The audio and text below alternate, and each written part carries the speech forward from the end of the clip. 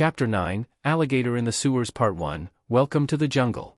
Have you ever done something you first thought was a good thing? Something you were sure would actually help someone? Only for it to bring more trouble, cause a havoc, and know that it was all your fault? Spider-Man grunted as he tried to hold back the raging maw filled with sharp, deadly teeth from taking a large bite from his throat. He gritted his teeth as equally sharp and deadly claws cut, tore, and dug into his skin through his suit. Blood poured from his cuts, dripping into the water around him, staining it red. Raising his head, his white eye lenses reflected the image of a large deadly alligator or lizard-like beast, its primal and furious yellow eyes glowing brightly in the reflection. To think, everything was going so well till now. Whitney Chang appeared, looking at the camera. Given the alien invasion that has occurred 2 years ago, the citizens of New York had thought that they had seen it all. Unfortunately, they were wrong. Last Friday night, many citizens have witnessed the appearance of what they would describe as a man made of electricity appearing in the middle of Times Square. Police have attempted to apprehend this mysterious being, only for their efforts to be for nothing. Luckily, this new villain was stopped by the arrival of New York's new hero, Spider-Man. Many have borne live seats to their battle.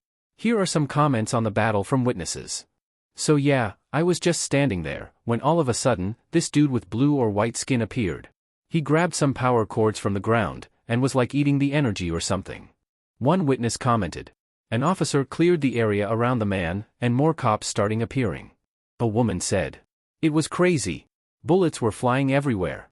Then there was huge blast of lighting. Then Spider-Man appeared. Dude came out of nowhere. A teen in a hoodie stated. He just appeared. He saved a cop. He held up a whole car over his head like nothing. I couldn't hear much, but he was talking to the blue man. Don't know what he said, but next thing I knew, what anyone knew, there was a fight. It was like whoosh, whoosh. Lightning was flying everywhere. And Spider-Man was fast, crazy fast. Flying all over the place. Doing mad flips and stuff. There were explosions. People were running, screaming. Panic all over the place. I don't know what happened, I ran. I hid behind a car. I saw the fight man. It was awesome. Spider-Man creamed that loser. Sent him flying into the Jumbotron. We all thought Spidey won, but next thing we knew, there this big explosion. It was chaos, man. Buildings were falling apart. It was terrible. There was panic, but Spider-Man, he helped people, getting them to safety. He helped me. Save me from getting crushed. Spider-Man's the man. He's a hero. Dude was awesome. Spider-Man, thank you. The scene went back to Whitney. Once again, Spider-Man comes to the rescue and saved the people of New York. Day after day, he leaves his impact on the city as a hero. With the villain known as Electro locked up in Rikers Island, one can only wonder what our web-themed hero is up to. New York Sunday evening. The sound of a THWIP could be heard through the air as Spider-Man swung across the city skies, arms shooting out to launch weblines from his wrist.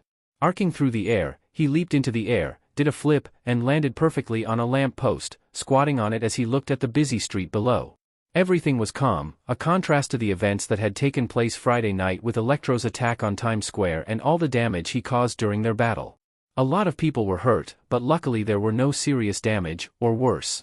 In fact, given that it was partially his fault for the damage, he has spent all day yesterday as Spider-Man helping police, construction crew and civilians cleaning up the mess by lifting up heavy material and helping the construction crew lift up the Jumbotron with his webbing and superstrength. That had raised his reputation with the people, seeing that he wasn't the hero to cause destruction in his battle, and then just leave.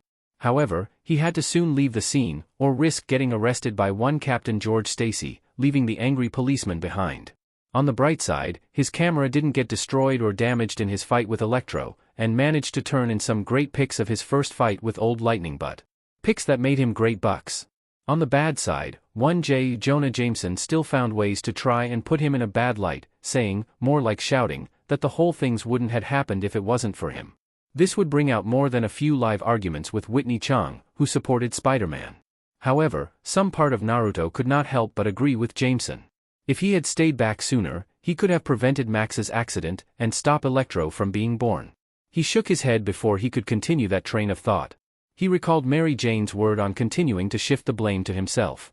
Whiskers, this is not your fault. How could you have known that could have happened? What happened was not your fault, alright?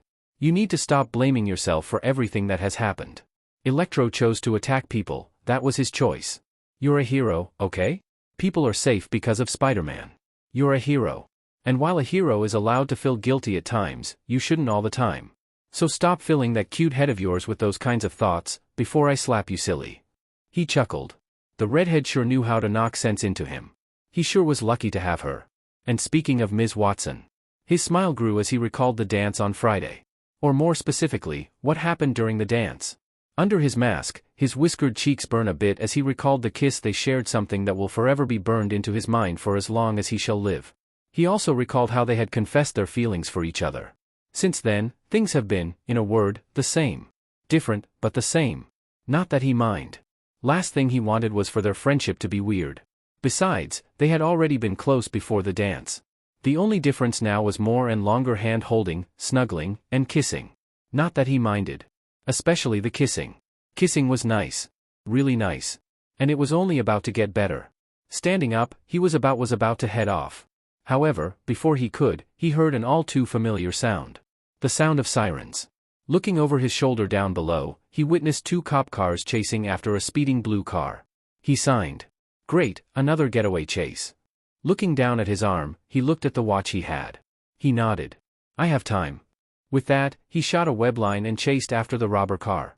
Like any generic robber, the 2 in the open-top blue car threw caution to the wind as the one in the passenger seat lifted up a machine gun and fired at the cops chasing them. The flying bullets miraculously didn't miss their targets and fly at the streets, possibly hitting and severely injuring any pedestrians. The bullets hit the front cop car, shattering its right headlight, and breaking through and shattering the front window, but fortunately, didn't kill any of the policemen.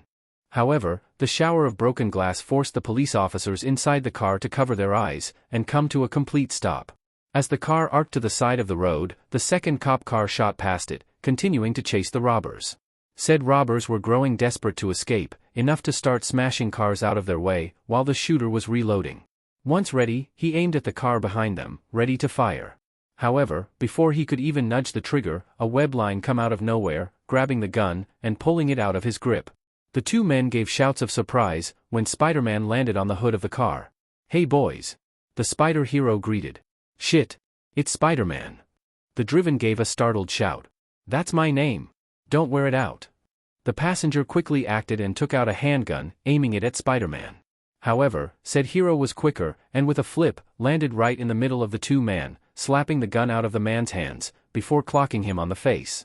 The driven tried to punch him at the back of his head, but Spidey easily grabbed the arm by the wrist behind his back without looking, and horse-kicked him, slamming him hard against the door.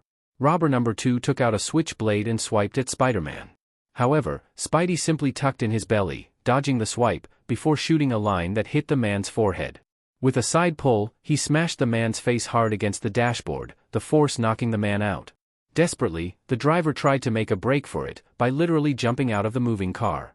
However, before he could even open the door, he was pulled backwards. Grabbing him by the head, Spider-Man slammed him against the wheel, honking the horn, but knocking the man out. Sorry boys, no time for jokes.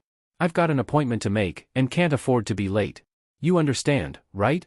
In front of a police station, 2 police officers were outside, enjoying a small break with coffee in their hands. As they made small talk, one officer took notice of something by the surprised look on his face, and pointed it out to his partner. Hey, check that out! Both men turned, and watched with surprised and puzzled looks, as a lone car was slowly wheeling towards them, before stopping in front of them. Looking inside, they saw 2 knocked-out men inside, back to back, wrapped in webbing. They saw a note stuck on them, and one of the men grabbed it, reading it. Special delivery for the boys in blue. Courtesy of your friendly neighborhood Spider-Man. The men raised brows at the note, before hearing a noise. Looking up, they watched Spider-Man swing over them. One of the men chuckled, getting the other's attention. That guy sure is something. Especially after that fight at Times Square. I was there, you know. Don't think I've seen anything like it after that alien invasion 2 years ago. He said, referring to the alien that occurred in Manhattan, which was stopped by the Avengers. Guy went from being labeled as a vigilante, to a hero by the people in just one night. Sure, there were still those that thought Spider-Man was a troublemaker, who acted outside the law, even in the police force, but views were changing quickly. As the 2 cops took the robbers inside the station, we turn our attention to our hero of the hour, who was currently zooming fast through the sky, trying to make it home in time. As he swung, he then spotted something down below. Swinging low, he passed by a flower vendor, who staggered by the powerful gust of wind nearly pushing him back. Righting himself, he looked around, before looking at his table, where a couple of bills laid, along with a quarter that span fast. Later. Standing in front of a building, Mary Jane Watson was checking herself in the reflection of a pocket mirror for the 5th time in a few minutes. Making sure she didn't apply too much makeup, or too little. Making sure there was nothing in her teeth. And most importantly, that her hair was tidy. Mary Jane was nervous. Incredibly so. And why wouldn't she? This was going to be Naruto and hers first date. And she wasn't talking about a play date or anything kiddie-like. But a full-on, adult date. With the great leap in their relationships, came the benefits. Like kissing, and hand-holding, and snuggling, and kissing, going to movies, walks at night, or in some cases with Naruto, web-slinging at night, staring up at the stars from a web blanket, and did she mention kissing? Sure, their only kiss was the one in the dance, and they haven't done any of the other stuff yet, but still. The point was, that she and Naruto have finally taken their big steps in a real romantic relationship, and she was excited. Sure, things might not be normal like other couples, given Naruto's job as a superhero, but she can handle it. Following comics, she knew how hard a hero's life can be, and she wanted to be there every step of the way for her blonde. Taking a deep breath to calm her excited beating heart, she smoothed out her dress. The same one she wore at the dance. She wanted to look her best for tonight. She was rather nervous, and she wasn't just talking about the date. More along the line of people knowing about her and Naruto's relationship. To be more specific, her aunt. Given the woman's small dislike towards Naruto, she doesn't hate the blonde. MJ was a bit nervous about telling her. On the contrast to her previous talk with Anna in their previous conversation, she didn't want things to be awkward between the three of them. Hopefully, May will be able to assist them when they finally bring the news to Anna. Yeah, May knew about their relationship. In fact, they told her personally. The woman couldn't be any more happy and excited for them. In fact, she even went as far as to cook them a big dinner, ignoring their protest. Suddenly, she was pulled out of her thoughts, as suddenly, a rose lowered itself in front of her face. Gasping, she looked up, and saw that it was held by a web line. Pretty flower for the pretty lady. Jumping at the sudden voice, MJ turned around, and spotted Naruto behind her, leaning against the building, hands in his pockets. That damn smirk of his on his face, his eyes fully showing the amusement in them. She pouted. Stupid whiskers and his mischief. And stupid ninja-like stealth. Still, looking at the rose, she smiled softly as plucked the rose from the web line. Smiling at it, she took a sniff from it, loving the scent. Turning to Naruto, she thanked him. Naruto smiled as he stepped closer to her. Raising a hand, he placed it on her left cheek, his fingers brushing through her locks of red, the same shade as the rose, both equal in beauty and grace. MJ blushed as he rubbed her cheek. Meeting eyes, the two smiled at one another. Slowly, Naruto leaned his head towards her, MJ meeting him in pace as she creeped closer. They closed their eyes as their lips gently met. They stayed standing there for a bit, lip-locked as they savored the feeling of electricity running up and down their spines at the feeling, ignoring people passing them by, some glancing their way. After a minute, they separated, backing up. Looking at the other, Naruto grinned a cheesy smile, while MJ giggled. They both realized how weird their new change in relationship was. Not a bad weird, though. It just took some getting used to. Glancing at the restaurant behind him, Naruto turned back to MJ. Stepping forward, he moved beside her. He held out his arm towards her. Looking at it, MJ smiled at Naruto, and wrapped her arm around his limb. Together, they walked into the building to start their date. Later that night, Connor's household. The sun had set, and currently Dr. Kurt Connors was in his personal house lab, working on something. Hunched over a bit, he looked through a microscope, viewing a sample of the altered lizard DNA. He watched the cells, studying them. Leaning back, he turned to his notebook, writing down something. He sighed. Electro, Max's attack on his lab and his battle with Spider-Man had severely damaged the building and destroyed many of his equipment. And most of all of his reptilian DNA sample he had kept in a cabinet had been destroyed. The only samples he had left were the one he was studying now, and the two extras he always kept in his home safe. Still, the attack had put his studies back a few weeks. Luckily, he had gotten funds from the state and ESU board to do repairs and replace the lost equipment. He was just lucky Spider-Man had shown up when he did, or else he and his wife could have been in big trouble. As he wrote his note, he paused for a second, and looked up at his board, where several papers were held by push pins. He looked at the one in the center. The one that held the formula Naruto presented him. Decay rate algorithm. While he may be a specialist in cellular biology, he knew that Richard Parker could be considered the true expert in science. While the man may be gone, he knew there was hope for the man's knowledge and expertise within his notes. And he knew that only one Naruto Parker may be the one to obtain his father's notes and knowledge. At least he hoped for. He then heard a knock on his door. "Kurt? You coming to bed?" He could hear Martha ask. Looking at the time, he sighed. It was getting late. Rubbing his eyes, he cleared his throat. "Yeah. I'll be right there, honey." Turning back to his table, he grabbed his syringe gun. Raising it up to his head, he frowned as he looked at it. He had promised Martha he would no longer take such risk and inject himself with lizard DNA. But what if there was a chance? He couldn't just give up on the possibility to regrow his arm. He had to keep trying and find the right mixture of chemicals in order to integrate the DNA with his own to gain the cellular reproduction application. He had to keep trying. Making up his mind, he grabbed the vial of the rest of the sample and loaded it into the gun. Lowering his coat to expose his shoulder, he injected the sample into his body. As he did so, he didn't see the small spark that appeared on the liquid. Pulling the trigger, he bit his lip hard, holding in a grunt of pain from the sudden shock felt hit him. He gritted his teeth, feeling a course of pain travel through his body for a split second. He gasped, grabbing the counter to prevent himself from falling. He panted, sweat covering his forehead. It never hurt like that before. Regaining his breathing, he stood up. The pain immediately left him. Putting the syringe gun back on his desk, he rubbed the spot where the injection was made. His stump tingled, but it vanished just as quickly. Shacking his head, he released a breath. Taking off his coat, he hanged it up, before leaving, turning off the light as he did so. He headed to get ready for bed. The next day, Midtown High School was a territorial place of survival.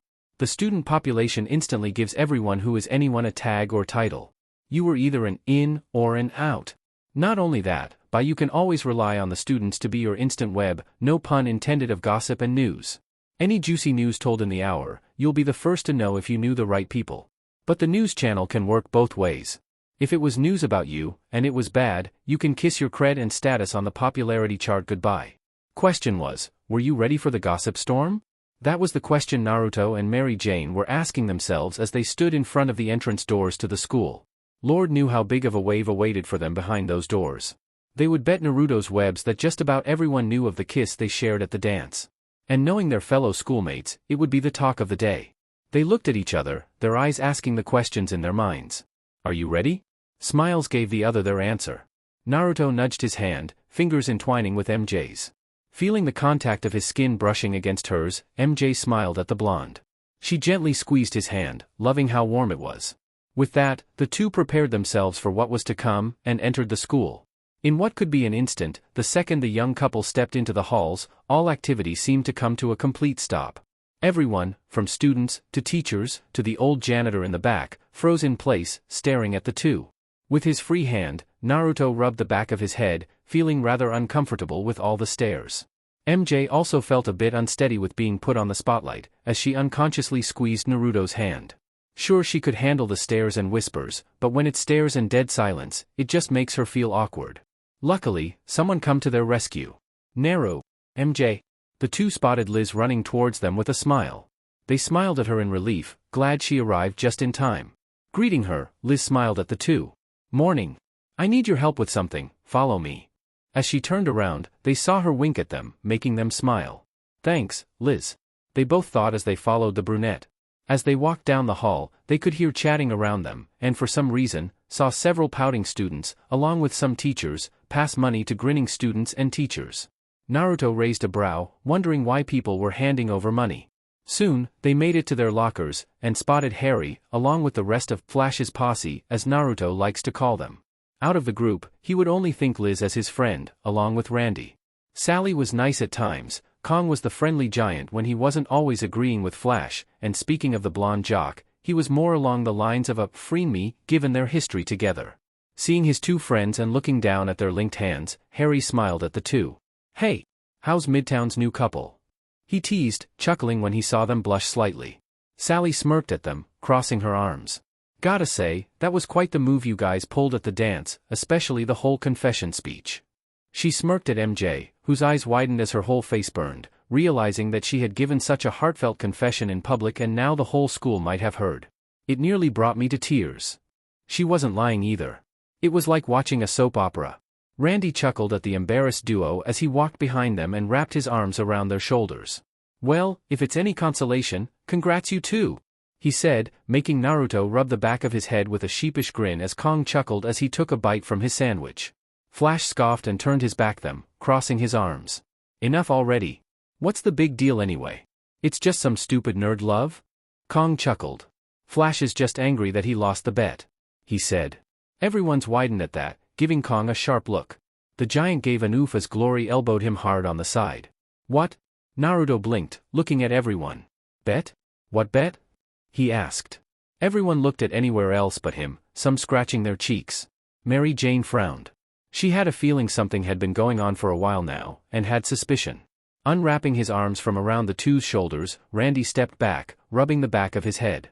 Well, seeing as there's no reason to keep it quiet anymore. He then told Naruto and MJ of what was going on. Needless to say, the reaction was expected. You guys bet on me and MJ getting together, he shouted, his voice ranging out through the hall. He ignored the calls from the nearby teachers, while other students involved with the bet began to leave. Liz rubbed her arm nervously while Sally and Glory scratched their cheeks. Kong gave a sheepish chuckle while Flash just grumbled, still miffed that he lost. I can't believe you guys. MJ shook her head with a sigh. Such is the high school life, she muttered.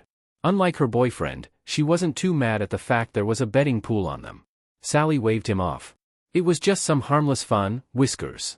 Naruto just grumbled, still not happy that apparently these guys, and who knows who else, have been playing games with his love life. Randy chuckled, patting Naruto on the shoulder. If it makes you feel better, Flash here lost the bet on you two getting together at the dance, and has to pay up his end. Naruto raised a brow as he looked at the angry jock. Oh? And what was the bet on? He looked at Liz, who began to giggle, a hit of great amusement sparkling in her eyes. Flash has to dress as a cheerleader on Halloween, she revealed. Naruto blinked at her, as MJ burst into giggles. Eh? Wow. Mary Jane laughed, looking at the red-faced Thompson. Hope you've got the legs to pull off the skirt, Eugene, she said, making the others laugh as Flash grew more and more red. In anger or embarrassment, it was unknown. And unfortunately for him, he couldn't back out of it. Grabbing the laughing Kong by the collar, Flash pulled him in very close, getting into his face. If I have to wear that stupid costume, so do you, he exclaimed, making Kong pout. Rolling his eyes, Naruto opened his locker and gathered his stuff for class. As he did so, he felt a nudge on his side. Turning, he smirked at Harry. Hey, man, he greeted, bumping fists. So? Harry trailed, glancing at MJ who was talking with the girls. About time you two got together. Naruto chuckled as he rubbed the back of his head. Yeah. Truth be told, it was rather unexpected, you know. Harry rolled his eyes. It was long overdue in my opinion. So, wasn't your first date yesterday? How did it go? Naruto smiled as he pulled out his textbook from the locker. It went great. It was nice, but normal, you know. We mostly just talked about stuff, since we already know just about everything about each other. And hey, thanks for making the reservations by the way. Harry chuckled. No prob, bro. I'm just happy for you and MJ. Naruto also chuckled as he closed his locker. He turned to his brunette friend. What about you? He asked, getting a confused look. I saw how you and Deborah were at the dance. He teased, nudging Harry. Was something happening there? Harry rolled his eyes, pushing the blonde away. Keep your tail on, fox boy. Nothing was going on. We were just having fun, he explained, crossing his arms. He leaned against the lockers. Still, it was pretty great hanging with Deborah. Though most of the time she was nervous. Actually, she reminds me of you. Naruto raised a brow at him. When she gets nervous, she tends to ramble on about science. Maybe it's a nerd thing, he teased. Naruto huffed, pouting. I don't ramble when I get nervous, you know. Yes you do. Harry deadpanned. Naruto opened his mouth to retort. However, before he could say anything, the bell rang. He pouted as Harry walked away with a chuckle. I don't ramble, you know. He grumbled as he followed, MJ walking next to him as she wrapped her arm around his. Time skip. With the ESU lab closed for repairs, Naruto and Deborah's sessions with Kurt and Martha had been cancelled until repairs were finished. However, in the time given, Naruto had begun working with Dr. Connors in attempting to perfect the cross-species formulas. For several weeks, after class Naruto would meet with Connors at a lab belonging to a friend of his, Connors, who allowed them usage of the equipment for their study. With Connor's expertise on the cross-species formula, and Naruto's reveal of the decay rate algorithm, it helped give them a great leap in completing the formula. Since Kurt wanted to be extremely careful so as to not make too many mistakes, they started out small. They first had to find the right formula and integrate it into the lizard formula, before they can begin any testing. For the first time, Kurt was thankful for all his past failures in attempting to redo the CS, as it gave him a clear view of what not to do and where to correctly work on. Meanwhile, Naruto continued his acts of heroism as the Amazing Spider-Man. MJ added the amazing part, saying every hero needed an adjective title to their name. Personally, Naruto thinks she reads too many comics. Things have once again gone to relatively normal, as no new big bad super-powered metahumans or hitmen have appeared and tried to kill him. Yep, it was back to regular crooks and thugs. However, a part of him knew it was only the calm before the storm. It was only a matter of time before another nutjob appeared. He would bet his whiskers on it.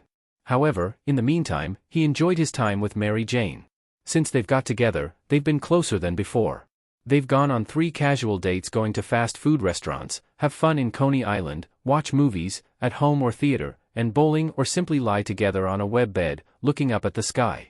Between working with Connors, MJ, school, and home, he couldn't help but feel as if things were becoming normal. Ever since he got bitten, his life's been completely crazy. Fun, yes. But crazy. And yet, he actually liked it. Being Spider-Man, it was one hell of a ride. A rush. He liked helping people, saving lives, being a hero. It felt right. Like this was what he was meant to do. Or maybe he was going crazy. He was living a real-life comic life, so it was bound to happen. In other news, he and Mary Jane had finally gotten around to revealing their relationship to MJ's Aunt Anna. The conversation could only be put into one word. Awkward. When they had sat the elderly woman down, he and MJ, along with Aunt May, told her. And the entire time, Anna kept giving him a look. It wasn't a glare or scorn, it was blank. Nothing but a blank look. He actually preferred a glare than that. After nearly an hour of talking, to which Anna didn't say anything, just sat there silently, the room was put in an awkward silence. Finally, after a few tense minutes, in which May tried to comfort her friend, Anna finally spoke. "Do you care for her, Mr. Parker?" Anna asked Naruto. Blinking in surprise, Naruto glanced at MJ, who also looked at him surprise. Finally, he turned back to Anna, a serious look on his face, and nodded. "Yes, I do. With all my heart." "Will you keep her safe?" Anna asked, her tone hard. "Aunt Anna." MJ tried to say something, but Naruto stopped her, placing a hand on top of hers. He locked eyes with Anna, unblinking. "I will protect her with my life. I promise to keep her safe, and I'll never go back on my word. That's a promise of a lifetime," he declared strongly. After a few minutes of silence, in which Anna and Naruto stared unblinking at the other, the older woman finally broke it, sighing. "Very well then." She spoke, making the two teens blink at her in surprise, having thought she would argue and put up a fight. Anna looked at Mary Jane. "I cannot control who you like, Mary Jane. You are old enough to make your own decisions. And all I care about is your happiness. And so, if being with Mr. Parker is what makes you happy, I will allow this." Mary Jane smiled happily at her aunt. Getting up, she moved to her aunt and hugged her. "Thank you, Aunt Anna." Anna smiled into the hug. "You're welcome, sweetie." However, behind MJ's back, Anna shot a look at Naruto, one that he clearly understood, making him sigh. "I've got my eye on you." Out of the stove, but into the fire. Speaking of which. Whoa! Nope. Miss me. Spider-Man mocked as he easily dodged another sloppy swing. Stepping back, he smirked under his mask at the robber. As he was out patrolling, he came upon a bank robbery. And having nothing to do, he dropped down, entering the building the only way a spider like him could, through the vents. Sneaking inside, he already took down 2 out of the 5 thugs, and was moving on the last 3. As of current, he faced the 3rd robber. And the one that was using a bat as a weapon. Seriously, a bat? And not just any bat, but a wooden bat. He would have felt insulted if watching the man swing so clumsily wasn't so funny. Spider-Man ducked under a swipe, before giving the man an uppercut, cutting back on the force, but enough to send the man flying back before hitting the wall. His spider senses alerting him of an opponent attempting to sneak up behind him, Spider-Man showed his incredible acrobatics, and literally flipped over the man, flying over him unknown to the man, winking cheekily at him behind his mask and landing behind him. As the man quickly turned around, and aimed at the hero with his gun, Spider-Man was already on the move. Getting close, his arms snapping up, he clutched the gun, and gripping tightly, actually bended the metal around the barrel, clogging the muzzle. The robber stared at the bended barrel in shock, blinking. Spider-Man passed him, patting the dazed man on the shoulder as he made his way toward the last robber. Said man had his gun aimed at him and fired shots. Spider-Man dodged, his body bending slightly left and right, fired bullets zipping past him. Soon, the sound of clips echoes through the bank as the gun ran out of bullets. Smirking, Spider-Man got closer to him. He paused in step as his spider senses trigged. Ah! Behind him, the guy with the bat had gotten back up and charged at him, throwing away all sense of silence and sneak attacks, and charged at him with the bat held up and fury in his eyes. When the man got right behind him, swinging the bat down, Spider-Man ducked down sideways, bending his waist and side like a snake. The bat missing his head, Spider-Man swung his elbow up, striking the robber under the chin. As robber number 1 staggers back, the other standing robber, now called robber number 2 to keep things simple, grouped up with robber number 3, the one whose gun got bended, and teamed up against the lone hero, thinking their numbers would give them an advantage. They were greatly disappointed. Even with 2 against 1, which became 3 on 1 when Batman came back, the men couldn't seem to land a hit on Spider-Man, who was just too quick for them as he dodged and weaved between strikes like it was nothing. And to make it even more shameful for the men, he was whistling. Really, he was whistling his theme song. Talk about a deadly blow. Stepping back, still whistling, Spider-Man caught number 3's pistol, gripping it before hitting him on the chest with a palm strike, sending him back. With the pistol in hand, he chunked it into the air. He then raised a hand, and caught a number 1's fist with a web line.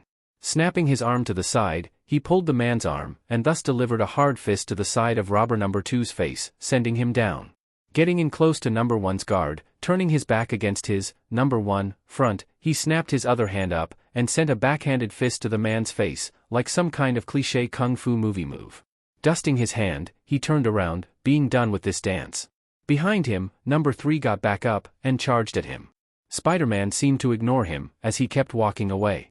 Raising a hand, Spider-Man snapped his fingers. At that moment, as if on signal, the pistol he tossed into the air, came back down, and crashed on the man's head, knocking him out before he even fell to the floor. Some guys just never learn. He muttered as he exited the bank to inform the cops. Daily Bugle. With a ding. The elevator doors opened to the top floor of the building. Stepping out, Naruto entered the always busy news floor, workers running all over the place. Sidestepping a few, he made his way towards Jameson's office. He greeted some workers he got to know well during his time here, before he made it to the secretary desk. "Hey Betty." He greeted the beautiful young woman. Betty smiled at the blonde. "Hello, Naruto. Are you here to give Mr. Jameson more picture?" Naruto nodded. "Yeah. He in?" "Yes. I'll check if he's busy." She then called through the intercom. "Mr. Jameson, Naruto is here. Send him in immediately." Came the usual shout through the comm. Betty smiled at Naruto. "Go on in, Naruto." Naruto nodded. "Thanks, Betty." With that, he entered Jameson's office. Inside, he saw Robbie there, along with Frederick Foswell, with Jameson standing behind his desk. "Parker, what do you have for me?" Jameson demanded. Rolling his eyes, Naruto took out a large envelope and handed it to Jameson. Same as usual. Spider-Man pictures. Every time he came, Jameson always asked him the same question, and he gave the same response. It was literally what he was paid to do. What else would it be? Like always, Jameson and Robbie looked through the pictures, picking the ones they liked and discarding ones they, more so Jameson, didn't. Naruto decided to take more better pictures than bad, but still not perfect to keep appearance. Soon they were done picking, and Jameson called Betty to write Naruto a check. "Say, kid, how good are you taking picture at crime scenes?" he asked. Naruto raised a brow at the question. However, before he could give a response, he was interrupted. "Jonah, you can't be serious." Robbie shouted, glaring at Jameson. "You can't send a teen into such dangerous places." Jonah grumbled, sitting down. Naruto raised a brow, looking at both men in confusion. "Wait, what's going on?" he asked, intrigued. The one to answer him was Foswell, who was leaning against the wall, arms crossed. For the past weeks, there have been reports about several new gangs appearing around New York. He said, getting the blonde's attention. They are simply just rumors, some glimpses here and there, but there are some signs of attacks linking to them. Naruto blinked in surprise. Gangs? This was the first he was hearing about this. Then again, he hasn't really made any attempt to go look for trouble, the street war kind, merely letting it find him. What gangs? This time, Robbie answers. So far, we estimate around 4 or 5 gangs. Police and detective intel were at least able to identify some of them. One gang is known as the Waste Tribe, bunch of rough, junkyard group. Another is the Dragon Tribe. No known information on them yet. They are quick, vanishing from the scene before cops could appear. Another is called the Apocalypse. Again, no information. Last known gang is the H-Bombers. Now this group is the most known of them all, as they seem to want to make themselves known. They would call us, say they are going to blow something up, and do so. They want people to know about them. Most likely to fear them. Naruto frowned. 5 gangs, and he didn't know about them? What kind of hero was he? He should have kept a better ear out. He knew about the explosions, having rescued people from them, but had thought they were regular ones. To know they were planned? He will have to go investigations of his own to prevent any more and hopefully find any sighting of the gangs. Jameson spoke up. That's why we need photographic evidence of these no-good criminals. Robbie glared at Jameson. He could put up with a lot of his friend's idiotic ideas, but sending a teen into dangerous grounds, he had to put his foot down. You are not going to have Naruto investigating these gangs, Jonah. It's too dangerous. Besides, he have trained professionals for this, like Ben. As the men talked, Naruto was in thought. These gang could be dangerous. Looks like Spider-Man will be increasing his patrol hours. Connor's residence Kurt's lab. Standing in the middle of the desk, Kurt held up the liquid vial of the lizard formula. In the time he spent with Naruto on working on the formula, he believed he was getting closer to finishing it. His heart beat faster in anticipation. His long life goal was nearly in his grasp. Just a few more tests. Just a little more time. Time, did he have the patience to wait? He thought to himself, frowning. He had waited so long for this moment. To be able to regrow his arm. To be whole again.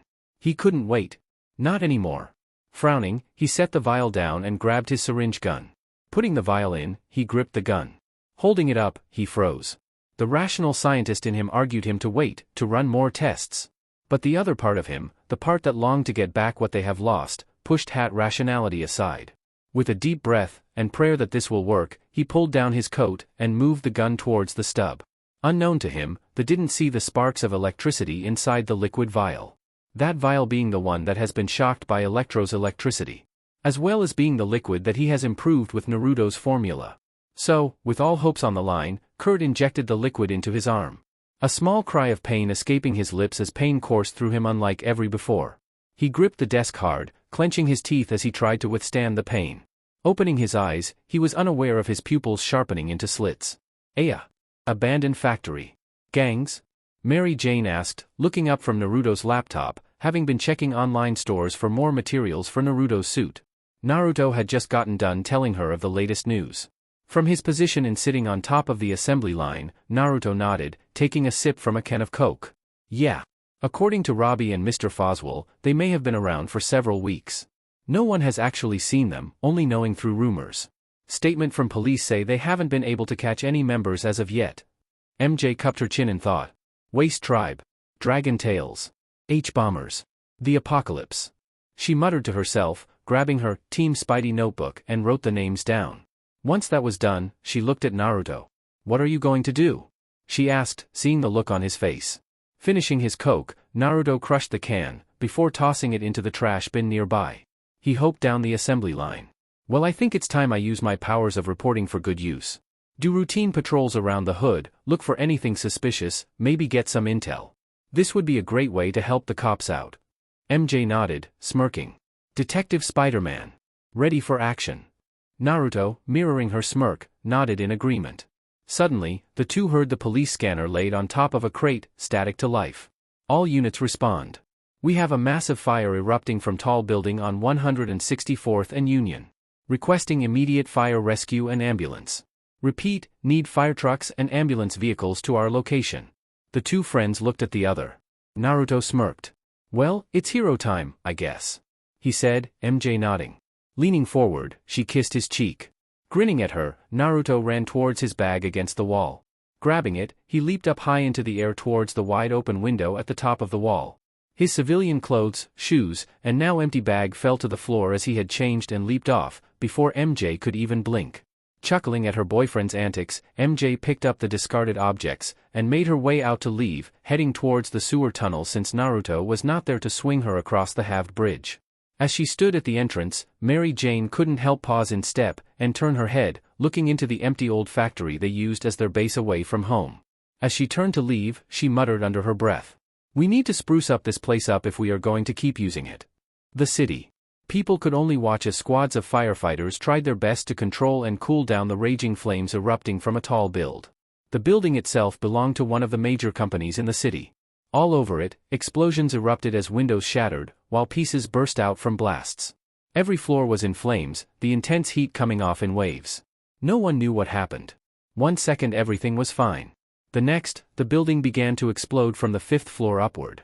People jumped as another explosion, police officers moving bystanders back away from the fires. Firefighter captains ordered crews around as they did their best to contain the fire. However, they knew the bigger threat were the blazing upper floors, explosions sending debris falling down below. We need air support to handle those flames. A captain ordered over his talkie. This was the scene Naruto saw as he arrived. Landing on the roof of a close building, he looked at the blazing tower. Flames licking the sides and top, smoke rising into the sky in waves. Looking down below at the cops and firefighters, he focused his hearing. Our reported trapped victims on the top floors. Statements from those rescued count 3. Passages are blocked by rubble. And the flames are too intense. We can't send any men. Where is the chopper? Looking back at the building, Spider-Man nodded, knowing what to do. Get the victims, get out before his ass is on fire. He bended his legs slightly, tensing. Leaning a big forward, he pushed off the ground and with a mighty bound, leaped through the sky towards the building. Once he got close, he whipped 2 weblins on either side of the window. With a pull, he crashed through the glass feet first. Flipping, he landed in the floor. He let out a slow breath, the heat making him sweat heavily under his mask and costume. Note to self, figure out how to make costume waterproof and heat-proof. If I thought a sauna was hot, this place is like a volcano. Good thing I'm wearing boots this time. Then you better find those people before you get roasted, tiger. Naruto blinked at the voice, lifting his hand up to his ear. Red? He heard Mary Jane chuckle. It's Oracle, Whiskers. I'm at your basement lab. You didn't think I'd let you have all the fun, did ya? Naruto chuckled. He should have expected that from his girlfriend. Well, you got there quickly. Took the sub. Anyway, you better hurry. I doubt that building will remain standing for long. Spider-Man nodded. He was about ready to exit what the room looked to be an office, when the doors to said room suddenly burst open. Looking towards it, he blinked under his mask when he saw 2 men enter the room. They wore what looked like heavy-duty yellow/orange jumpsuits with gas masks. They wielded what looked like clubs with blue light on them. Looking at the clubs, he saw them spark. It's Spider-Man. One of the men shouted. Who are these guys? MJ questioned. Have no idea. He muttered to the earpiece, before focusing on the 2 strangers. You guys wouldn't happen to be from the fire department, would ya? He asked. However, he was ignored as the men got into stances. Roast his ass. The one on the left called. Spider-Man got ready as the men charged at him. Play any kick-ass action music for epicness. Spider-Man dodged backwards as bad guy number 1 on the right swung his sparky stick at him. Bad guy number 2 joining in, Spidey stepped back as he bobbed and weaved through the swings. Seeing an opening, he punched number 2 in the chin, sending him flying back. Focusing on number 1, he jumped up and over him. While in the air, he grabbed the man by the shoulders, his fingers clinging to the material, and landing behind him, literally throw him over his shoulder, slamming him hard against the wall. Looking at the other on, he saw him getting back up. Looking around, he shot a line at a chair nearby. Yanking it over to him, he soccer kicked it at the man, smashing it into him, and knocking him out. Seeing the 2 unconscious, Spidey nodded. Nice moves. Thanks. I try. Unfortunately for him, the party was not over, as the door to the room burst open, and more armored men ran in. Sighing, Spider-Man met their charge as he ran towards them. Leaping up, he shot twin lines up at the ceiling, pulling for a double jump over the men. Dropping in the middle of the group, he grabbed one man by the helmet, and easily threw him into another. Spider senses warning him, he ducked down a swipe. While crouched down, he kicked his leg up, and slammed his heel under the chin of his attacker. Pushing himself up by his hands, he flipped into the air, and landed on the shoulders of another man. Taking the man's surprise, Spider-Man made sure his stick-em powers got a good grip on the man. Always wanted to try this. Throwing his body back, he fell back, pulling the man with him. Landing on his hands, he used his feet and slingshot the man into the wall. Smirking at his move working, Naruto got up, and saw the other 3 getting back up as well. As they charged at him, Spider-Man also charged at them. Using his speed and agility, he ducked through the sea of fists and sticks. And while he did that, he would tap the men on either their arms or chests, fingertips sparking with red static. Soon he passed the three, and crouched low behind them, while said men also froze behind him. Ahawk! The men screamed as volts of red electricity coursed through them, the timed venom blasts activating, paralyzing their nerves. As the man dropped, Spidey stood up, looking at them. Cool. It worked. What did you do? MJ asked, having heard the screams and now saw the results. It's something I've been working on with my venom blast. I wanted to see if I can control the delay activation. It took some time, but now I can slow the activation after touching a person. Though only for a few seconds. Ah. Cool. So, who are these guys? No clue. Walking towards one knocked out man, he squatted over them, turning the man on his back. Looking his suit over, Naruto tilted his head. He patted around the man, checked in the pockets on the vest and pants, before seeing a device on the left glove. Taking it, he looked it over. Some kind of communication device? Shrugging, he put in under his pants at the waist. Read, make note. Pockets in pants. I'll be sure to modify them. Whoa! Naruto gave a shout, as the building suddenly began to shake. Buildings unstable. Need to find those working, and get out fast. Running out of the room, he entered the hallway. Fire was everywhere, and the glass on the viewing window was shattered and all over the floor. Once more, thank you MJ for the boots. You're welcome. Looking left, he cursed when he saw the way was blocked by debris. Looking for another way, he spotted a hole at the top leading to the next floor. Nodding, he began leaping onto the debris to the hole. Landing on the floor, he entered through the open doors to a room. Entering what appeared to be a conference room, he saw more of the men around. Oh great. More of you guys. He said, announcing his presence. Looking towards him, the men held up their electric batons. It's Spider-Man. Get him. Here we go again. He muttered. Charging at the baddies, he punched one back, before skin kicking the other. Docking the swing of one, he countered with a punch. Back-flipping, he slammed his feet on another. Pushing off him, he leaped into the air, where he shot a web line at lucky target number 5. Pulling himself forward, he slammed his fist hard against his helmet, breaking it. Turning around, he shot another line, grabbing him on the chest. Holding the line, he span on his heel, and swung the man off his feet at the last standing invader. Seeing that he was done there, he looked around for a way out. Suddenly, his spider senses activating, as well as his hearing picking something up. Beep, beep, beep.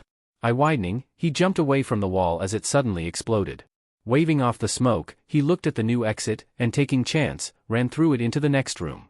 Hearing more beeping, he followed it and saw a bomb stuck on the ceiling. Shit! These idiots are blowing the building up with bombs. They must have been the ones who started the fire. They must be the H-bombers Mr. Robertson talked about. You need to deactivate the bombs before they detonate. Nodding, Spider-Man leaped up at the ceiling, where he stuck. Crawling over to the bomb, he looked at it. Seeing the timer, he bit his lip. There's no time to figure out the wiring, and I can't yank it off without accidentally triggering the explosion. Thinking over his options, an idea came to him. A crazy idea. Please let this work. Gently, he placed his fingers on the bomb, and red static came from his fingers into the device. Naruto. MJ dragged worriedly, staring at the camera feed. Please work. Please work. He muttered hopefully. Beep, beep, beep. The time stopped, the image glitching, before it shut off, smoke coming from the device as the circuits were fried. Naruto and MJ both let out a sigh of relief. Don't ever scare me like that again, Naruto. MJ warned her boyfriend. Naruto chuckled sheepishly as he dropped to the ground. Sorry, babe. I just dash. Help. Head snapping up at the shout, Spider-Man turned towards the door and ran to them. Coming out of the room into the hall, he saw that there was a man, probably one of the stranded workers, surrounded by the revealed H-bombers on the pillar in the middle of the walkway. He also saw some more bombers standing guard along the way. Narrowing his eyes, Spider-Man charged. Seeing him, the bomber guards got ready. Reaching them, Spider-Man jumped into the air. With a flip, he dropped with his legs extended, slamming his feet hard on the masked face of the first one. His body slamming with Spider-Man on top of him, Spidey acted before the other one. Shooting a web line at a large piece of debris on the side, he swung it like a wrecking ball into guard number 2. Not enough to kill him, but definitely enough to knock him out, and likely break a rib. Continuing, he ran across the bridge towards the captured worker and bombers. Jumping into the air, he shot 2 lines, connecting to 2 bombers. Pulling them towards him, he grabbed them by their helmets, and as they came down, slammed them visor first into the ground, knocking them out. Turning to the other enemies, he did an overhead horizontal spin flip over the first charging bomber, before delivering a kick to the back of his head. Making sure to hold back his strength, the kick slammed the man down, unconscious. Landing in a crouched position, he slowly stood up and turned to the remaining, now nervous, bombers. The bombers took a step back, glancing at the other. After a mental debate, they turned tail and ran. "Yeah, that's what I thought." Spidey called after them, before turned to the worker. "You okay?" The man gave a sigh of relief and nodded. "Yes, thank you. I'm glad you came when you did, Spider-Man. Those men, they are planting bombs all over the building." Spider-Man nodded. "I know. We need to get you out of here. There are still 2 others in the building I have to find." "But how? We are so high from the ground." Spidey thought on it for a minute. Unfortunately, that was something he couldn't have, as he felt the ground beneath him shake a bit. "I'll think of something. For now we need to keep moving and find the others before the whole building falls. Stay close." The man nodded, and followed Spider-Man to the other side of the bridge. Taking a left, they entered a room on the right side, to what looked like a pipe room. Looking around, they saw an exit to the next room. However, the path was blocked by a wall of flames. "What now?" Spider-Man muttered, looking around. He then noticed a large water pipe above the door. "That's it. If I pull down those pipes, I bet the water will douse the fires." Moving the man back, Spidey shot 2 weblins at the pipe above, and pulled. Grunting from the strain, he pulled as hard as he could, the sound of metal whining echoed. Finally, the pipe broke, and water showered down the flames, putting them out. Nodding to the man, they ran through the door, down the hall, till they came to a collapsed floor. Spidey turned to the man. "Hang on." The man raised a brow. "Hang on to YHH. He began to scream as Spider-Man suddenly grabbed him by the back of his coat, and swung with a web line over the collapsed ground and flames, making it to the other side. Setting the man down, Spider-Man gave him a minute to calm down, patting his back to help. Once he calmed down, though swearing to never go through that again, the 2 moved forward. They came to a completely wrecked room, with about 2 floors collapses on top of each other, large holes leading up to an intact floor. "Help!" Hearing the shout, Spider-Man followed it, and saw the second worker, dangling dangerously on a ledge. "Someone help me. I'm coming." Spider-Man called to him, and telling the first worker to stay there, jumped to the wall, and began quickly climbing up to the hanging man.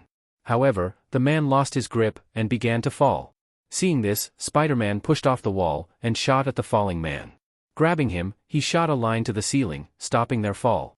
With the man keeping his arms around Spidey's neck, they climbed up to the top to the secure floor.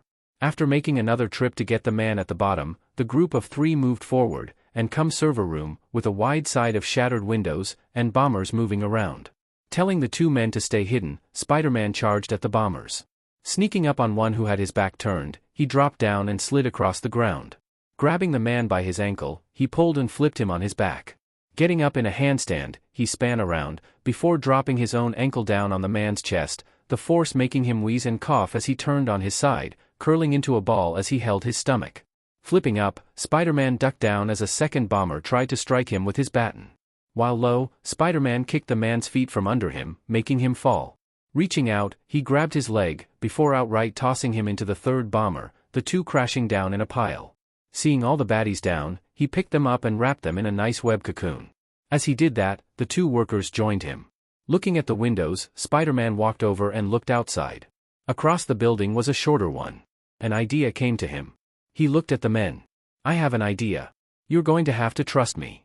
The 2 men looked at him in confusion. Spider-Man pointed to the short building.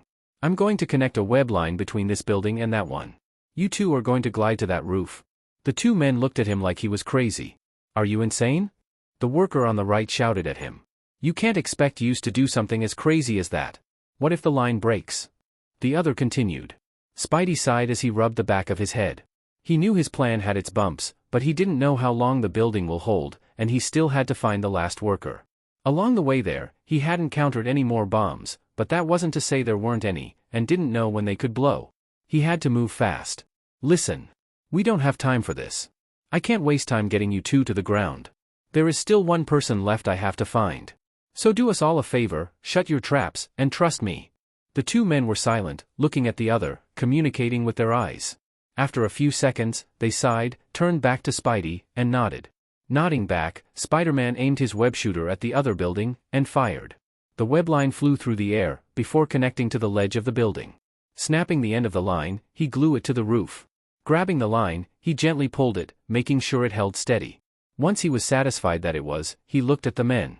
Okay, the line is as strong as steel cable. So it should hold your combine weight. Should?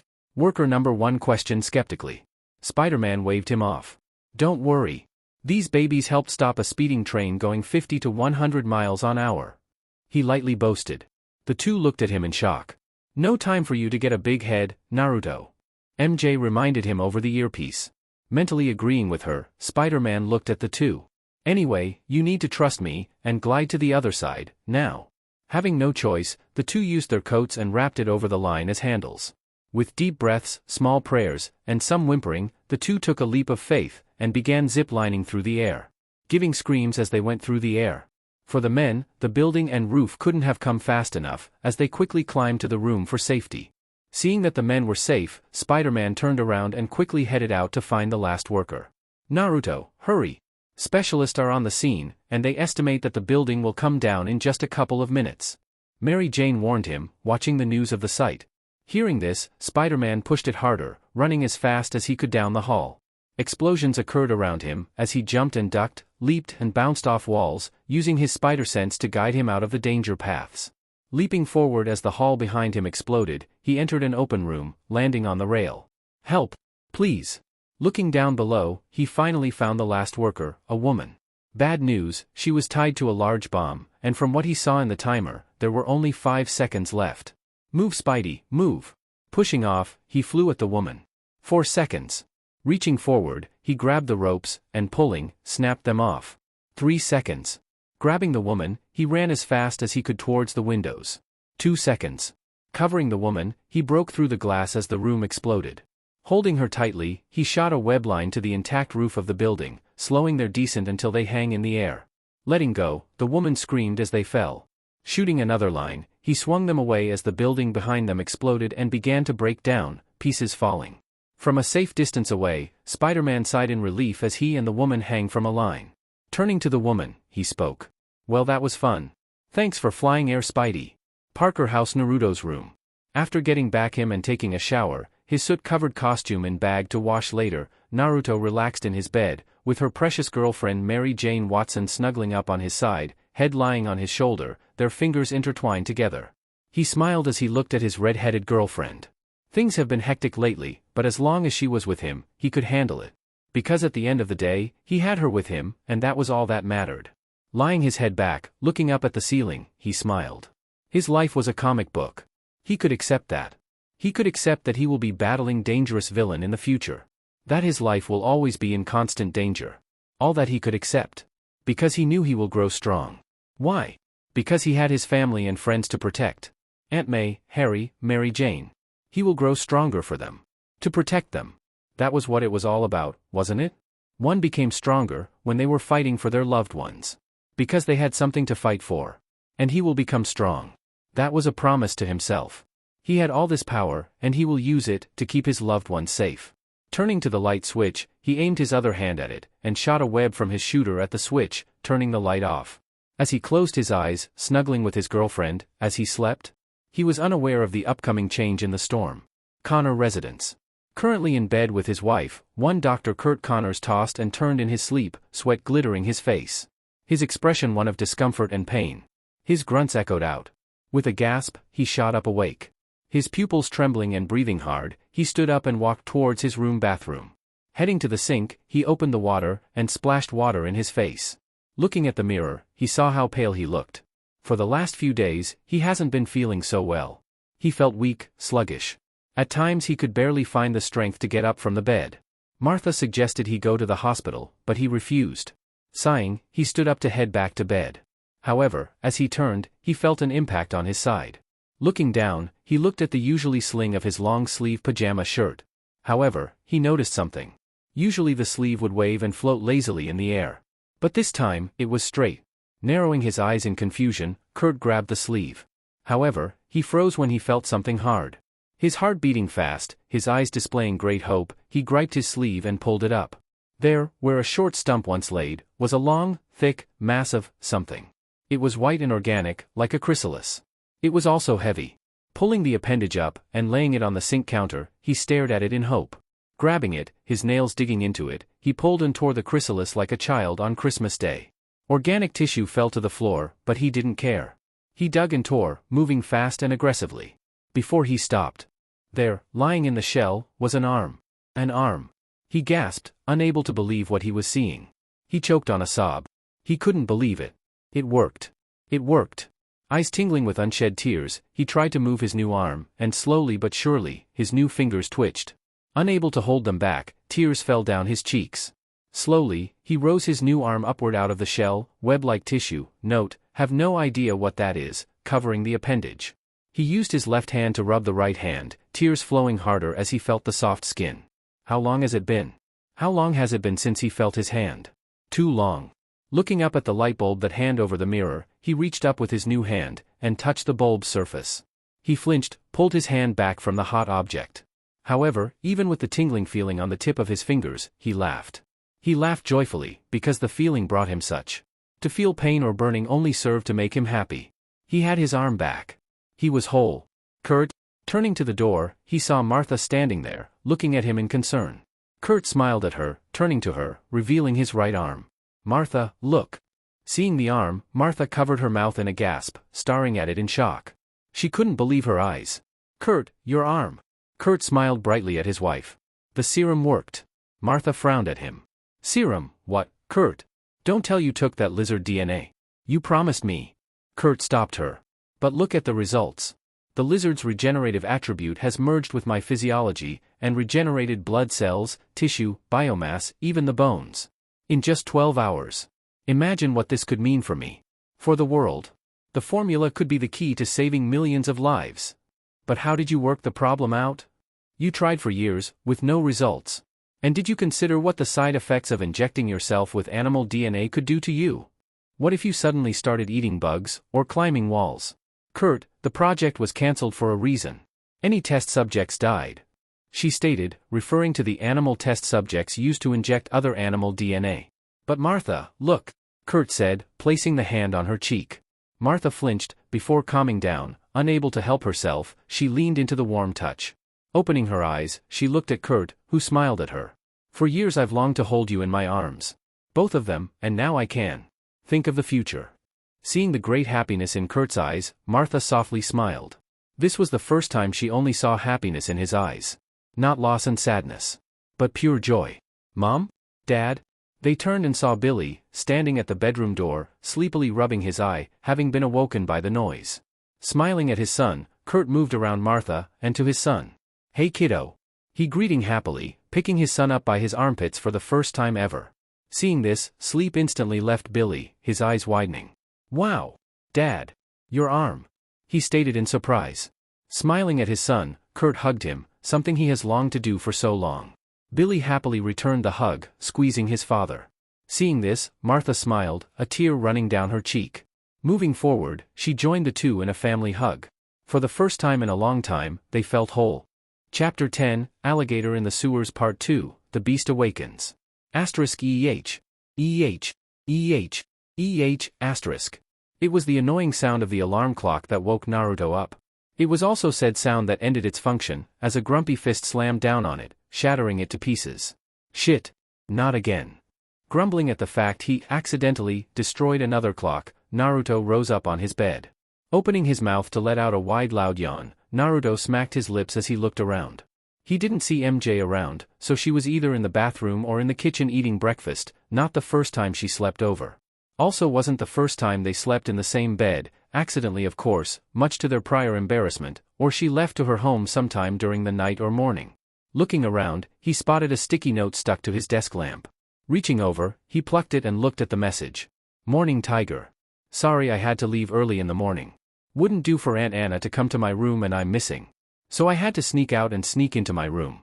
I miss our cuddling already, he chuckled when he saw a small drawn face with puffing cheeks. Chipmunk. He muttered. Anyway, I promised Liz and Sally I would ride with them to school today, so unfortunately no swinging. I'll see you there, Whiskers. Smiling at the note, he placed it back on the desk before standing up from his bed. Stretching his muscles and bones, he went about getting ready.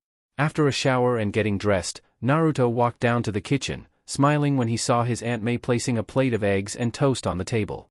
Seeing him, she smiled. "Good morning, sweetie." Giving his aunt a kiss on the cheek, Naruto moved to the fridge. "Morning, Aunt May." Taking out the jug of apple juice, and taking a cup, he sat down on the table, beginning to eat as his aunt joined him. As the two ate, Naruto looked at the news on the kitchen's small television, which displayed Whitney Chang talking about the exploding building yesterday, as well as the people Spider-Man has saved. He frowned slightly, as that reminded him about those strange men that appeared. Now knowing them to be the rumored H-Bombers gang, it brought even more questions. Who were they really? Why were they so set to blowing up that building? Recalling back, he remembered seeing that as they set explosives around, they also worked around the computers and consoles. Perhaps taking data? Or looking for something? If so, what? So many questions, but no answer. As he ate, he thought about what his next move should be. Should he follow through and investigate this case, like a detective? Go back to the scene of the bombing and see if he could find anything? He also had that device he took from one of the goons. It looked like a communication device. While he wasn't a major expert in electronics and coding, he might be able to hack the device and use it to retrace the signal, and possibly find these bombers' hideout if he was lucky. "I hope everyone in that building is all right," he heard his aunt said, as she looked at the image of the building's remains. The fire and explosions had caused it to crumble under its weak weight. The report saying how the area around the ruins has been closed while the wrecking and construction crews fixed the mess up. "I'm sure they're all right, Aunt May. I'm sure Spider-Man got everyone trapped inside out safely," he reassured his aunt, who smiled at him. May nodded. "Yes. Thank God this city has heroes to protect it. Even if they wear those ridiculous outfits," she said, chuckling, while Naruto sweat dropped. He didn't look ridiculous in his costume, did he? Hearing a snort from his head, his eye twitched. "Stupid fox. Go back to taking your stupid nap." It was like it was always waiting for the right chance to insult or mock him. "Now you better finish your breakfast, dear. You need to head to school soon," May reminded her nephew. Naruto nodded and continued eating, though he wasn't worried about arriving late when you could swing there. As long as there weren't any emergencies he had to take care of. He just jinxed himself, didn't he? Later. Yup. Totally jinxed it. Spider-Man shouted as he ran as fast as he could, holding a man over his shoulder, and a woman under his arm as the building's hallway burned with the fury of hell. There he was, calmly web-swinging on his way to school, when he came upon an emergency. And what was said emergency? Why, a building on fire. Of course. Why not? And being the hero that he was, one who takes the safety of people above his attendance record, Naruto had no choice but to stop and help people out of the burning building. Yet another tardy, thanks to Spider-Man. Great. With a curse, he shot out of the window as the flames chasing him burst out behind him. Bending his legs, he smoothly landed on the ground, the force dulled by him unconsciously shifting the force under his feet. Yeah, he could do that. Saved broken pavements. As he put the two down, some paramedics came to look them over, while the chief turned to the web head. "Thanks for the help, Spider-Man. Good thing you came when you did." Spider-Man nodded. "No prob. By the way, do you know what time it is?" Looking at his watch, the man answered. "Around 8:45. Eyes widening behind his mask, Naruto began to panic. "Crap. I'm late. Gotta go." The man watched as Spider-Man shot off on a web line, watching him leave while scratching the back of his head. Huh? Guess he had something important to do. As Spider-Man swung, he made a quick stop on a roof where he put his backpack. Lifting the bottom of his mask up, displaying his mouth, Naruto took a whiff of his arm, and cringed. "Ack. I smell like ash. I can't go to school smelling like this. But I can't go home and take a shower. Need another way." Looking around for a solution, he spotted a perfume store, with a sales lady standing outside, giving a sample to bystanders. He smirked. "Bingo. Excuse me." The saleswoman jumped with a yelp as the sudden voice behind her. Turning around, her eyes widened when she saw Spider-Man hanging upside down from a web line. She wasn't the only one surprised as the people around them muttered at the appearance of the spider-themed hero. Aye. The woman stuttered, not knowing what to say. Spidey's mask wrinkled as he gave her a smile. "Do you by chance have anything that is harmless to a spider?" After buying his bottle of perfume, ignoring the saleswoman's words on it being free, Spider-Man continued on his way to Midtown, all the while spraying his body, trying to get rid of the smell of ash before it got absorbed into his skin under his costume. He hoped it worked, as he came upon the school. Landing on the roof, he quickly changed into his casual clothes. Hopping his way to the door on one foot as he tried to put his shoe on, the other one under his arm, he also continued to spray himself with the perfume. Luckily it wasn't a strong brand that would blind his sensitive nose, but enough to hopefully get rid of any lingering ashy scents. After managing to get his shoes on, Naruto quickly entered the building and ran as fast as he could to his classroom. Looking at his watch, he cursed. He was 30 minutes late. Groaning as he knew what it meant, he made it to his classroom door. Standing in front of it, he debated going through the window and using his accelerated speed to sneak to his seat while Mr. Warren's back was turned. However, he knew it was no use. Sighing, he prepared himself to his fate and opened the door. Entering, he got everyone's attention as they all looked at him. Mr. Warren frowned as he looked at his star student. "Thank you for joining us, Mr. Parker." Naruto rubbed the back of his head sheepishly. Sorry." He didn't give any excuse, knowing teachers hated that. "See me after class." Sighing, Naruto nodded. "Yes, sir." He made his way to his seat, ignoring the laughter aimed at him from Flash. Sitting down in between Mary Jane and Harry, he silently took out his materials. Harry bumped his shoulders. "Where you been, bro?" he asked his blonde friend. "And?" He sniffed the air a bit. "Why do you smell like my fireplace?" Naruto just groaned. "After class. I expect you to start coming to class on time, Mr. Parker." Naruto nodded to his teacher. "Yes, sir, Mr. Warren." He responded, before sighing when the door closed. Running a hand through his hair, he began walking towards his next class. He had just been given a lecture on how he should take more care not to arrive to class late again, as this was the second time so far he's been late. Not to mention his grades have been slipping lately, and was close to dropping.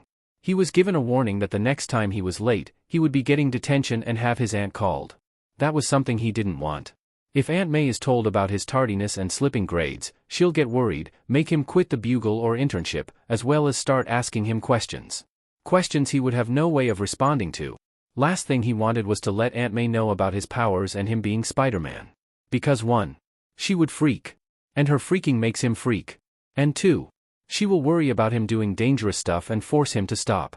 Yeah, Aunt May learning his secret was the very last thing he wanted. He shook his head. It would seem like every time he web-swung to school, there was always some crime to get in his way. Like last week, he had to stop an out-of-control car whose brakes stopped working. Normally that wouldn't be something that would take very long. Unfortunately, it didn't end there. No. As another kicker, the occupants of the car were a couple. With the woman being pregnant, and was in labor. So after stopping the car, he had to swing the woman to the hospital. Which was on the other side of Manhattan. Yeah. That was the strike of the Parker luck at its highest so far. Well, at least those accidents are calmer than having to face Vulture, Doc Ock, or Electro. Speaking of which, wonder how my favorite baddies of crime are doing in Rikers Island. Chuckling at the memories of kicking their asses, Naruto nodded as he saw Mary Jane and Harry ahead. "And here's our resident prisoner now." Harry joked as MJ grabbed her boyfriend's hand, smiling at him, which he returned. "What kept you, bro?" Naruto gave Harry a tired grin. "Just the dramatics of the city. Came upon a building on fire on the way, so the road was blocked. Had to take the long way around." Harry nodded, understanding. "Explains why you smell so ashy. For a second I thought you might have taken up smoking." Naruto scoffed. "Please. I'm too cool to smoke," he said, giving an arrogant grin, making MJ chuckle and Harry roll his eyes. "Whatever, cool dude. You know if you ever need a ride, I can pick you up in my limo." He joked, making Naruto chuckle, recalling the first time they met. "I'll be sure to remember that." The blonde told his friend, smiling as MJ pecked him on the cheek. However, pulling back, MJ wrinkled her nose. "You do smell like a fireplace," she stated, making Naruto groan. "Still? Great." He was going to have to sneak into his house before Aunt May caught whiff of it and started having thoughts. Damn Parker luck. He grumbled as he headed to his next class, much to his friend's amusement. After school. After a stop at his house and a shower, Naruto had finally gotten the ash smell off his clothes. Luckily, May wasn't home, having gone out shopping. This gave him time to put his costume in the wash. As he waited for that, he heated up some ramen, as well as served up some rice and chicken. He was in a good mood. After his last class, he waited in the courtyard for MJ to walk her home. Him being out in the open made him an easy target for Flash and his pranks. Said prank being him firing water balloons at the shorter blonde from a room on the 3rd floor. As a former prankster, Naruto had to give him props. It would have been a good prank. Unfortunately for Flash, Naruto's spider senses had his back. Flashback. Standing in the courtyard, surrounded by his fellow students, Naruto stood, bored as he waited for his girlfriend. Meanwhile, up on a classroom on the 3rd floor, Flash and Kong chuckled as they prepared the balloons. "Hey look! There's Parker." Kong noted. Flash chuckled as he grabbed a balloon. Oh yeah. Payback time for the pie in the locker, puny Parker. He said as reeled back his arm. Back down below, Naruto rolled his eyes around lazily, looking for any sign of MJ's red hair. Seriously, how long does it take to get your notebook you left in the classroom? Just then, his eyes widened as his spider senses activated. Not giving any visible movement, he glanced around for what could have activated it. All movement slowing down as his hypermovement unconsciously activated. A chibi Spidey wearing a square academic cap appeared, tapping a chalkboard with a ruler. For those of you who may not know, hypermovement is an enhanced adrenaline speed, given when in a moment of endurance, it would appear as if everything around you is slowing down. Athletes and basketball players use this when they are running at peak adrenaline. With his spider sense, Naruto can use this to his advantage, locating the danger, and acting as needed. Following his spider sense to the incoming danger, he located it in the form of the water balloon heading his way, thrown by Flash. Raising a brow, the whiskered blonde thought on how he should do this. Thinking, he shrugged. Why not have some fun? So, moving back to his previous position, time resumed. Naruto bent down on a knee, pretending he was tying his shoe, as the balloon flew over him, missing him by an inch as it exploded on the ground a few feet from him. Flash blinked, unsure as to what happened. He knew he aimed at the back of Parker's head, so how did he? Behind him, holding the next balloon, Kong blinked. Dude, you missed. He said, stating the obvious. Scowling, Flash grabbed the balloon. It was just luck. I'll get him this time. He then called out the window, getting the students' attention bellow. Get ready to get wet, like the geek you are, Parker. Standing up, Naruto looked at Flash with a raised eyebrow, before sighing. Alright, time to put Eugene down a few. If you're so confident, hit me with your best shot, Flash. He retorted. Taking that challenge, Flash threw his next water balloon. Naruto responded by tilting his upper body to the left, missing the shot. Getting angry at missing again, Flash quickly reloaded and fired. Naruto hopped backwards, the balloon popping at his feet. Seeing more coming, Naruto continued to dodge them with barely any effort, merely tilting, ducking, and sidestepping the balloon. Soon, all the students gathered around, watching the show. Glancing at them, Naruto rolled his eyes. Watching a student get bullied, would this even count as bullying? Always made a great form of entertainment in high school life. Note the sarcasm. Now gritting his teeth at all his misses, Flash grabbed the next balloon, and putting all his football throwing skill in his arm, threw it as hard as he could at Naruto. Spider senses alerting of the incoming projectile, Naruto turned his attention back on the task at hand. Eyeing the fast approaching orb, he narrowed his eyes. Back and legs, tensing, he got ready to make his move. The water balloon was less than 5 feet away from him. It was getting closer, inch by inch. Naruto got ready. Now. No one knew what happened. 1 second, the watchers were certain the balloon was about to hit Naruto. The next, the whiskered blonde was bending backwards, upper body bent back till it was parallel to the ground as he held himself up by an arm, as the balloon flew over him. Splash! The balloon did indeed hit a target. And that target was none other than the principal. Eugene Thompson. Eyes wide, Flash quickly hid behind the wall. Unfortunately for him, it didn't not save him. My office. Now. Mary Jane had just walked out of the school building, having retrieved her notebook she left in class, only to come upon a laughing crowd of student body.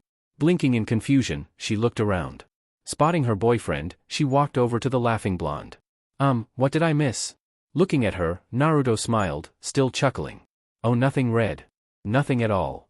He said with a mysterious smile. Mary Jane just tilted her head to the side like a puppy. End flashback. Chuckling at the memory, Naruto walked up the stairs to his room, food in hand. He will be meeting up with Dr. Connors and the others later at the now fully rebuilt lab. Placing the food on his bedside cabinet, he looked around for his camera, wanting to see if he had any old good pictures to give the Bugle to make up for not having anything of the exploding building last night. Anything to keep Jameson from breaking his voice from shouting, though he wasn't against it, if he was honest with himself. Seeing his camera in his closet, sitting on his top shelf. Walking to it, he reached up and grabbed it. He was about to leave, when he stopped, something catching his eye. Turning his head, he saw something hidden, nudged between 2 shirts. Grabbing it, he pulled it out. It was his father's leather briefcase. Looking at it, eyes glazed, his feet seemed to move unconsciously as the moved out of his closet, and took a seat on his bed, eyes staying on the case. He had completely forgotten about this thing. Actually, he didn't even know why he took it out. He had gone through everything in the file, and simply tossed the case aside. For memorial's sake, maybe? It did belong to his father. He didn't want to bring up bad memories, but also didn't want to throw it away either. Pursing his lips, he scooted back till his back hit the wall, taking his food with him. Case on his lap, he began eating his ramen, all the while staring at the case, letting long old memories resurface. Memories of times he spent with his parents. Having dinner at night, going to the park, watching movies together, etc. He rubbed his eyes, brushing away unshed tears. Taking a deep breath, he shook his head. Finishing up his bowl, he moved on to his plate, as he grabbed the case. Opening it, dunked anything left in it. All that came out was the CD. Blinking, spoon in his mouth, Naruto looked at the disc. He forgot about that. Tilting his head, he picked the CD up, holding it at eye level. Narrowing his eyes, he looked at it, as if it would suddenly reveal its secrets to him. Luckily, man created the computer to do that for him. Standing on, he grabbed his plates to put in the sink, before heading downstairs. Once the dishes were washed, he headed to his work lab, where he moved to his computer, and inserted the disk into the tower, and waited for it to load. Importing files. Estimated download time, 30 minutes. Twitching at that, Naruto groaned, head dropping. Beep. Hearing the dryer finish, Naruto raised his head. Heading to the garage to grab his costume, Naruto took a sec to glance at the clock on the wall. He bit back a curse when he saw that he had to head to Connor's lab, damn it. Needing to hurry, Naruto raced up the steps to grab his costume, prepare his bag, and get out the door. Once Naruto left the house, the computer in the lab beeped, the download finishing. System starting, the home screen appeared, and the File Explorer window opened up, displaying several files, with one at the top having an interesting name. To Naruto. Later ESU. Deciding to avoid any unexpected mishaps that will force him to be even more late than he already is, Naruto took the subway to the lab. Walking out of the subway entrance in front of ESU campus, Naruto smoothed out his shirt. The train had been full of passengers, so he kept bumping into people and vice versa. He regretted taking the subway. Walking up the steps and heading to the lab building, he spotted Deborah, who seemed to have also just gotten there. "Hey, Debs," he greeted, holding a hand up. Looking his way, Deborah rolled her eyes in amusement at the nickname Naruto seemed to have for her. Approaching him, Deborah nodded in greeting to the blonde. "Hello, Naruto. It's been a while. How have you been?" Naruto shrugged. "Good. Same old, same old." Deborah smirked. "Really? Even with a girlfriend?" She couldn't help but tease. Naruto rolled his eyes, though a bit pink on the cheeks in embarrassment. "Very funny, Ms. Whitman," he muttered, making Deborah smirk. "But if you must know, MJ and I are doing great. Our relationship is doing great. Couldn't be happier." Deborah smiled, nodding as the two walked towards lab. As they walked, Deborah looked at the whiskered blonde. "Thank you, by the way." Naruto raised a brow at her. "For what?" "For inviting me to the dance. It was fun," she muttered at the end, a bit embarrassed. He chuckled, seeing the glasses-wearing blonde scientist look away in embarrassment. "No problem. Glad you enjoyed it." Deborah nodded, gaining a thoughtful look. Still, who knew that on that same night, there would be battle between Spider-Man and some kind of electric man? Naruto winced, knowing that the man he had fought was Max the electrician, an innocent man, who suffered a terrible accident. Looks like Deborah didn't know. How do you think that electric man could do what he does? How was he able to survive having his body made of electricity? If his body is made of electricity, how can he have consciousness? Was he some sentient electrical being? Naruto listened as Deborah went into nerd mode, as called by those who weren't experts in science, like MJ, Liz, Flash, etc., and began to try and break down Electro's capabilities. He chuckled, as he recalled doing the same during their fight, looking for a way around his attacks. Shaking his head with a grin, he opened the door, letting Deborah go in first, getting a nod of thanks, before following her inside. Entering, Naruto paused, blinking. Nose twitching, he took soft sniffs of the air, silent enough for Deborah not to notice. His enhanced senses detecting a very familiar smell. Sweet. Delicious. Chocolatey. Cake?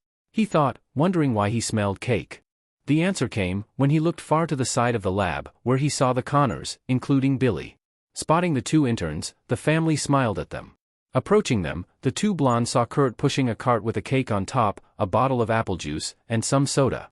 "Ooh. Cake." Deborah noticed. "It's chocolate," Billy told them, smiling a large happy smile. Stepping forward, Naruto shook Kurt's hand. "What's the occasion?" he asked, before stopping, looking down. He was shaking Kurt's hand. His right hand. Dr. Connors. "Your right hand. How?" he asked, as beside him, Deborah gasped, also seeing the once missing limp. Kurt chuckled, pulling his arm back. It's a long story. I'll tell you about it later. For now, let's celebrate, he said, gesturing to the cake. As Deborah and the Connors gathered around the cake to cut it, Naruto hung back, frowning. Why were the hairs on the back of his neck standing up? For the next few hours, the group celebrated and ate cake. While Billy was sitting at a table, playing Angry Birds on his dad's phone, the adults were conversing amongst themselves. With Deborah going on about how Dr. Connor's formula would get many awards, maybe even a Nobel Prize. Naruto chuckled at the overexcited scientist. I think what Deborah is trying to say, in her excited way, is, how did this happen? I mean, the serum wasn't even fully perfected. Not to mention we haven't even tested it, he said, before flinching when he saw Martha sending him scorching look. Crap. He forgot Kurt didn't want his wife to know about their project. Way to go, mouth. Don't be angry with him, dear. I made Naruto work on the project with me, as well as to keep it a secret. Kurt came to Naruto's defense, hoping to smooth his wife's temper. He then turned to Naruto. And I apologize, Naruto. A broken man's desire to be whole again compelled me to take extreme measures. Naruto's eyes widened in understanding. You used yourself as a guinea pig? Doc, don't you know how dangerous that is? You've been taking imperfect, untested compounds. You could have died, he stated in a forced whisper, not wanting Billy to hear and scare him. Kurt gave a sad smile, while Martha placed a hand on his shoulder, looking at Naruto. Trust me, Naruto. I let Kurt know just how idiotic he was for doing what he did. So far, thankfully, there haven't been any dangerous side effects. But we'll have to keep a close watch, monitor everything and keep note. She looked at the two interns. For now, we can't let anyone know about Kurt's new arm. So I trust you'll keep quiet about this? Naruto and Deborah nodded. We promise. Kurt stood up, looking at the three. All right, let's all calm down. I feel fine. Better than before, in fact. The serum worked. But how can we be sure? Naruto asked. He knew firsthand how having animal DNA injected inside of you could have unexpected side effects. Naruto, presumably, got off lucky. Only getting the abilities of a spider, and not getting turned into something monstrous like a giant spider or something, thank God. But who knows what Connor's injecting unperfect lizard DNA, mixed with all sorts of other components, into his body could do to him. They have yet to complete or stabilize the formula. They plan to attempt animal testing on the lab rats. Who knows what that serum could do to a human? Trust me, Naruto. It worked. The proof is right here. He listed his newly reformed right arm as the proof needed. Call it a scientific gut feeling. All those tests and planning weren't for nothing. But if it makes you all feel better, I'll do daily checkups on the serum and arm, he said, getting a kiss on the cheek from Martha. Still, Naruto frowned. It's not the arm I'm worried about. It's what in you that worries me. I don't know, MJ. While I'm happy Dr. Connors has his arm back and is happy, a part of me can't help but get a bad feeling about all of this. Naruto said as he sat on the windowsill of MJ's bedroom, facing out as he enjoyed the cool night air brushing against his face. MJ looked at him from the bed, as she put a piece of cake in her mouth. Naruto was given extra pieces of cake to share with Aunt May and MJ. Is it your spider sense? She asked after swallowing. Naruto, however, shook his head. Not exactly. It's more of a foreboding feeling. Like a tingling feeling on the back of your neck. I don't know. It's like, something bad is about to happen. I had the same feeling at the dance, with Electro. Could it be because he took the serum? She asked, seeing how thoughtful Naruto was about this, and wanted to help him. Naruto nodded as he looked up at the night sky. How could he take the serum? We weren't finished with it, or had it tested. Something like that could be dangerous. Fortunately, he seems fine. Mary Jane shrugged as she ate another piece. Maybe he's lucky like you. You said it yourself, test subjects injected with the cross-species formula died. And he's alive, like you when that spider bit you, she said as she scooted back to lean back against the wall. Looking at her over his shoulder, Naruto turned around to lean against the window frame. But I was only given a small injection via the bite, and was in a coma for weeks. Who knows how large of a dose he gave himself? I don't know, MJ. It feels like we're missing something, and it's going to cost us. MJ frowned, seeing the worried look on her boyfriend's face. Putting down her plate, she stood up and walked towards him. She sat down on the frame beside him. Hey, don't worry, webhead. Maybe you're just thinking too hard on this. And if you're right, Spider-Man can stop it, she told him, before turning around and laying her back on his front, laying her head on his chest. Now, stop filling that head of yours with thoughts, and focus on the present. Okay? You need to stop filling that cute brain with worry. Naruto smiled softly at her, nodding as he wrapped his arms around her, resting his chin on the top of her head. She was right, he shouldn't be thinking about all of this now. He could do that later, as he goes on his nightly patrol. For now, all he should be focusing on is her. "You're right, MJ. Thanks," he said, cupping her chin and raised her head to face him. Smiling at her, Naruto leaned down and pressed her lips against hers, making her give a soft hum at the contact. As she closed her eyes to savor the feeling, Naruto smirked into the kiss and pressed harder into it. However, their moment was interrupted, as Naruto suddenly pulled his head back, breaking their kiss. MJ frowned, wondering why he did that, while Naruto turned his head around, looking out at the dark neighborhood. His hearing picking up the sounds of sirens. His eyes moving to the city in the distance, Naruto looked back at the redhead, giving her a sheepish grin as he rubbed the back of his head. MJ? She groaned, dropping her head. "Only in New York," she muttered, before fanning her hand lazily at him. "Fine. Go on, be a hero." Giving her one last sheepish smile and soft peck on the lips, Naruto dropped backward out of the wind. Before a second later, he shot upward up to the roof in his Spidey suit, his regular clothes being thrown through his open window as he swung down the streets. Looking after him, MJ shook her head with a smile, leaning against the frame. Making it to the city, Spider-Man found the trail of police cars and followed them, the radio on his earpiece letting him know it was a bank robbery.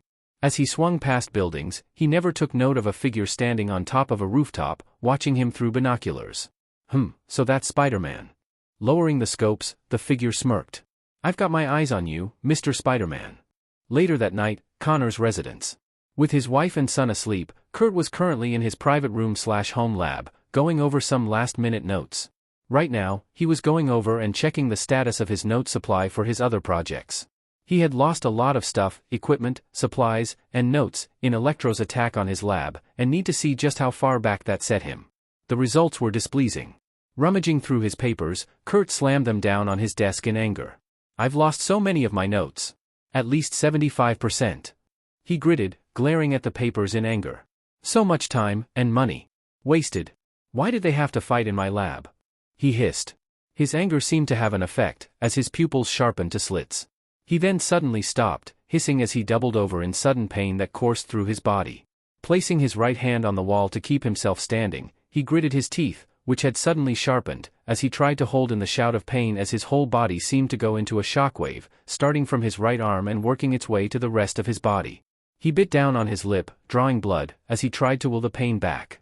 Luckily, through great force of will, it seemed to work, as moments later, the pain soon left, leaving him panting, as his unnoticed feature changes returned to normal. Running a hand through his sweat-dampened hair, Kurt shakily stood up. Taking a deep breath, he shook his head. He was unsure as to why that had happened, but simply brushed it off as his body still getting used to and stabilizing with his newly reformed arm. Simply the nerves connecting and running tests. Nothing more. Sighing, Kurt decided to take a shower and go to bed. Shutting the light off, he left the room. Back in the room, Kurt didn't notice the 4 deep gashes running down the wall, made from the long claws he didn't see growing from his fingernails. The next day, the door to the Parker residence opening, Naruto stepped inside, followed by Mary Jane, school ending. "I can't believe Flash tried to prank you again. Didn't he learn his lesson in detention yesterday?" MJ muttered, shaking her head in exasperation. Naruto chuckled as he closed the door. "You know Flash, MJ. Barely anything in that thick head of his." Both sharing a laugh, they entered the kitchen where they saw Aunt May at the table, a cup of coffee in her grasp. Seeing the two, she gave them a welcoming smile. "Hey you two. How was school?" Naruto huffed. "Boring, brain-numbing, feeling like my very soul was being sucked out by those books and lectures." May smirked. "As long as you keep your grades up, I say it's doing its job." She chuckled at Naruto's pout. Getting up, she patted her nephew's cheek. "I'm just kidding honey, but still, keep your grades up, or else." She smiled at him. Naruto didn't need his spider sense to know not to take his aunt's threat lightly. He chuckled nervously, sweats dropping. You got it Aunt May." Pecking her cheek, he headed to the fridge to find something to eat. Inside, he saw some leftover ramen cups. "Sweet. MJ, want some ramen?" "Pork please." The redhead called out as she and May walked into the living room. Sitting on the sofa, the two females passed time by watching the news or some soap operas, or holding conversations. Minutes later, Naruto walked out of the kitchen, using a cutting board to hold 3 bowls of ramen, one for MJ, the other 2 for him, knowing that while she liked to eat ramen sometimes, she wasn't going to eat more than 1 bowl, unlike him, who was a glutton for it, her words.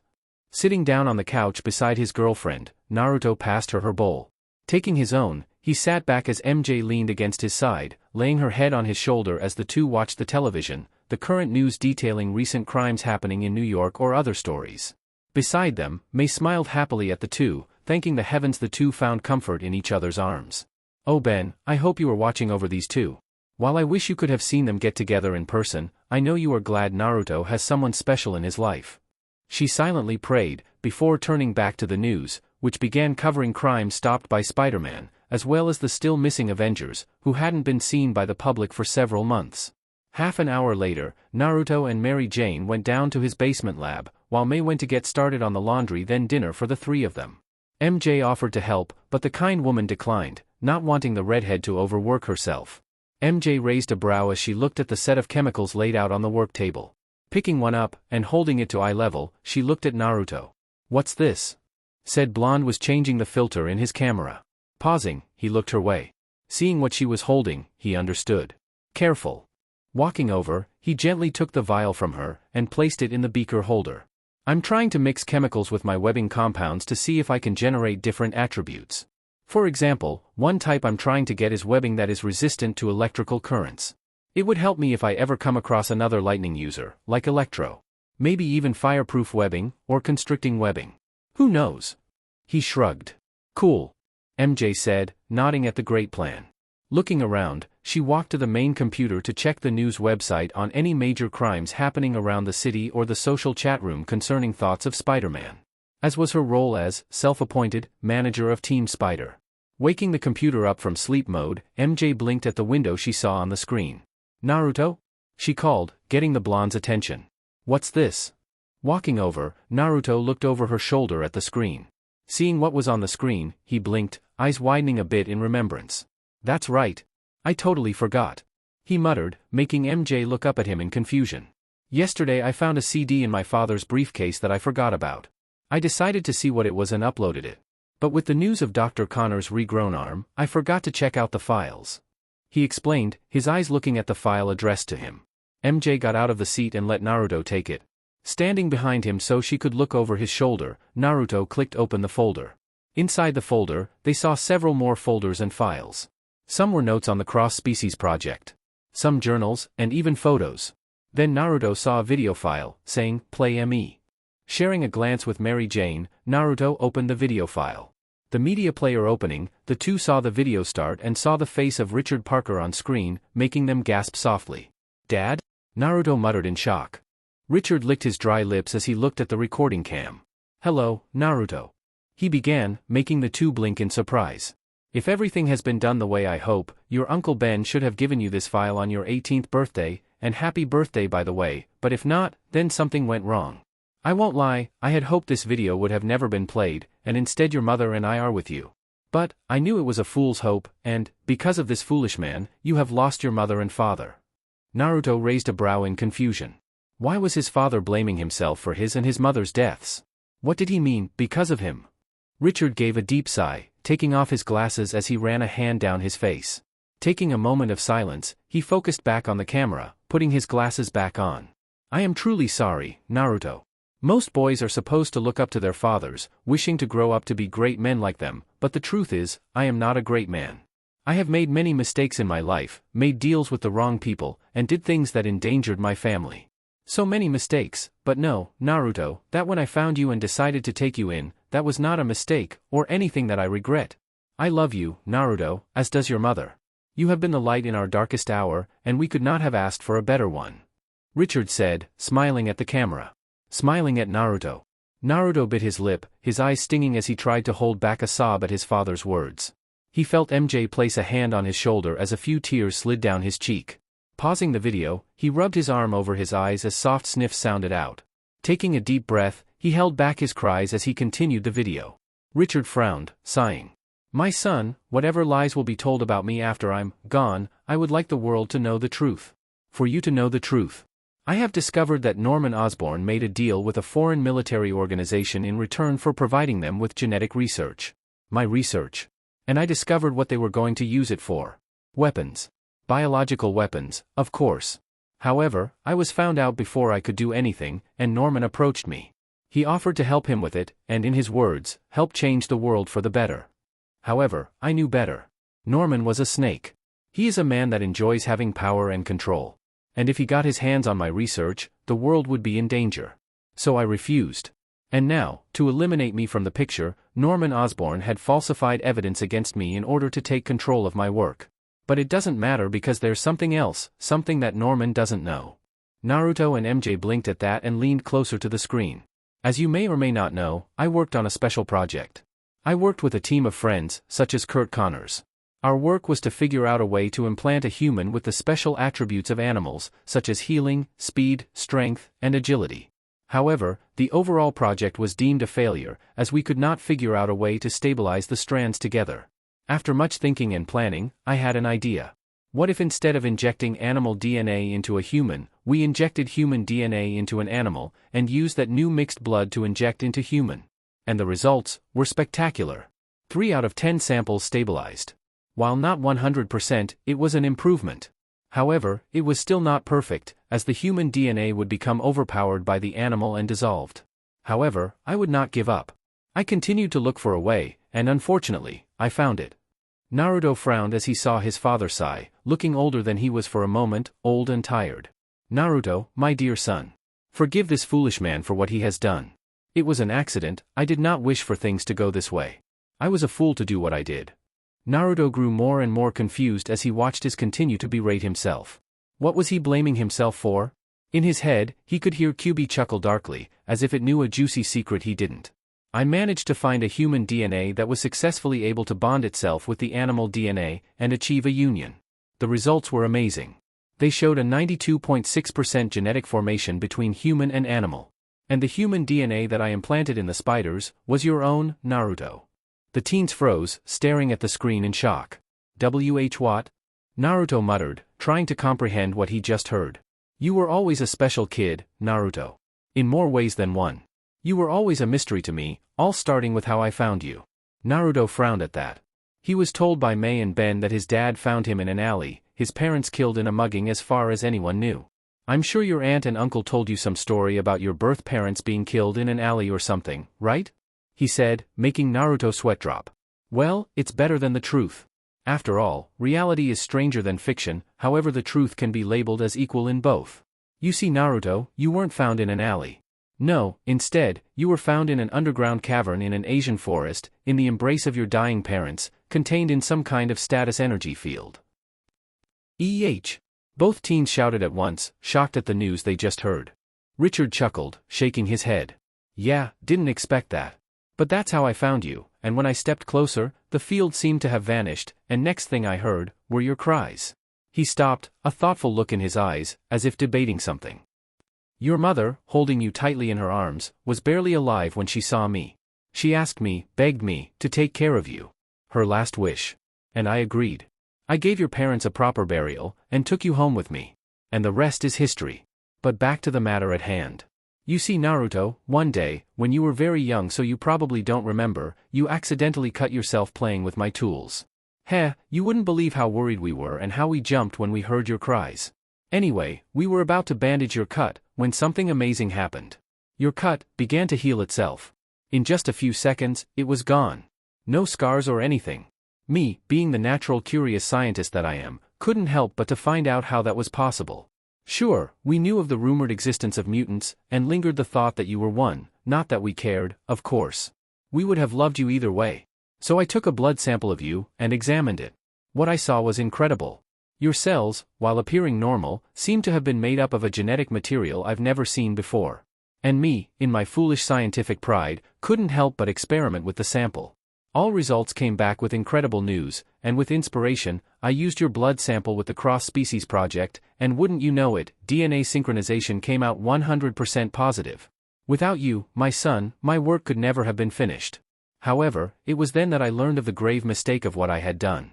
If Norman found out about you, and how special you were, he would stop at nothing to capture you and use you for his evil deeds. And that, as your father, was something I could not allow to happen. So I erased all evidence leading to you. Without you, without your bloodline, Oscorp can never replicate or continue my experiments. The cross-species project serums would only work perfectly for you. Anyone else would have severe side effects. I have destroyed as much of my notes from the archives as possible. But I didn't have time to kill all of the spiders. So as a scientist, my choice is very clear now. I have to disappear. Lead the trail as far from you as possible. I had to get as far away from here as I can. But as a father, it means I may never see you again. And nothing is as important to me as you, Naruto. Nothing in this world. But I have a responsibility to protect the world from what I've created, and to protect you from what I know Osborn is capable of.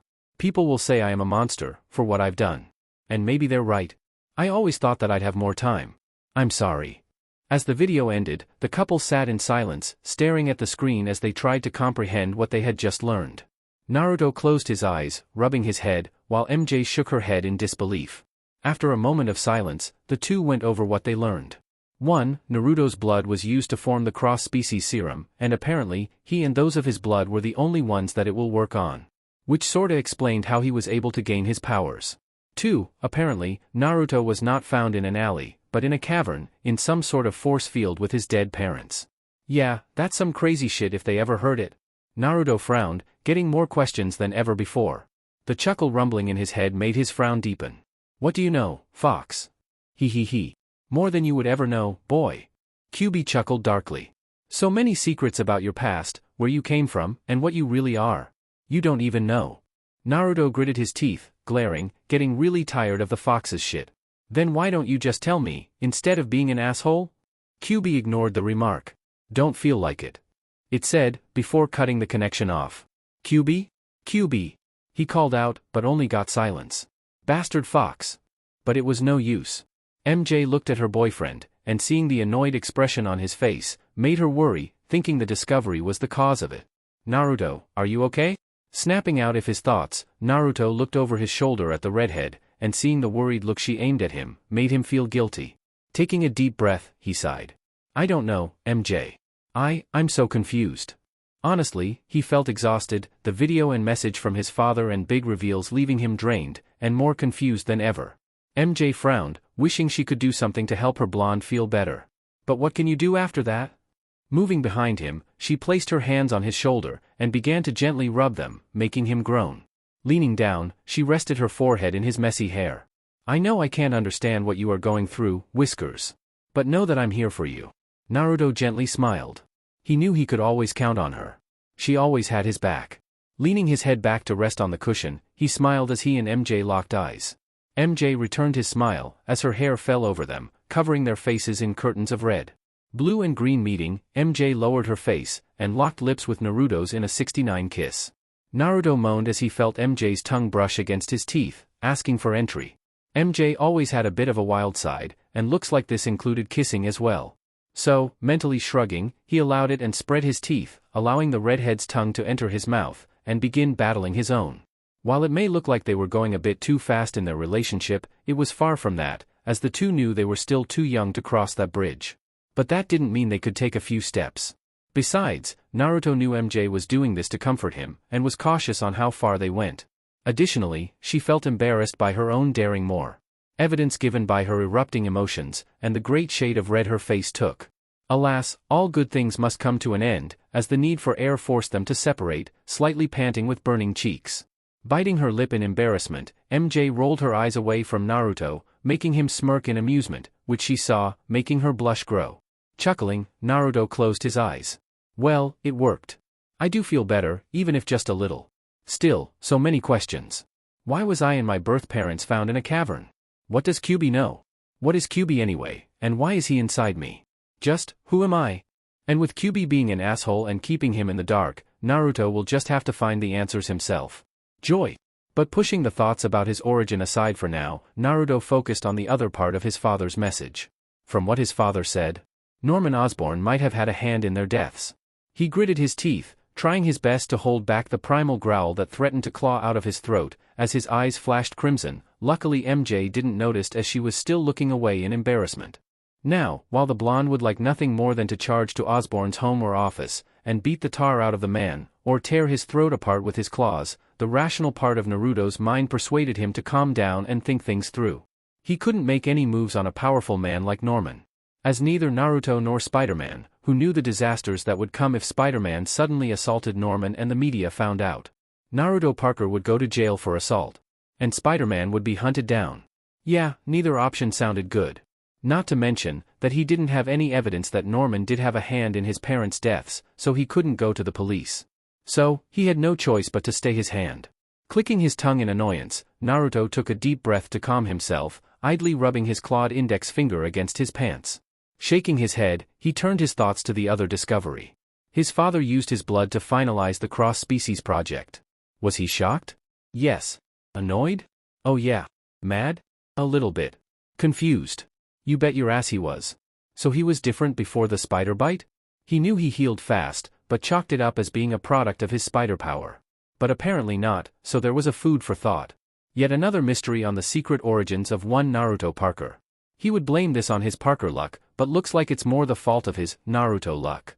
Rubbing his forehead to stave off the headache, he laid his head back to get at least a few minutes of peaceful silence. Not even a full 5 seconds later, his eyes snapped open, widening, as he recalled what his father said. Without you, without your bloodline, Oscorp can never replicate or continue my experiments. The cross-species project serums would only work perfectly for you. Anyone else would have severe side effects. He then felt his blood turn cold, as he remembered something very important. Kurt has taken the serum as well. Oh shit. Aha. The sound of MJ screaming in his ear, as well as the tight grasp she had on him, as Naruto swung as fast as he could towards ESU Labs, not even wearing the Spider-Man suit. He had to get there as fast as he could. He had to. Damn it, damn it, damn it. I'm such a fool. I never should have told Kurt about the decay rate algorithm. Never should have gotten him working on the cross project. Naruto, you idiot. He continued to berate himself as he swung across the high buildings, with the still screaming MJ clenching her eyes shut. When Naruto had rushed out of the house, saying something about needing to get to Kurt Connors as fast as he could, she volunteered to go with him. Naruto tried to deny her, saying it would be dangerous if, quoting him, shit might hit the fan in the worst way possible. But Mary Jane Watson was nothing, if not stubborn, and argued about going anyway. Naruto, not wanting to waste time arguing, agreed. Now she was regretting it. While, sure, MJ has swung through the city before, usually to get to school on time or early, but never this fast. Slow down. She shouted, but was ignored. He had to make it there before it was too late. Too late for what, he could only dread. To MJ's relief, the two made it to ESU. Landing in the empty courtyard, with MJ instantly separating herself from Naruto, groaning as she resisted the urge to hurl, Naruto wasted no time and ran to the lab building, with a groaning MJ behind him, holding her aching stomach. Running to the lab, where he just somehow knew Kurt to be in, Naruto slammed the doors open, startling those inside. Looking at the new arrival, Kurt was surprised to see Naruto, a strange look on his face. Naruto? Is something wrong? Isn't today one of your off days? He asked, as he saw the panting form of the redhead he remembered as Naruto's friend, enter the room as well. Naruto froze, rational thoughts now taking hold. What was he going to say? What was he going to do? In his rush to head to ESU, he had completely neglected to come up with a plan for what he would do when he got there. Actually, now that he thought about it, he didn't really know what he was expecting. Perhaps Kurt turning into some grotesque monster? Or maybe finding him on the floor, dying? But no, instead he is greeted to the form of a normal Kurt, restored arm and everything. And now, I'm just standing here, looking like an idiot. He thought as he looked at the confused stares of Martha and Deborah. Eyes shifting, he looked around and didn't see Billy, who would usually be taken to work with his parents. Not spotting the little blonde boy, suggested he was either at a friend's house, or had a babysitter watching him at home. His whiskers began to turn red in tone, as he realized that he was standing there, not saying anything. And the longer he was quiet, the more embarrassed he was becoming. Behind him, MJ finally caught her breath and noticed this, and facepalmed. Very much embarrassed, Naruto stood up straight, clearing his throat with a cough into his fist as he tried to appear like his little entrance didn't happen. Unfortunately for him, the red on his cheeks ruined that image. He raised his hand at them. Yo! He greeted, making MJ groan into her hand. Damn it, Naruto. Naruto, what are you doing here?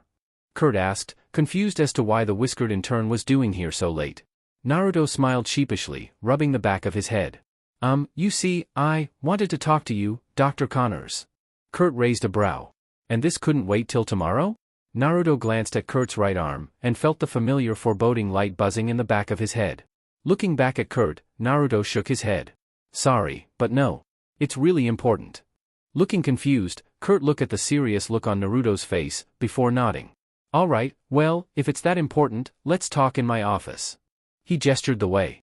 Nodding, Naruto glanced back at MJ. Exchanging looks, Naruto nodded to her, his eyes telling her to prepare if things turn bad. As Naruto followed Kurt, MJ approached Martha and Deborah, greeting them. Kurt's office. Closing the door behind him, Kurt turned to Naruto. Alright, Naruto. What's so important that you had to barge through those doors? Naruto opened his mouth, but closed it seconds later.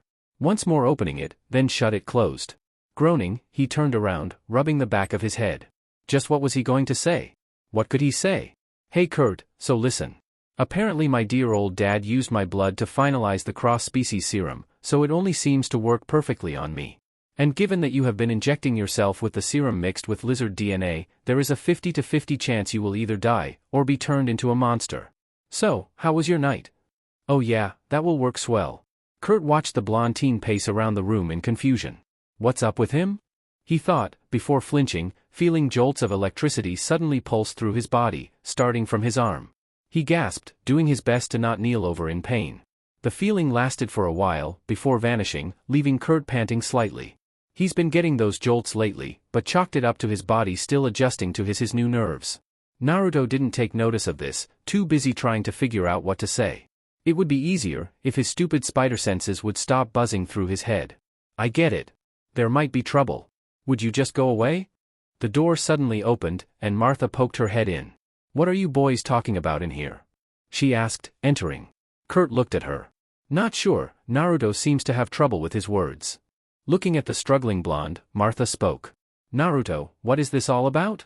Looking at her, Naruto rubbed the back of his neck. Taking a deep breath, he figured he should just come out with it. Looking at Kurt, he started. Dr. Connors, listen, we made a mistake. A huge mistake. He said, making them look at him with great confusion. The project was not finished. Far from it, in fact. Naruto, what are you talking about? The serum worked. Kurt said, lifting his right arm as evidence. But Naruto shook his head. No, please listen, I think the arm was just the beginning stage. Martha shook her head in confusion. Naruto, you are not making any sense. Naruto sighed, running a hand through his hair. I know, but just listen to me. What's happening now? It's not over. The arm is just the start.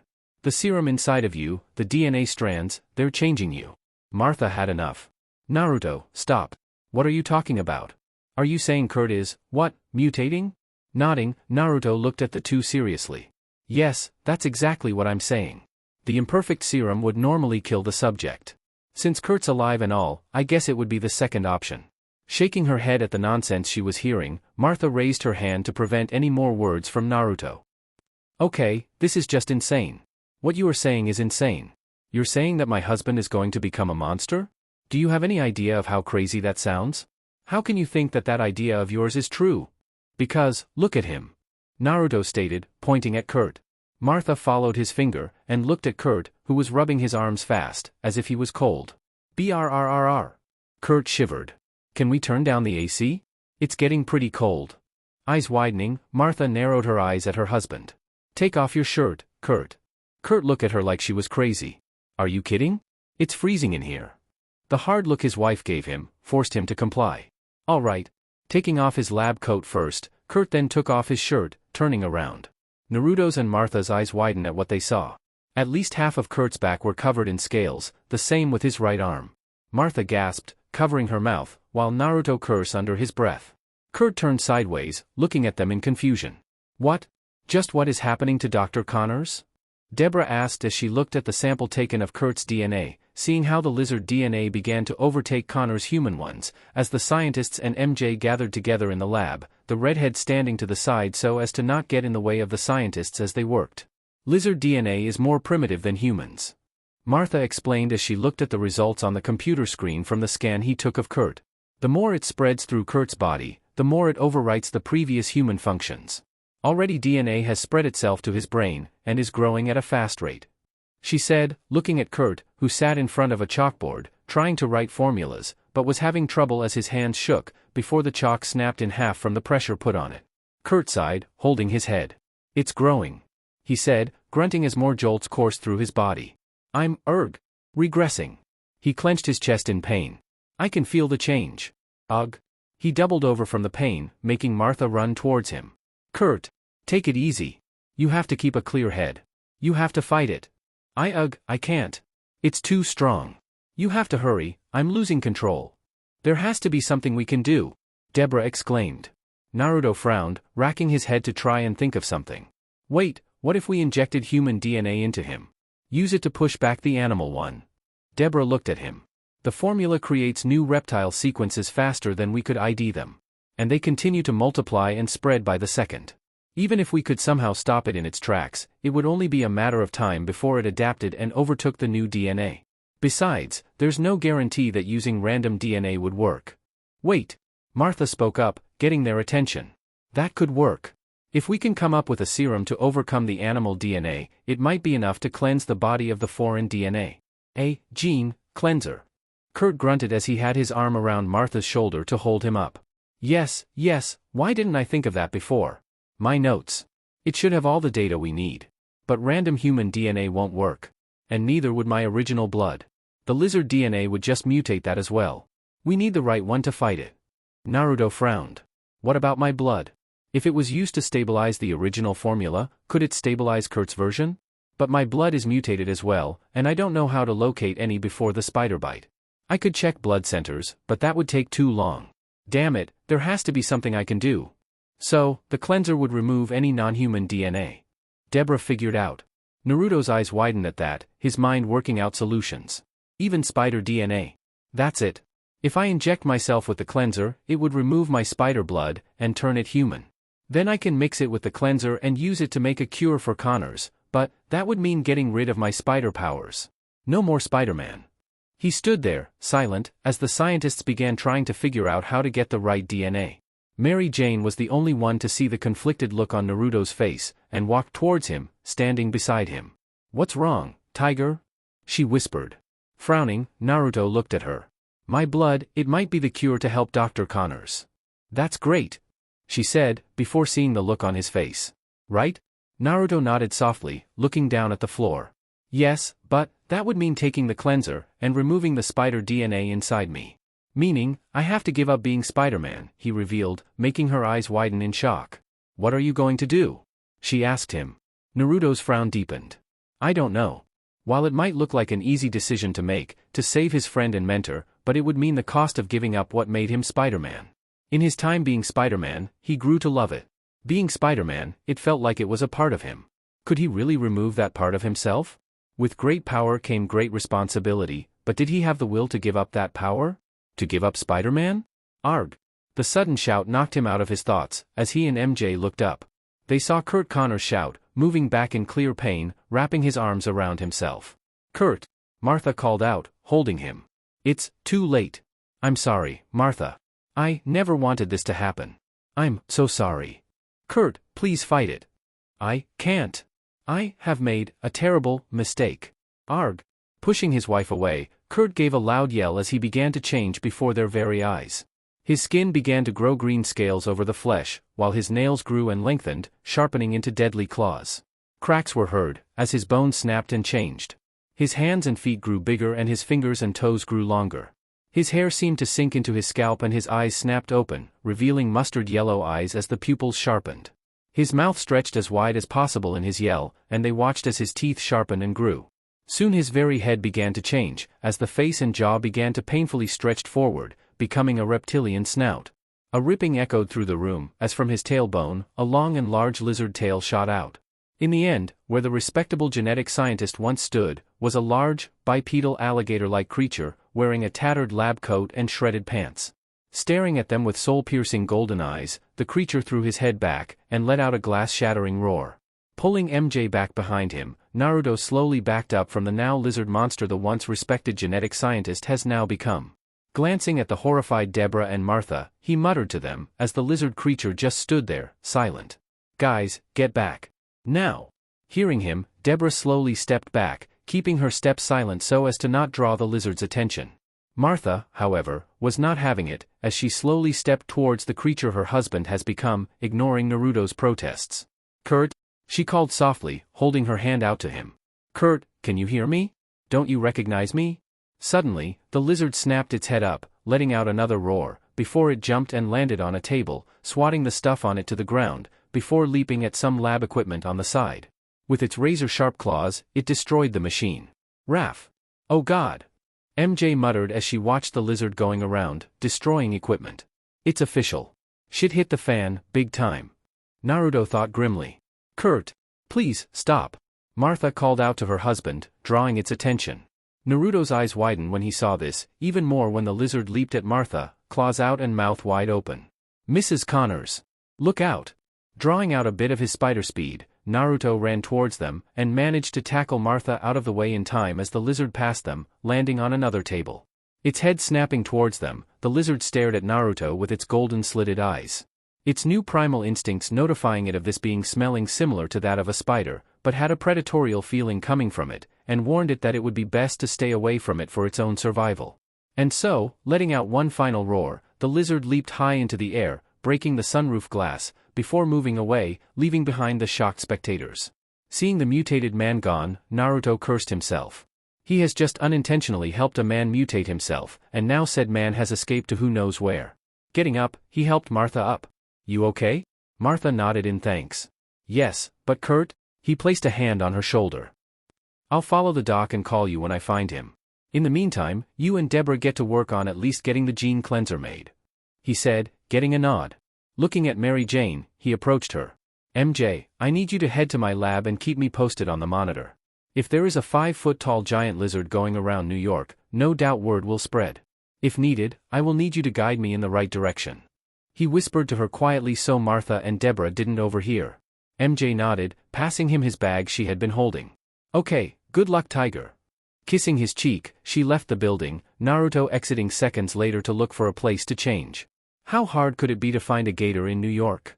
Now, if I were a 6 feet 5 inches lizard, instead of a 5 feet 6 inches spider, where would I hide? Spider-Man muttered as he swung through the building. Making a turn, he saw that the streets below were a mess. Guess the doc's been busy. Landing on a streetlight, he looked around for any sign of the lizard. Suddenly, he heard screams. Looking in the direction of where they were coming from, he saw people running out of the subway entrance in fright. Ah, underground. Leaping, he dove into the entrance. Down in the subway center, a guardsman was shooting at the lizard, as people around them ran screaming. The lizard hissed at the man as it dodged the bullets with its incredible agility. Getting close, it swatted the gun out of the guard's hand. Knocking the man down, the lizard opened its jaw, saliva dripping from it as he charged to take a bite. However, it was stopped in its tracks as Spider-Man kicked it away. Sorry pal, no eating in the subway. He landed in front of the man, who got up and ran away. Getting up, the lizard hisses at Spider-Man before charging at him. Ducking under a claw swipe, Spidey grabbed the arm and threw him over his shoulder at the wall. Sorry document. I don't want to hurt you. Now what do you say you just calm down, and we get you back to the lab to get you fixed, alright? His answer was a roar, and an attempted bite, which he dodged by leaping into the air. Landing on a pillar, Spidey looked at the hissing reptile. Okay, guess we've got to do things the hard way. He launched web bullets at the lizard, hoping to trap him. Unfortunately, the lizard was fast as it dodged all the bullets while it ran on all fours towards the web head. Jumping, it tried to reach for the spider. Leaping out of the way as the lizard landed where he previously was, Spider-Man shot a web line at the lizard's back. Yanking, he pulled the mutated man toward him, while at the same time pulling himself. Flipping, he smashed his feet into the lizard's chest, and slammed him down on the ground. However, he had forgotten about a certain appendage, as the lizard's tail wrapped around his neck, making him choke. He was tossed off, and slammed into the ground, making him groan. Naruto, I'm here. The voice of Mary Jane sounded in his earpiece. Did you find Dr. Connors? Oh yeah. He answered with a groan. I found him all right. He said, before he was lifted up and saw the lizard about to claw at him. Catching the arm, he kicked his feet on its chest, using it as a platform to push himself out of the tail's hold. Landing a few feet away, Spider-Man eyed lizard as he massaged his throat.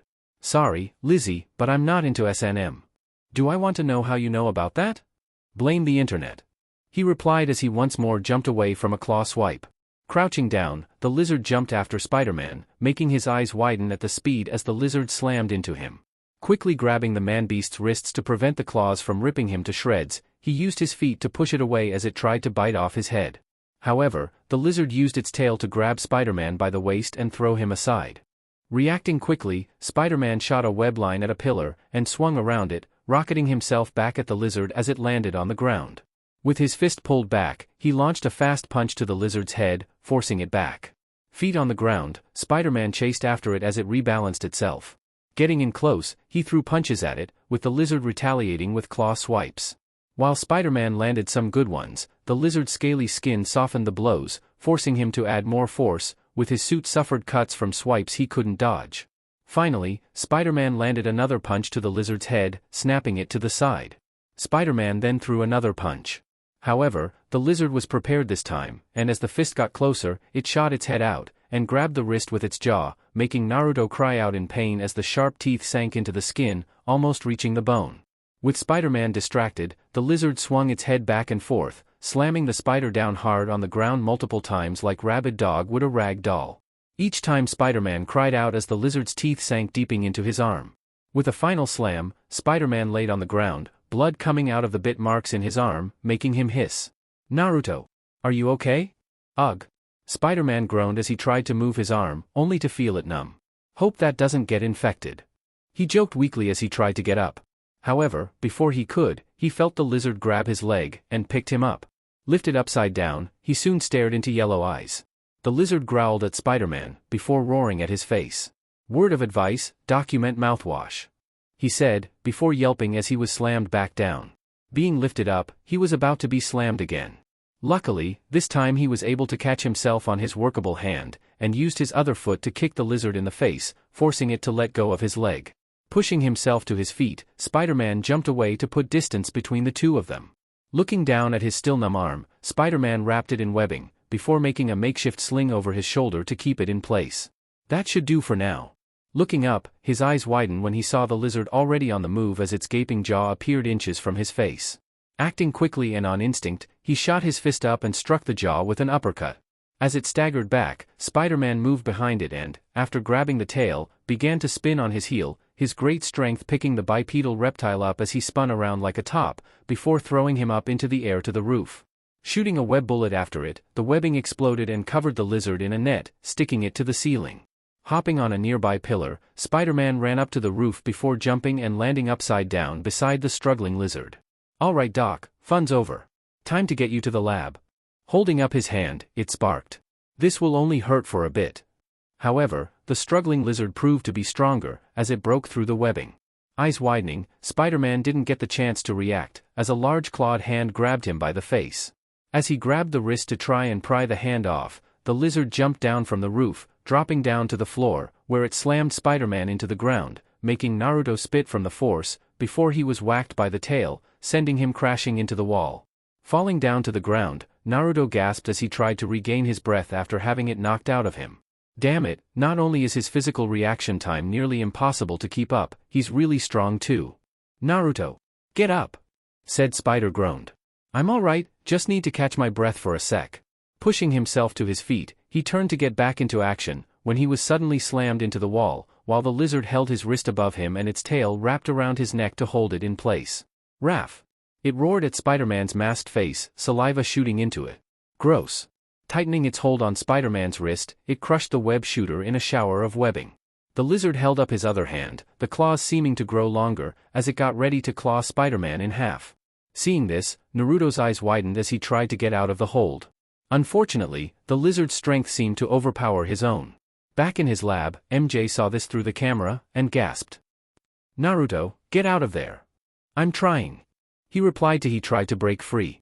Soon, the claw was ready to come down, making Naruto close his eyes, waiting for his death to come. After a few seconds, and not feeling anything happen, he slowly opened his eyes. What he saw was the lizard looking around, almost in confusion. The lizard, while having his mental function were all overwritten by the primal instincts of his new transformation, still possessed some form of his former intellectual mentality. And so, just when it was about to terminate this strange spider with the dangerous feeling coming from it, was confused and surprised when suddenly it seemed to have vanished from its sight. Looking around in order to locate the spider, it unconsciously loosed its hold on Spider-Man. Taking his chance, Spidey freed his hand, before punching the lizard's jaw, causing it to stagger back. Now freed, he jumped up, backing up to the top corner of the wall as the lizard looked around with a roar, attempting to locate what hit it.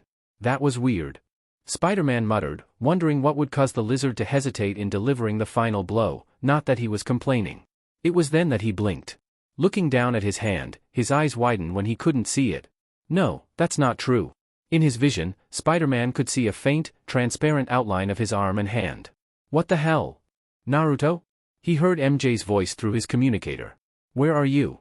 She asked, not able to see him through the camera. I'm right here, MJ. He responded, still looking at his invisible hand. Just, not visible. What? What do you mean?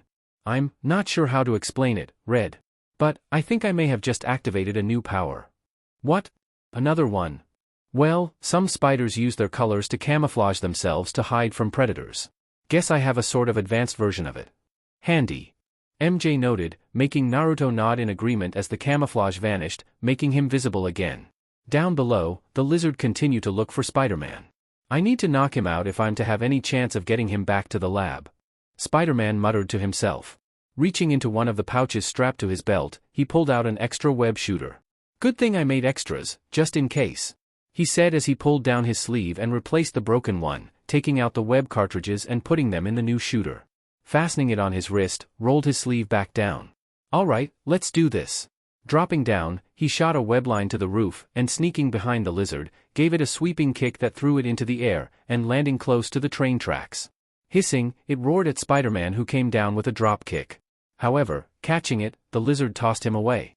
Righting himself, Spider-Man shot a web line to a pillar, he slingshot himself back forward, and kicked the lizard high into the air, over the train tracks. Crashing into the wall, it held itself up, hissing, before climbing up to a support beam. Swinging toward it, Spider-Man was hit by its tail, sending him to the rails below, where he rolled. Quickly catching himself, he held himself up, his face inches away from the electrical track, making him sigh in relief. That was close. I'll say. MJ commented, also letting out a breath. Sitting up, he looked around for the lizard. Looking up, he spotted it, as it crawled through the roof. Hey! Wall crawling is my thing.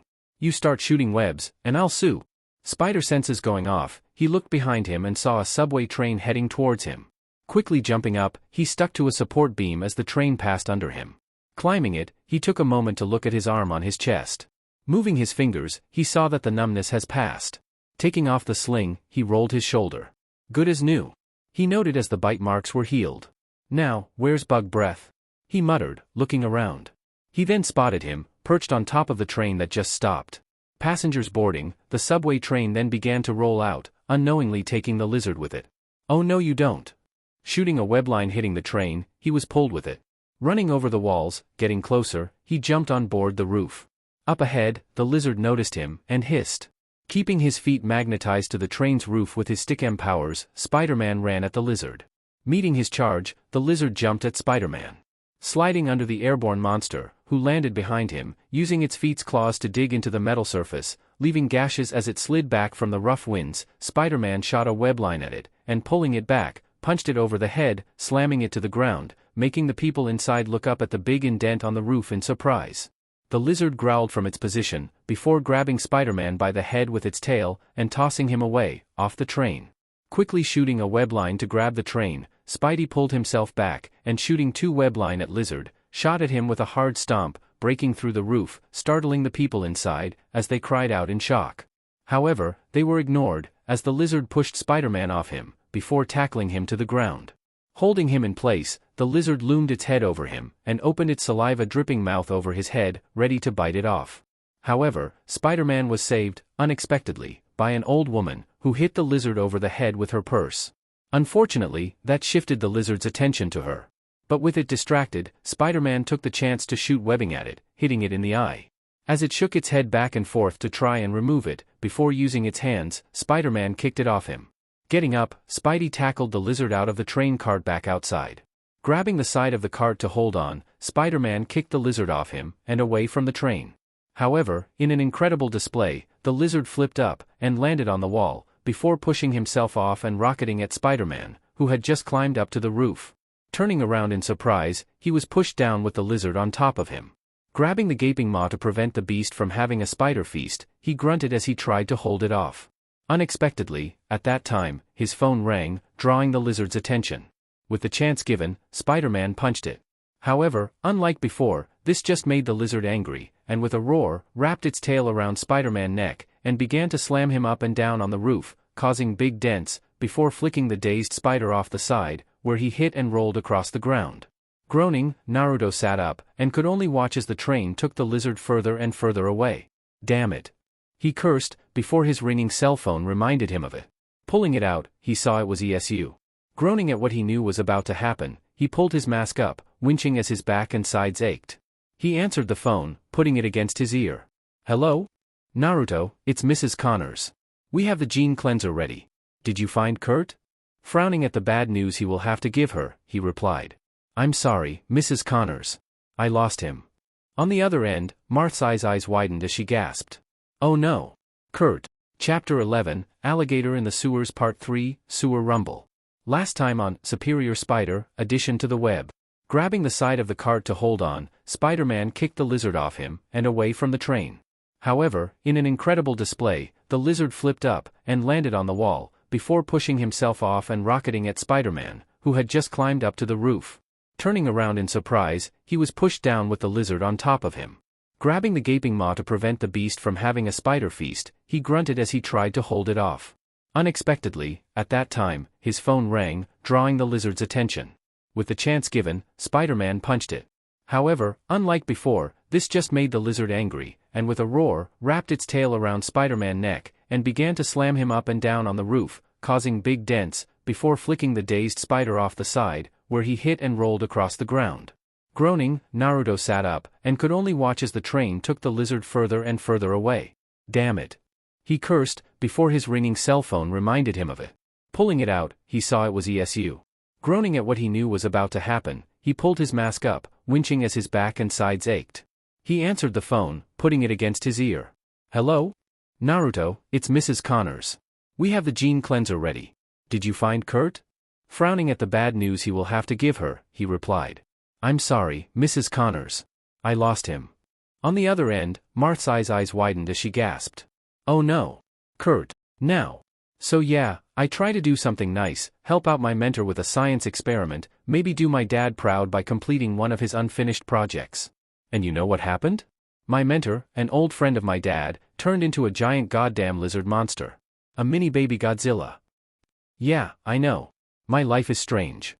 But, it's my life, so there's no helping it. Naruto said, leaning back with crossed arms against the wall of a building. He was dressed in his Spider-Man suit, having the mask up to his nose, revealing mouth. With a sigh, he looked out at the city below and stretching far. I've spent all night, and still can't find any sign of Dr. Connors. Seriously, how hard is it to find a giant walking lizard in New York, the city that literally invented the alligator in the sewers myth? He complained, throwing his hands into the air. Yeah, you're right. I can't give up. Not on Document.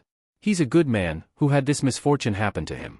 I will find him, I have to, and get him back to normal. Pushing off the wall, Naruto put on his mask as he walked towards the edge. Well, thanks for the talk, Bruce. It was nice. Reaching over, he patted the person he had been talking to. However, said person was not a person at all, or even alive. It was a gargoyle. I question your sanity for talking to a statue for a half hour. Spider-Man shrugged. Well, you wouldn't respond when I tried talking to you, so I improvised. The fox spirit scoffed. Like I would waste my time speaking to a worthless spider like you. And that's why I like Bruce more than you damn furball. Ending the conversation, Spider-Man shot a web line, before swinging off. Meanwhile, as the spider-themed hero continued searching for his mutated friend, down underneath the streets of New York, within the wet concrete confines of the sewer tunnels, two maintenance workers walked through the tunnels on a job. I tell ya, man. You're gonna love your new job. Sure, there'll be times you have to work in crappy places like this, but the pay's really good. The mustached worker told the new guy as he climbed the ladder to fix the broken circuit box as the new guy held the flashlight. And you're gonna love New York even more. It's cool in the summer and warm in the winter. Not to mention it has the best pizza shops you'd find anywhere else. Already a lot better than my last job, I can tell you that. The new guy, a skinnier man, said. I used to work in the television business. After fixing the fuse box, the larger man climbed down. TV, huh? Say, my box has been getting these double images. Think you would mind coming over and dash? No. I was an executive, you see. The skinny man corrected. Oh. And you chose to become a maintenance worker instead? The round man asked, chuckling. Well, I can't tell ya if you made the wrong decision or not, but take it from me, it's not a bad gig. Suddenly, the two heard what looked like the sounds of steps behind them. Turning around, the two saw a figure in the darkness approaching them. What the? Hey buddy, you shouldn't be down here. The man stated, only to gasp along with his coworker as the sound of growling hiss echoed through the sewer, as two crimson eyes pinned them down in a glare. Shaking in terror as the monster came closer towards them. Quaking in fear, the skinny man nervously pointed the flashlight at it, illuminating it, and revealing its appearance, revealing what looked like a large, humanoid lizard creature. Hands shaking, the man accidentally dropped the flashlight, causing it to hit the ground and roll towards the creature, who stepped on it, crushing the tool under its scaly foot. The sound, however, managed to snap the men out of their frozen states, and with terrified shouts, they turned tail and ran, the lizard roaring after them. Running through the tunnels, they managed to find the nearest ladder and quickly climbed up. Pushing the manhole out of the way, the two quickly climbed out beside their parked van. Running to the doors, the skinny man jumped into the driver's seat, as the larger man made his way to open the passenger door. However, before he could get inside, from the sewer tunnel, a green-scaled arm burst out and grabbed the man by the ankle. With a shout, the man tried to break free, clutching onto the door. However, it was no use, as with a tug, the man was pulled back, releasing his hold, and with a shout of his name from his partner, was pulled back down into the sewers below. Oh God! Oh my God! Panicking, sweat covering his forehead, the lone maintenance worker quickly slammed his foot on the gas, and floored it out of there, trying his best to get as far away from the monster as possible. Up in the air above, as he swung, Spider-Man pressed his ear, turning on the comlink to his base. Red, have you found anything that can tell us where the doc is? Sorry, Whiskers, nothing yet. Any info on any giant lizard sightings are from your fight with him last night. Nothing news turned up since. No Facebook posts, no Twitter tweets, and no police reports. MJ reported as she typed on the basement computer of the Parker residence, searching the web for any and all recent news on the mutated scientist, hoping to find anything to help her boyfriend. He must be staying low somewhere. Did you try searching Central Park? Yeah, twice. Seriously, where could a giant reptile be in a large city like New York? Spider-Man muttered as he kept swinging, looking left and right for any strange sightings. Maybe the zoo? MJ shrugged, truly not having a clue on where a large animal could go in a city. Landing on the edge of a roof, Spider-Man rolled his eyes behind his mask. Very funny. But think, lizards are naturally cold-blooded. They would try to find warm places to hide at. And with the temperature getting colder, where would that be? They were currently in September, but the temperature was starting to drop. Cupping his chin, Spider-Man thought. Not that many places. One place I can think of would be Dash, however, he was cut from his thoughts, as the sound of screeching tires reached his ears. Peering over the edge, Spider-Man looked at the cause of the noise, and spotted a crazed car driving wildly at full speed, maneuvering as best it could around other cars. Oh great. MJ, got a drunk driver to handle. Chat with you later. Okay, later Tiger. Turning off the comm, Spider-Man leaped off the side, falling down below, before shooting a web line out, swinging after the car. Swinging down low, nearly touching the road, he arced high, giving himself more speed. Swinging around a corner, Spider-Man got closer towards the vehicle. Leaping far and wide, he landed on top of it. Crawling towards the front, he peeked his head at the driver's seat, seeing the driver was a man wearing an orange maintenance outfit. Hey buddy. You're going 90 on a 35 road. Hit the brakes. However, the man seemed to not have heard him. In fact, he seemed to be in his own world. Those eyes. Need to get away from those eyes. In his vision, he could only see those terrifying crimson eyes glaring at him, the beast growling, always there, waiting for him, trying to capture him. No. He had to get away. Shit. Seeing the numerous cars around, nearly crashing into them, Spider-Man grabbed the wheel, turning it, forcing the van to avoid crashing into another car. However, as they made it to a bridge, fast approaching the side, Spider-Man grabbed the man, and leapt off the van just as it crashed through the railing, before hitting the water, sinking. Back on the bridge, as people began gathering around, some recording what happened with their phones, Spider-Man sat the man down. Alright buddy, how much did you have to drink? Don't you know the dangers of drunk driving? Those eyes, those ghastly eyes. The man babbled on. Yeah. Just take it easy, alright? Spider-Man said, getting up to leave. Those crimson eyes, scaly arms, like a monster gator. The man said, making Spider-Man freeze, his eyes widening behind his mask as he quickly turned to the man. What did you say? He muttered. Sewers, alligator in the sewers, it's real. Turning his head, Spider-Man looked at the nearby manhole. The sewers, of course. The sewers? You sure? MJ asked as she watched Naruto type on his computer, standing behind him. Seems like the best choice. It's nice, warm, and wet. What better place for a mutated lizard creature? He asked rhetorically, not looking away from the monitor as he brought up a line map of the New York sewer system. So you're going to go into the sewers to look for him? MJ asked, unsure on whether that was a good idea or not. Are you sure it's safe?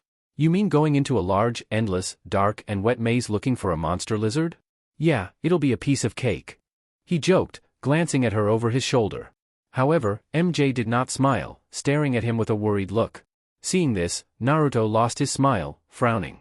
Sighing, he stood up, turning to his beautiful girlfriend. It's the only way, MJ. I need to find Doc and get him cured and back to normal. I know it's dangerous, but there is no other way. I need to find Doc before he hurts anyone. If I can knock him out with my Venom Blast, I can get him to ESU Labs, where hopefully they have a cure made. Not to mention, my new invisibility power and the sewer's darkness should give me an edge. But you haven't even trained on how to use it, right? She argued. It was true, having spent all night looking for Dr. Connors, Naruto hasn't had the time to test out his new power. And how do we even know he'll stay knocked out for long, or that the serum even works? MJ questioned. She didn't want Naruto to get hurt fighting. She didn't even want him fighting his friend. However, by the look in the blonde's eyes, she knew he was determined to save the man. Naruto shrugged. It's not like I'm going to head into the sewers now. I can train a bit on my new invisibility power as I get ready. As for the Doc and the serum, if we can contain him somewhere secure, maybe it'll hold him long enough to get the serum working. As for the cure, I'll head to ESU later today to borrow the serum so I can work on imputing my own part in making sure it works. MJ frowned, recalling what he told her yesterday about using the cleanser on himself to return his blood to normal so they could use it to act as a stabilizer for the mutated lizard DNA. But doing so would mean. Are you really sure you want to get rid of your powers? Naruto frowned, not completely sure himself. It's nearly been a whole year since he got his powers, but in that time, being Spider-Man seemed to, in a way, give his life new meaning. Saving people, be it from burning buildings or simple muggings, it made him feel like a real protector. Sure, having to fight the occasional supervillain like Vulture, Electro, and Doc Ock wasn't fun, but it did give him some thrill. But now, in order to save a man he greatly respected, he might have to get rid of those powers. Either that, or he left things to luck, take a sample of his blood, mix it with the serum, and pray that it worked. Yeah, no matter the consequences, doing things carefully was the better option. Looking up at his worried girlfriend, he gave her a wide grin, making his whisker marks wrinkle and eyes close. If it means helping Doc, then I'd gladly give up being Spider-Man. It's the least I can do for him. For his wife and Billy. It's my responsibility, you know. With his cheesy grin, he gave the redhead a thumbs up. Don't you worry, MJ. This isn't so bad. At least it means I won't have to risk my life fighting crazy people. He joked, chuckling. Mary Jane, however, did not smile, instead frowning as she looked at the closed eyes of her blonde. Naruto, you always were a terrible liar. If this worked, Naruto would be Spider-Man no more. Later, Daily Bugle. Walking through the sliding glass doors, Naruto headed towards the elevators. Seeing one about to close, he glanced around, before discreetly shooting a small web bullet at it, hitting the bottom part, stopping it in its tracks. Smirking, he ran towards the elevator, waving an arm at the confused people inside. Hey! Hold the doors! As he got close, he suddenly tripped in front of the doors. Whoa! Some of the people chuckled, shaking their heads as Naruto sheepishly got up, rubbing the back of his head as he walked into the elevator. Thanks, he muttered, while rolling the web he had grabbed when he accidentally tripped in his pocket. He withheld a smirk as the doors closed. He had been called earlier by Robbie to come to the Bugle for an assignment that might require pictures. With a ding upon reaching the top floor, the doors opened and Naruto stepped out. Looking around at the always busy room, he tried to spot Robbie. Not seeing him, he instead turned his gaze towards Betty, who sat at her desk, talking on the phone. Smiling, he made his way towards her, giving a wave when the slightly older woman spotted him. Smiling back, she responded to the person on the phone end. All right, I'll pass your message along to Mr. Jameson. All right, thank you for calling. Have a good day. Hanging up, she smiled at the blonde. Hey Naruto. Hey Betty. Is Robbie around? Nodding, Betty pointed at the room next to Jameson's. Yeah, he's in his office. Go right in. All right, Thanks. Stepping in front of the editor-in-chief's office, he knocked twice, before hearing a, "Come in." Entering the office, he smiled at the kind black man, who greeted him. "Hey, Naruto. Thanks for coming." Robbie said, stand up and walking towards the blonde, shaking his hand. "No problem, Mr. Robertson. I'm actually curious about this assignment you were talking about. You sounded a bit unsure on the phone." Chuckling, Robbie rubbed the back of his head. "Let's just say, recent tales has me a bit skeptic on the topic of news. Tell me, Naruto. Have you heard of the lizard?" Naruto froze, shoulders tensing slightly. Luckily, Robbie had his back turned to him as he looked for something on his desk. Naruto smiled nervously. The lizard? What, from Geico? The lizard, Parker. Don't you watch the news?" Turning, Naruto saw Jameson entering, just as Robbie turned to him, holding a newspaper towards him. An hour ago, a maintenance worker was transferred to the hospital after taking a wild joy ride, nearly crashing off into the river if Spider-Man hadn't saved him. The two heard Jameson scoff, but ignored him as Naruto read the article. The man's been going on about him and his partner running into, what he said was, a 6-foot-tall reptilian creature. Of course people didn't believe him. However, there's been incoming calls and reports of people hearing noises coming from the sewers. "Nothing but pranks, I say," Jameson states, crossing his arms. However, with freaks like Spider-Man and Electro, or whack jobs like Octavius and Toombs, you can't be too sure. The worker's partner has also gone missing, with police sending a notice. Even if this was a prank, a man's health, not to mention his life, could be in danger. Naruto stared at the photo of the missing maintenance worker, before looking at the two men, brow raised. "So why are you telling me this?" he asked, but had a guess. "'Cause we need pictures, brat," Jameson stated like it was obvious. "I'm having Foswell interview the worker and those who reported the sounds. But facts are nothing without proof." Naruto narrowed his eyes. What sort of proof? He wasn't against entering the sewers, as he was about to do that anyway, but as Spider-Man. But if Jameson wanted to send Naruto Parker? Robbie spoke before Naruto could get the wrong idea. Aside from sounds from the sewers, there have also been reports of noises coming from the harbor storage holds during the night, with guards finding what looked like claw marks. Naruto blinked at him, surprised at the news. Harbor storage holds? Claws? Could it be Doc? Could be the lizard, or pranking teens. Either way, we need pictures. Oh, I'll do more than get pictures, Naruto thought. If this really was Doc, it would help him get some clues on his trail. However, with the media now looking for the lizard, it could be bad if anyone found out it was actually Kurt Connors. He wouldn't put it past Jameson to not immediately announce it. Mad scientist turns himself into murderous monster. It would ruin Doc's reputation. He couldn't let that happen. Are you sure this isn't a prank? Naruto asked, tone in disbelief as he put the newspaper on the desk, shrugging. This could just be an alligator in the sewers prank, Naruto said, hoping to convince them. Unfortunately, J. Jonah Jameson was no quitter. That's why we're going to find out the truth. No matter what, he declared, making Naruto mentally groan. And to make things interesting, whoever finds proof that the lizard is real, gets a $100 prize. Naruto's eye twitched. Either shock from the amount, or disbelief at the contest, he didn't know. Walking out of the building, Naruto sighed, rubbing his temple, feeling a headache forming. Damn Jameson. With the offered reward, he would bet practically everyone in New York will be looking for the lizard. This would not only put people in possible danger, but also increase the chances of Doc Connors' secret getting out. For once, why couldn't things work out for him? Was it too much to ask? Troublesome. Once more letting out a breath, Naruto wondered on where he should head to now. He supposed he could check out the harbor to check the scene Robbie told him about. With any luck, it was a clue to where Connors could have gone before he checked out the sewers, a place he wasn't looking forward to inspecting, if he was honest. Naruto.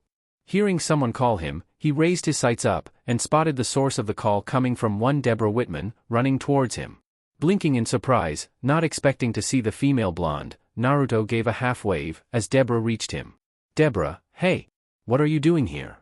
He asked, as the glasses-wearing blonde caught her breath. Able to breath again, with a mental note to start exercising again sometime, Deborah looked at the whisker-marked teen. I should be asking you that. I was going to ask for any possible information on, you know. She muttered at the end, getting a nod. What are you doing here? Did you have the same idea? Sorta, I work for the Bugle as a part-time photographer. I take pictures of anything they need, and get paid for them. Oh, Deborah said, not knowing that. Then again, except for the school dance, she and Naruto never really hung out much outside of working for the Connors. Well, do you know if they have any info of Dr. Connors? She asked, hoping. Sadly, Naruto shook his head. Only rumors. There's mention on strange attacks on the harbor warehouses last night, with guards finding what looked like claw marks. Deborah blinked at that. Really? Do you think it could be Dr. Connors? Naruto shrugged. Maybe. I was on my way to check it out myself. Deborah nodded, before turning around and began walking in a direction. All right, then let's go, she stated, making Naruto stare at her back. Huh? We're going to the harbor to look for clues on where Dr. Connors is, right? So come on. Wait, Deborah, He trailed off, looking after Deborah as she continued walking without pause, making him sigh. So much for him web-swinging over there to lessen time. Wait up, he called, running after her. Approximate. 1 hour later, Brooklyn Navy Yard. After a long bus ride, the two blonde interns finally reached the pier warehouse, coming upon a closed-off police scene, with guards stationed to keep the public from entering. Sorry, no one is allowed into the investigation scene, the posted guard stated, preventing them from entering. Naruto, determined to get into the warehouse, tried to use his occupation at the Bugle. Come on. I'm a Daily Bugle photographer. They sent me over to take pictures. He tried to persuade. However, the man was a statue. You have a press pass? He asked, crossing his arms. Pausing, Naruto blinked, before face-palming. He forgot to get the pass. And his camera. Some photographer he was? No pass, no entry, the guard said. Huffing, Naruto walked away, pulling Deborah with him when she looked ready to argue with the guard. It wasn't his fault, he was just doing his job. Still. Now what? Deborah asked as they stood a bit off. Looking at the scene, Naruto saw police covering the place, many stationed within the area. Looking around, he tried to find any safe spots to enter. He could easily sneak in as Spider-Man if he did it carefully. But as Naruto Parker? Just then, he spotted an area with few guards around, and got an idea. He looked at Deborah. Listen, if you can distract that guard, I should be able to sneak in. Deborah frowned. Why do I have to be the distraction? She practically whined. Resisting the urge to roll his eyes, Naruto reasoned. Because I'm the one working for a newspaper company and know how to take pictures. No to mention, out of the two of us, I am athletic enough to crawl over the barbed wire safely. Unable to argue, Deborah gave a small pout, but nodded either way, before making her way to the guard. Sighing, Naruto shook his head with an eye roll. Was this what it was like to have a sister? Now that was troublesome. Looking around to make sure no one was watching, Naruto moved a bit back to get out of sight. Making sure the coast was clear once more, he closed his eyes. Taking a deep breath, he tried to concentrate. All right, come on. I managed to figure out how to make my hand spark. Surely I can figure out how to make myself become invisible. Just so you know, nothing's happening, and you look like an idiot standing there. Juubi commented, yawning. How did he change the channel? Eyes snapping open, Naruto fought the urge to shout in anger at the fox. Well, thanks for interrupting me. I almost had it. No, you didn't.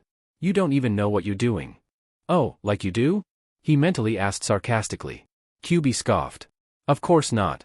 I don't care about how your weird spider powers work. They're not weird. Naruto hissed, brow twitching. Shaking his head, he tried to ignore the fox as tried once more. Closing his eyes and taking a deep breath, Naruto concentrated, trying to remember the exact feelings he had when he first turned invisible. It worked when he was first learning to control his venom blast, so it should do the same with his invisibility. Problem was, he didn't know how it first activated, not even realizing it had activated till lizards stopped attacking him. But he couldn't give up. Come on, come on. Within his mindscape, from his laid form, Juubi blinked when it felt a sudden breeze of wind brush through it, making its fur sway. With idle curiosity, it watched as near-visible, wisps of white wind soared through the boiler room its prison took in form, passing through the numerous webbing around, making them wave, though the spider constructs that have been there since the brat first gained his powers, remained undisturbed. Not only that, but the whole interior's color, previously a sickly, yellowish hue, shifted and brightened, becoming more clearer, as well as gaining a more bluish tone. Grunting in slight annoyance at the brightness, Juubi closed its eyes, huffing. It would never admit it, but Juubi was a bit intrigued at its container's spider abilities, a little, mostly because it was bored, seeing them similar to the bloodlines of the elemental nations, but different in a sense it didn't know what. While nothing that could pose a threat to it, as it merely made its jailer as pathetic as any other insect, Juubi had a feeling there was more to these spider powers than its container knew of. Either way, it made the fox curious enough to continue watching its jailer's unexpected misfortunes. If anything, at least it'll have some entertainment while it was stuck in the seal. Back outside, Naruto continued to try and activate his new power. Slowly, but surely, from his feet upward, he seemingly began to disappear out of thin air. As if being erased, his feet began vanishing, followed by his shins, knees, and thighs, before his whole legs disappeared entirely, with the rest of his body following afterwards. Remaining surprisingly unnoticed by the people around, Naruto's whole body became invisible to the naked eye. Opening one eye, he looked down at himself, the other eye soon opening as well as he smirked triumphantly at seeing he managed to do it. All right. I did it. I'm awesome. He grinned proudly, puffing his invisible chest, ignoring the snort in his head. Looking over at Deborah, he watched in amusement as the glasses-wearing blonde argued with the guard on not letting her through. Shaking his head at her, he focused on his task. All right, let's do this. Sneaking over to the semi-empty spot, Naruto crouched slightly in front of the fence, before leaping up and over it, landing on the other side with silent step. Looking around to make sure no one was around to accidentally bump into, and seeing it clear, he ran into the warehouse, ducking under the barrier post and police tape. Entering building, he stopped and quickly leaped up at the ceiling above, moving out of the way as Police Captain George Stacy exited the warehouse. Pausing when he felt a gust of wind against his face, Captain Stacy narrowed his eyes looking around cautiously. Looking left and right, he then snapped his head upward towards the ceiling, and saw nothing. Staring at the ceiling for a bit, Captain Stacy lowered his gaze, and sighed, shaking his head. This job was making him paranoid. From his spot, clinging to the roof the captain stared at, Naruto watched as the man walked out, letting out a sigh of relief. Looking around and seeing that the coast was clear, Naruto slowly phased into view. Lowering down silently on a web line, he looked outside at the cops going about their business, some leaving which included Captain Stacy. The few cops who remained merely stayed to make sure no one snuck into the scene. Good luck with that. Dropping down silently, Naruto looked around. The place was wrecked. Nearly all the crate boxes were destroyed with claw marks all around, on the floor, the walls, pillars, and boxes. Very sharp gashes, easily cutting through metal. So unless another supervillain with sharp claws appeared, this was the work done by a certain reptilian monster. He sniffed the air, before cringing. The disgusting smell of sewage also helped cement the fact that Lizard had taken to hiding in the sewers. Walking forward, he inspected the scene, taking out his phone to record everything. Not for the bugle, well, maybe a small bit for the bugle, but mostly for himself just in case he missed something his camera picked up when he looked over it. Seeing all the claw marks, he wondered. Was this just a random attack? It certainly looked like it, just being at the wrong place at the wrong time. However, something told him it was more than that. And as he inspected the place more, he could see it. Some crates had less damage than others, or having minor scratches on them, even more evident when he saw that the further he went into the warehouse, the less damaged the crates became. Almost as if he was looking for something. But, does that mean some part of Dr. Connors is still in that lizard body? He thought hopefully. He soon made it to the back of the warehouse, where the last crate was. He frowned when he saw that it was completely obliterated, nothing but wood chips and piles of paper scattered across the ground. Looks like Doc didn't find what he was looking for and got angry. Kneeling down, he picked up a piece of paper and looked it over. He frowned when he saw that it was an Oscorp sheet, though very old if going by the date. Doc did say he never liked Norman or Oscorp. But isn't this a bit much? He muttered to himself as he looked through the papers, trying to see if there was a connection. He froze, however, as he picked up the sound of footsteps heading his way. Dropping the papers, he closed his eyes, before he vanished, turning invisible. He crawled up the wall to the ceiling just as a guard made it to where he previously was, unaware of the spider above him. Naruto smirked as he crawled his way out.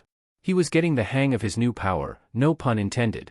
So you haven't found any clues on where Dr. Connors is? Deborah asked as Naruto had met up with her, the two currently walking away from the scene. Naruto shook his head, eyes narrowed in thought. Nothing but wrecked crates. It was no doubt Doc, given the claw marks. No idea why he was there. Maybe he's lost and stumbled on the place by accident? Deborah suggested, crossing her arms in thought. She glanced at him. How did you even manage to get inside the building without being spotted once? She questioned. She would think someone like Naruto would be easy to spot, with his bright, wild yellow hair, not to mention the bright orange on his clothes. Smirking a teasing smirk, Naruto winked at her. I'm a ninja. He told her, getting a deadpan look. Pouting, Deborah scoffed. He heard an amused snort in his head, but ignored it. Bastard Fox would probably just mock him for being immature. Well, screw him. Ninjas were awesome. Anyway, did you and Mrs. Connors finish the serum to cure Doc? Blinking as she snapped back to the topic at hand, Deborah nodded at him. Yes, it's ready. All that's left is to find Dr. Connors and inject him with the formula. With any luck, it should flush the lizard DNA from his system, returning him back to normal. Naruto frowned slightly, having doubts about that, but didn't say anything. Though the question is how to get him to hold still. I'm sure Spider-Man will be able to hold him still, if the lizard shows up, of course. Naruto said, shrugging. Deborah frowned. But what if Spider-Man hurts Dr. Connors? I mean, you saw the video of their fight in the subway, right? Naruto sweat dropped. Saw it? I experienced it. His sides practically vibrated in phantom pains. Yeah, but I'm sure Spider-Man won't hurt Doc more than he needs to. He's a hero, right? He just wants to stop the lizard before it hurts anyone. Can you please stop calling Dr. Connors the lizard? Deborah asked with an annoyed sigh. It makes him sound like a criminal, when he's not. He's just sick, and needs help. Our help. Rubbing the back of his head in apology, Naruto agreed. Doc did need their help. His help. Both as Spider-Man, and as Naruto Parker. Empire State University, Biology Lab. Sitting behind her work desk, Martha Connors tried to concentrate, looking through a microscope at a sample of the gene cleanser, having been going through it over and over for the past several hours, to ensure that all was perfect, and that it would return her husband back to normal. However, the thought of her transformed husband caused her to lean back with a sigh. Rubbing her face, she tried to calm her nerves. Kurt, how could this have happened? First Max Dillon, a great friend of her family, become a lightning-generating madman who went on a rampage. And now her own husband experimented on himself behind her back and became a monster lizard. She groaned into her hands. How did her life become like this? She could only pray that she would be able to get her husband back. Mommy? Raising her head, Martha spotted her son approaching her, rubbing his eyes tiredly. When's Daddy coming home? Giving Billy a tired smile, Martha pulled her son in a comforting embrace. Soon, Billy. I promise, your dad will be back with us soon. She closed her eyes as she hugged Billy tightly. She wondered where Kurt could be at that moment, what he was doing, and if she would get her husband back and put this event behind them. As the two Connors hugged, behind them, a string of webbing grabbed a vial of the gene cleanser, before pulling it up. New York sewer system. Are you sure this is a good idea? What's bad about this? I'm just going down into the dark stinky sewers to find a mutated giant lizard man, alone, with no idea where he could even be. You can stop me anytime, you know. Spider-Man said as he pulled the cover off and crawled into the sewer tunnel. Crawling onto the ceiling, he looked around as his vision changed to a red tint. Never been so glad to have night vision. Then again, never thought I'd find myself having to go into the sewers. Why does it feel like I've hit rock bottom? Calm down, Tiger. Being a hero means having to go to places to help people. Even if it's places you don't want to go. Weren't you the one who was worried I'd get hurt in this hero business and thought I should stop? Well, I know how thick-headed you can be, so I figured I'd just keep on supporting you. Even if it means having to listen to your complaints. Doesn't mean I won't argue if things get too dangerous.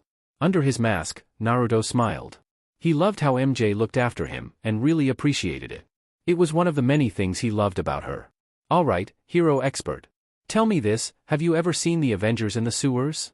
Spider-Man asked, crawling the roof. Seeing a tunnel opening, he entered. Well, what about the Fantastic Four? He asked, jumping onto another wall as he made a turn. I mean, maybe, the Defenders? Turning on his spider signal, he shined the light around at the sewer waters under him. Was that a used diaper floating in it? Gross. The Who? Some new team of heroes I've heard on TV that recently popped up. One of their members is called Devil something. Think they said he punishes people? I don't know. Point is, you don't see the big league heroes in the sewers. Why should that matter? You want to help Dr. Connors, right? Of course. I just hope having to go through the sewers doesn't become a habit. He muttered as he continued on. However, as he placed his fingers in front of him, his grip slipped thanks to the slippery concrete, causing him to slip and fall down into the mucky water below. With a gasp, he shot out of the water, sputtering as he spit water out that passed through his mouth. Ah! Some got in my mouth. Oh God. So nasty. You all right? MJ asked, cringing in disgust as her boyfriend continued spitting. Mental note, have Naruto brush his teeth when he comes back, with mouthwash, and plenty of mints. Mask pulled up to his nose, Naruto continued spitting out a few more times, before getting up. I hate The sewers. He grumbled, looking at his now wet and dirty suit. This better not stain. Pulling his mask back down, he looked around. Truth be told, he had absolutely no idea where he was going. He kept his ears strained for any sound of the lizard, but so far, except for the sound of dripping water and flushing drains, everything was silent. Jumping onto the wall, he continued crawling onward. No way would he walk the dirty water. Who knew what was in it? By the way, what do you plan to do about Jameson's challenge on getting pictures of the lizard? Pausing at another opening, he responded as he entered. Obviously I can't have anyone know the lizard is real, or that it's Dr. Connors. What will you do then? MJ asked, curious on what her boyfriend will do. Naruto hummed as he kept crawling, occasionally glancing around for any sign of a 6-foot-tall lizard sneaking up on him. The only thing I can think of besides waiting till this whole alligator in the sewers fiasco passes, is to fake the lizard's existence. Fake it? How? Under his mask, Naruto smirked. Let's just say Halloween will be coming earlier than expected. On an unrelated note, how do you feel about being dressed in a giant lizard costume? He asked, making MJ narrow her eyes. He better not be thinking what she thought he was thinking. She liked cosplay, but she didn't do animals. Unless they were sexy costumes. Exclamation point. Head snapping up when he heard a noise nearby, he crawled faster. Exiting into a large pit, he looked around for the source of the sound. There. Leaping up, he dived down into the pit, traveling down into the darkness, before shooting a web line, grabbing hold of the side wall. Swinging, he crashed feet first into a small vent, going through. Arms crossed, he slid down a long tube, sliding down fast. Soon he came out the end, and with a quick whip upwards, he clung to the ceiling. Looking around for the source of the noise, his eyes soon picked up the sound of splashing and heaving breathing, as well as the sound of low growls. With narrowed eyes, he shot off in the direction. Meanwhile, deep in the sewer, the sound of splashing echoed through the enclosed tunnels as boots slammed into the water. With wide eyes full of terror, the missing maintenance worker continued to run as fast as he could, as hard as he could, all while hearing the sound of splashing and growls behind him. The lizard monster had kept him captive for a while now, likely for dinner. He only managed to escape due to a moment of distraction, but was now in a game of cat and mouse, where losing literally meant being eaten. Someone help me. He desperately called out, hoping, begging someone heard his voice and rescued him from this endless chase. He passed by ladders leading to the surface, but was forced to ignore them. Any attempt to even reach for the metal bars lead to the lizard jumping at him, claws or teeth out to tear flesh. As such, all he could do was run, and continue running, hoping his legs didn't give out on him. Get down. Now. He blinked at the sudden voice, but didn't question it as his body, already tired from constant running, acted by instincts as he dropped to his hands and knees as something flew over his head.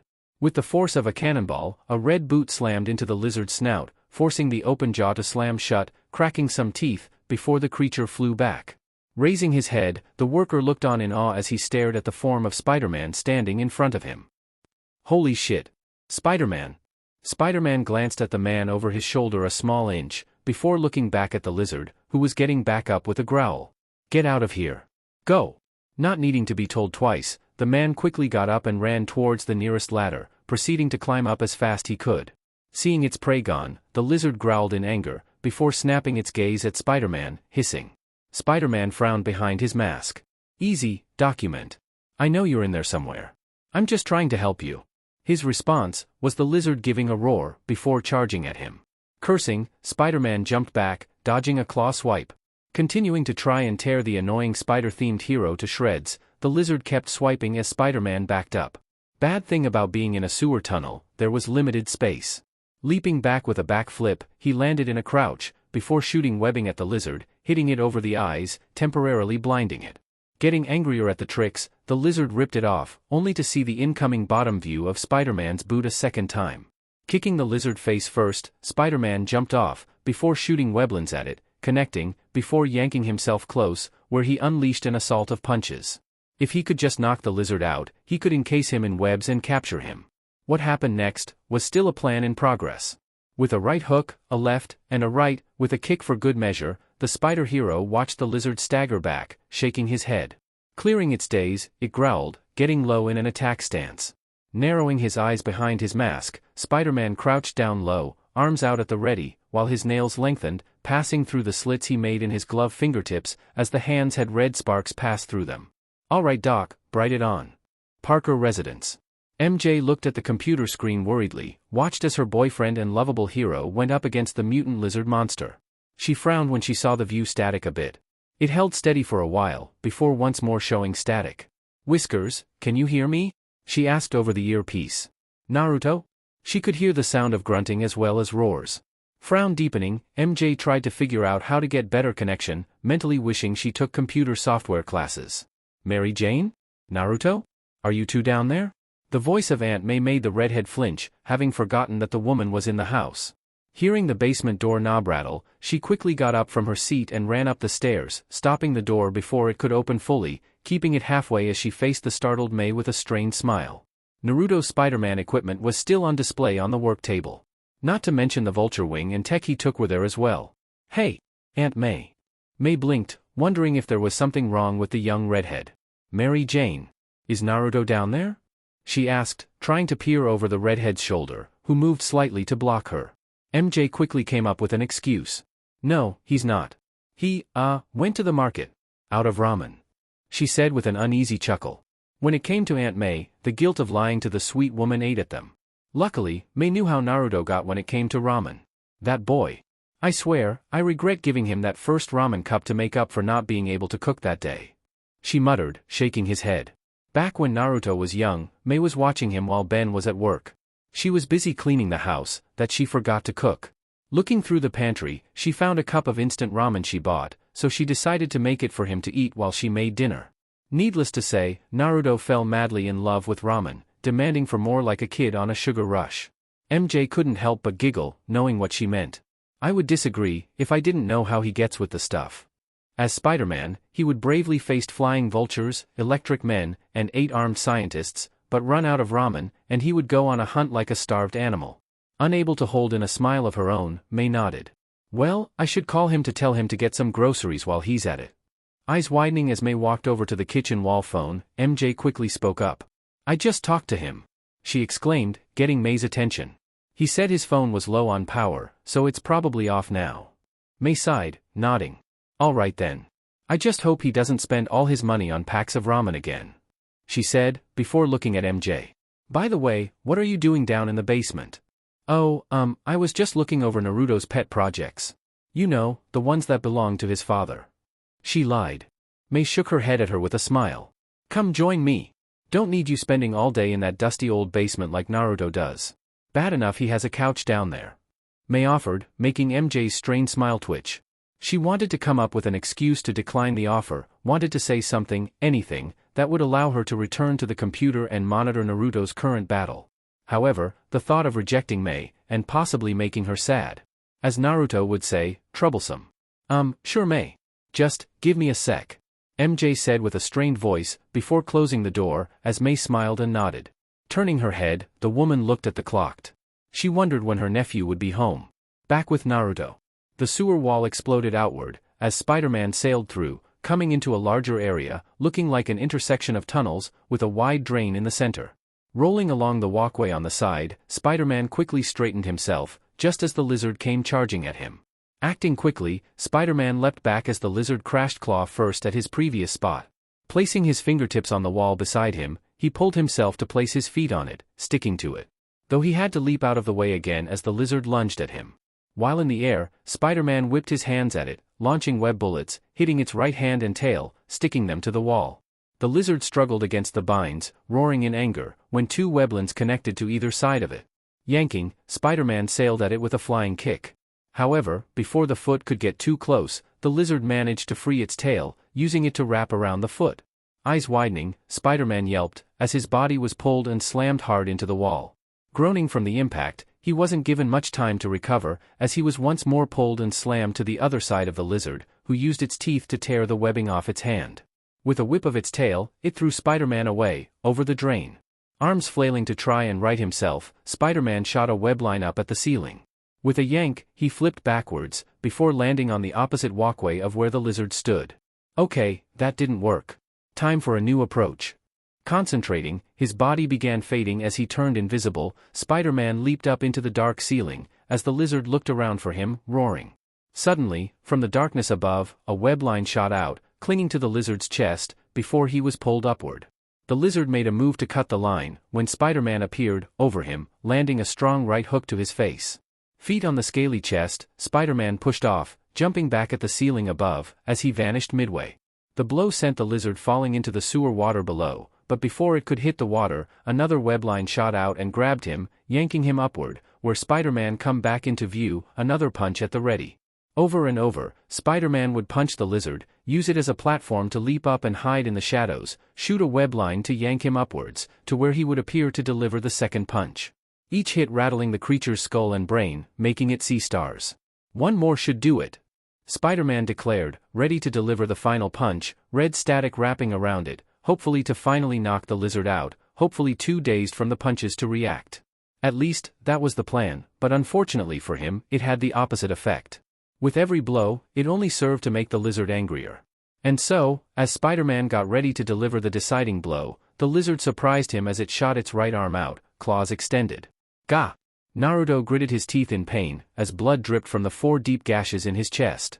Distracted from the burning pain, he was unable to react as the large hand grabbed him by the face, before the lizard took him with it into the drain below them.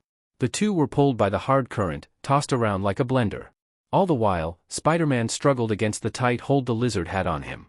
As the drain began to pull the two into it, Spider-Man places his hand on the floor, clinging to it.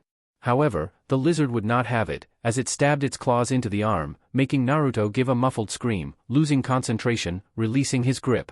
The two continued to struggle as they pulled into the drain and down the wide tube, the lizard tightening its grasp on Spider-Man's head, while the arachnid hero tried to break free.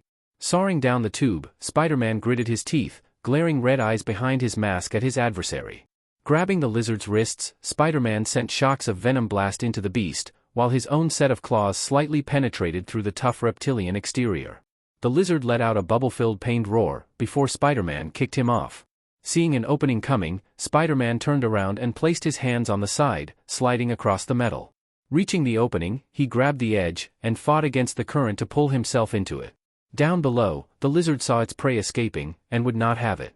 Long sharp claws cutting into the metal, it began climbing up after the spider. Following the current down the smaller tunnel, Spider-Man soon saw the surface and swam faster towards it. Breaking through, he gasped for air. Panting, he looked around at where he was. Looks like I'm deeper in the sewer system. He didn't know where he was, he could be anywhere under New York.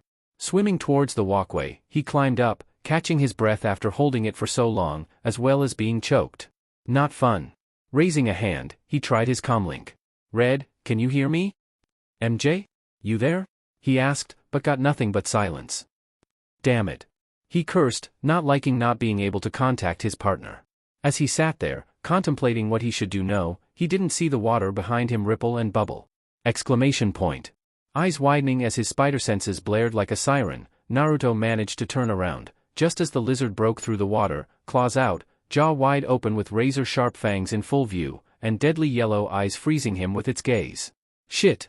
Was all Spider-Man could say, before the lizard tackled him, slamming him into the wall behind him. Groaning as he found a hand against his windpipe. If this kept happening, he'll need to put a metal cover over his neck for protection.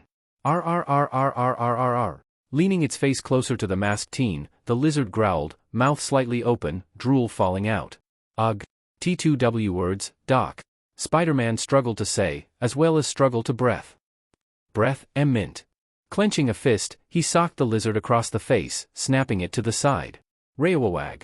Roaring at his face, the lizard lifted Spider-Man up, before slamming him into the floor, cracking the pavement a bit from the force of the impact. Definitely, feeling that, tomorrow. Spider-Man groaned. Growling, the lizard raised its head, opening its mouth wide open.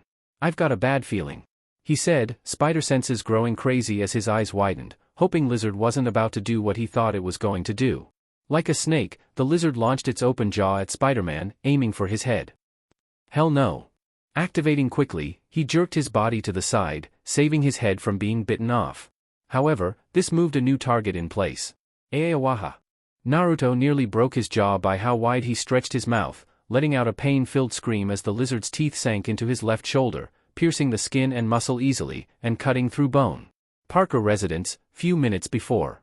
MJ smiled at May as she sat beside her on the living room couch, hiding the worry she felt for Naruto, being unable to see how he was doing.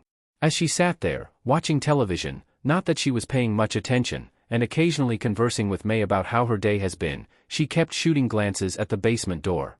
"So, Mary Jane." The voice of May knocked MJ out of her thoughts, as she turned to the woman, who smiled at her. "How is you and Naruto's new relationship going?" Smiling a true smile at the question. "It's going good.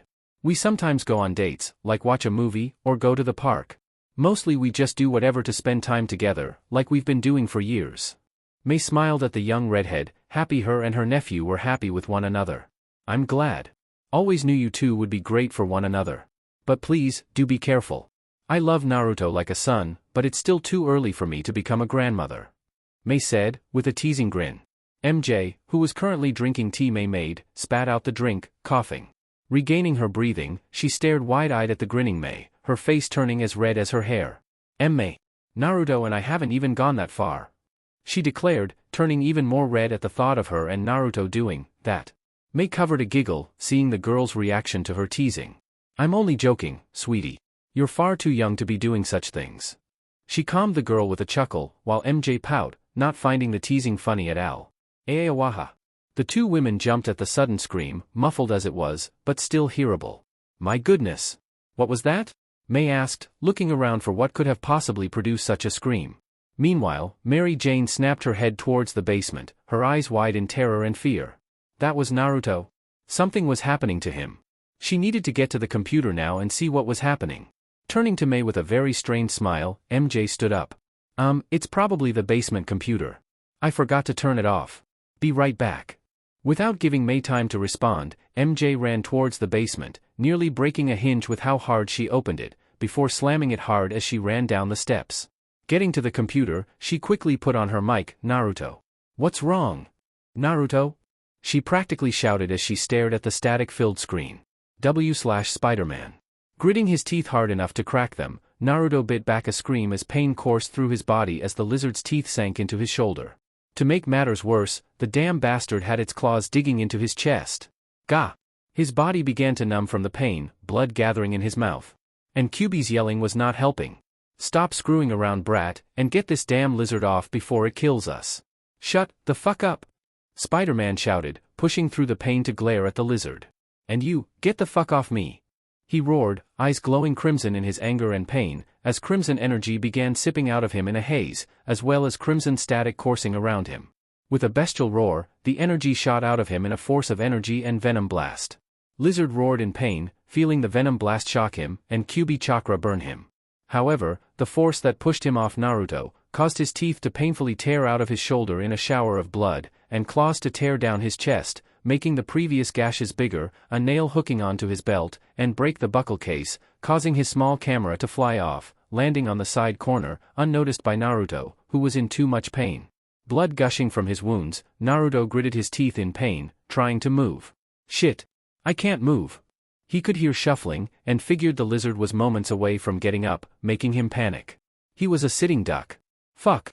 If I don't move, I'm lizard food." He heard a growl, this time coming from his head. "Once more, I have to save your pathetic life. What kind of hero are you?"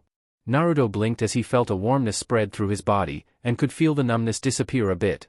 Not entirely, but he could at least move, if a bit sluggish. Pushing questions off till later, he grunted as he rolled himself over, hissing in pain at his front wounds being in contact with the cold floor. Gritting his teeth, he moved his hands to his sides, struggling to push himself up. Looking behind him at the struggling lizard, Naruto frowned. He knew he couldn't keep fighting the lizard in his current state, and doubted he had enough energy to paralyze him with another venom blast. That last blast sure drained him. He had no choice but to escape. Channeling whatever energy he had left, he, painfully, moved himself to his knees, his numb legs feeling like cement bricks. However, through determination and mental ranting, he stood to his feet, biting his teeth from the painful pulses coursing through his body. Panting in exhaustion, he looked at the water and slowly dragged his feet towards it. However, at that moment, the lizard got up, and seeing its prey attempting to escape, roared. Cursing as the lizard began charging at him, Spider-Man shot an impact web bullet, hitting it on the legs, wrapping them together in webbing, causing it to trip and fall over. With the opportunity given, Spider-Man's body slowly turned invisible, slow from the low energy, as he leaped into the water with a splash.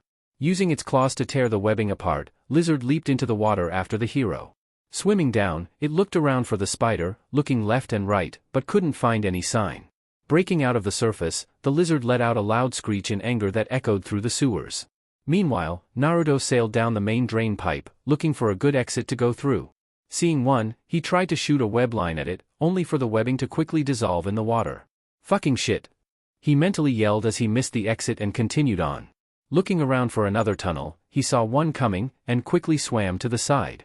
Holding his hands out, praying he made it in time, he looked like he was about to miss it, when at the last second, his fingers grabbed the edge of the tunnel rim, and clung to it. Grunting, he pulled himself into the tunnel, allowing the suction current to pull him in and down the tube. After several seconds of twists and turns, making Naruto wonder when there would be an end, he finally came to it, as he, none too gracefully, shot out of the tube, hitting the ground with a loud grunt. Lying on the ground, Spider-Man groaned as he rolled himself over on his back. Reaching up, he tore the mask off his head, revealing his wet, from the sewer water and sweat, face. Panting, he weakly opened his eyes to stare up at the ceiling, blood continuing to seep from his wounds. That sucked. Back with the lizard. Growling in anger at losing its prey, the lizard climbed back onto the walkway. Standing up on its hind legs, it looked around in confusion. Even with its primal mind, it knew it was somewhere he's never been to before, and needed to find a way back to familiar environment. It began to take steps to walk towards the nearby tunnel, its tail swinging around behind it, when it both heard a noise, and felt its tail make contact with something. Turning around, it spotted something in the corner. Filled with curiosity, it approached the object, and picked it up with its large hands. Tilting its head to the side as it looked at the familiar-looking object, it turned it to the sides and looked all over. Accidentally activating it, taking an accidental selfie with a flash, it shook its head in temporary blindness, roaring in anger. It made to crush the annoying tool, but stopped when it spotted a piece of tape on the bottom side. Seeing writing on it, it stared at it, a nagging feeling in its head. PRRRRRR, KRRRRRR. It flickered its tongue out idly as it stared at the name, the feeling getting stronger. Parr. The words, they made up, a name, a familiar name. And with it, a face, one unrecognizable as a blur. KRRRR. The face slowly began to clear, the name becoming more recognizable by the second. Parr. Care. A name. A face. And with it came anger. Parakirkir. Chapter 12, Alligator in the Sewers Final, Battle of Nature. Well, this was a fun night. With a limp in his step, a foot dragged behind him, arm hanging limp with the other holding his side, and a groan escaping his lips every few seconds, Naruto Parker slowly and carefully made his way home, using the shadows, alleys, and sometimes rooftops, to do so. He was still wearing his Spidey suit, not having his regular clothes with him, so he prayed that he didn't run into anyone as he headed home. He couldn't go to his base as it was too far away, and his pain made it difficult to web swing. His hissed as pain once more coursed through his body with every step. The biggest pain coming from the bite marks on his shoulder where the lizard sank its teeth into his flesh. And to make things worse, Juubi won't stop scolding him like a freaking mother to her child. It was your own foolishness and arrogance that lead you to your current state. You only have yourself to blame for your injuries. Think of this as punishment for not planning your actions out and recklessly sprinting into danger. Let your wounds teach you a lesson in recklessly risking your life, especially since my own existence is linked to yours. Bastard Fox. He already felt bad for not being able to help Dr. Connors, he didn't need its damn words echoing in his head. Gah! Gritting his teeth as he fell to a knee from another spike of pain, Naruto panted. God, feels like I got into a fight with the Hulk and Wolverine. Even when he broke his leg in football tryouts in middle school, it didn't hurt this bad. Or when he fought Doc Ock. This was karma, wasn't it? Or some sick joke. Either way, it wasn't funny. Looking up at the night sky, he cursed. No doubt it was late. Very late. Aunt May must be worried sick, wondering where he was. Not to mention how worried Mary Jane must be. Speaking of which, looks like he was a few houses away from his own. Looking down at his dirty suit, he knew he had to change somehow. And he couldn't wall crawl to his room, he was too exhausted to concentrate his stick-em powers and keep a firm grip. Meaning he had to take the door. Yeah, no problem there. Note the sarcasm.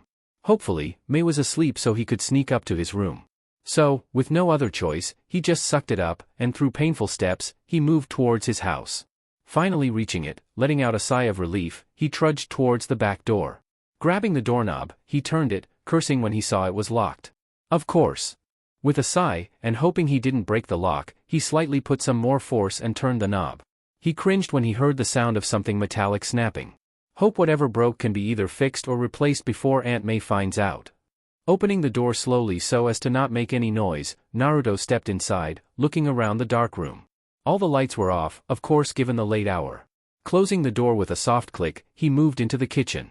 Hopefully, he could find some bandages. Opening drawers and cabinets, he looked through them but had no such luck. Cursing at being unable to find anything for his wounds, he resolved to check the upstairs bathroom. Hissing as he grabbed his shoulder wound, regretting it when more pain surged from it, he moved towards the living room, rubbing his shoulder, grumbling about damn lizards having sharp teeth, and know-it-all foxes. That's when he froze, eyes widening, once he set foot into the living room. There, laying on the couch, fast asleep, was his lovable Aunt May. Her features were peaceful and relaxed, but the knowledge that she was sleeping there, and not in her bed, put a painful grip on his heart. She no doubt stayed up waiting for him once it became obvious he was after curfew. Whether she was staying up to fuss over him and worry, or scold him he didn't know, but he'll bravely take the latter. He deserved it for making his aunt/mother figure worry. With a deep frown, he moved to stand beside his aunt, looking down at her apologetic. Sorry, Aunt May. Didn't mean to worry you. Bending down, he picked her up, hissing from both his weakened strength making it holding her hard, as well as pain spikes. However, he fought through it and slowly moved towards the stairs, climbing up at a forced snail pace, careful not to wake his aunt up, or accidentally drop her. By the time he reached the top, he was panting heavily, feeling so tired he could just fall. God, was he tired. He desperately needed sleep. Screw school. He was sleeping the day away. But first, he had to get May to the comforts of her bed. So, with painful steps, each making his shoulder and chest gashes pulse and bleed, he walked towards May's room. And after a very annoying process, managed to open the closed door. Placing May on her bed, and covering her up, he smiled at the woman. Sorry again for worrying you, May. Promise not to do it again.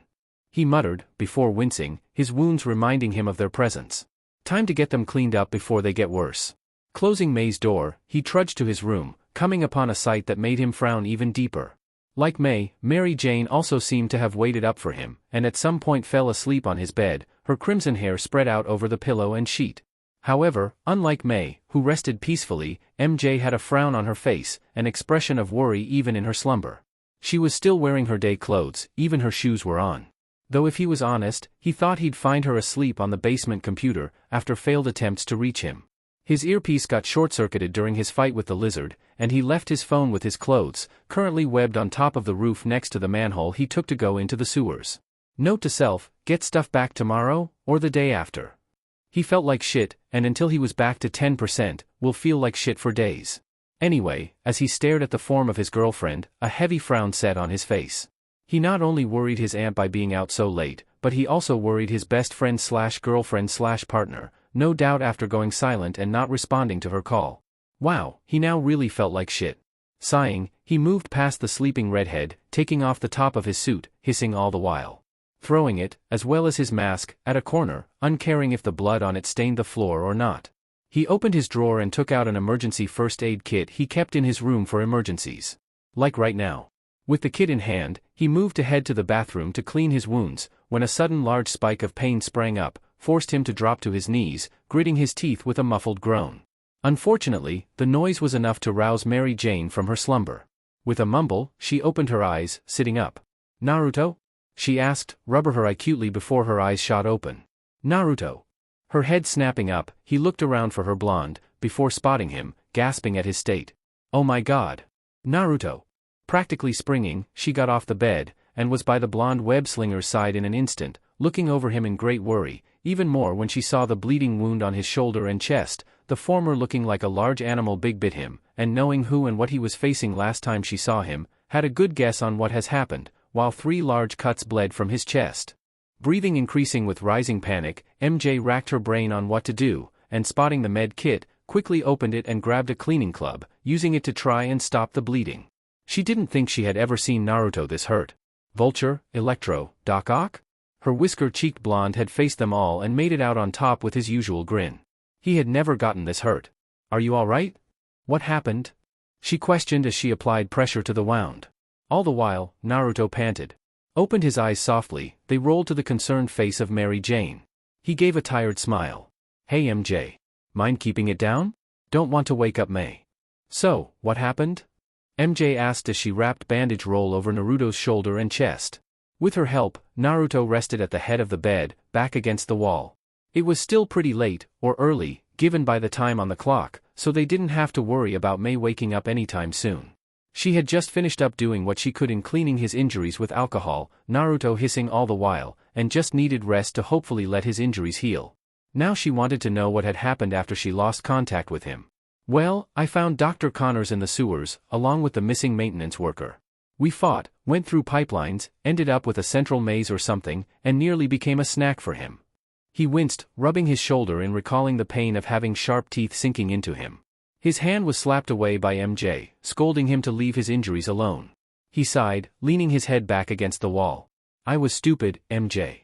He said, getting a raised brow. I underestimated Doc, or the lizard to be exact. It was faster and stronger than I thought, even when I encountered it at the subway. The limited room didn't help either. MJ frowned. Then what are you going to do? Naruto let out a breath, looking at her. Well, I'm definitely not going to give up, that's for sure. I just need to come up with a plan. If I can just trap Lizard, I have a chance to turn him back to normal. She looked at him like he was insane. You want to trap a monster that nearly killed you? No, worse, you want to fight it again. After nearly escaping death. Naruto shook his head. I have to, MJ. Right now, I'm the only one who can save Document. No one knows where the Avengers are, or even when they'll be back. And it's not like I have other superheroes' phone numbers.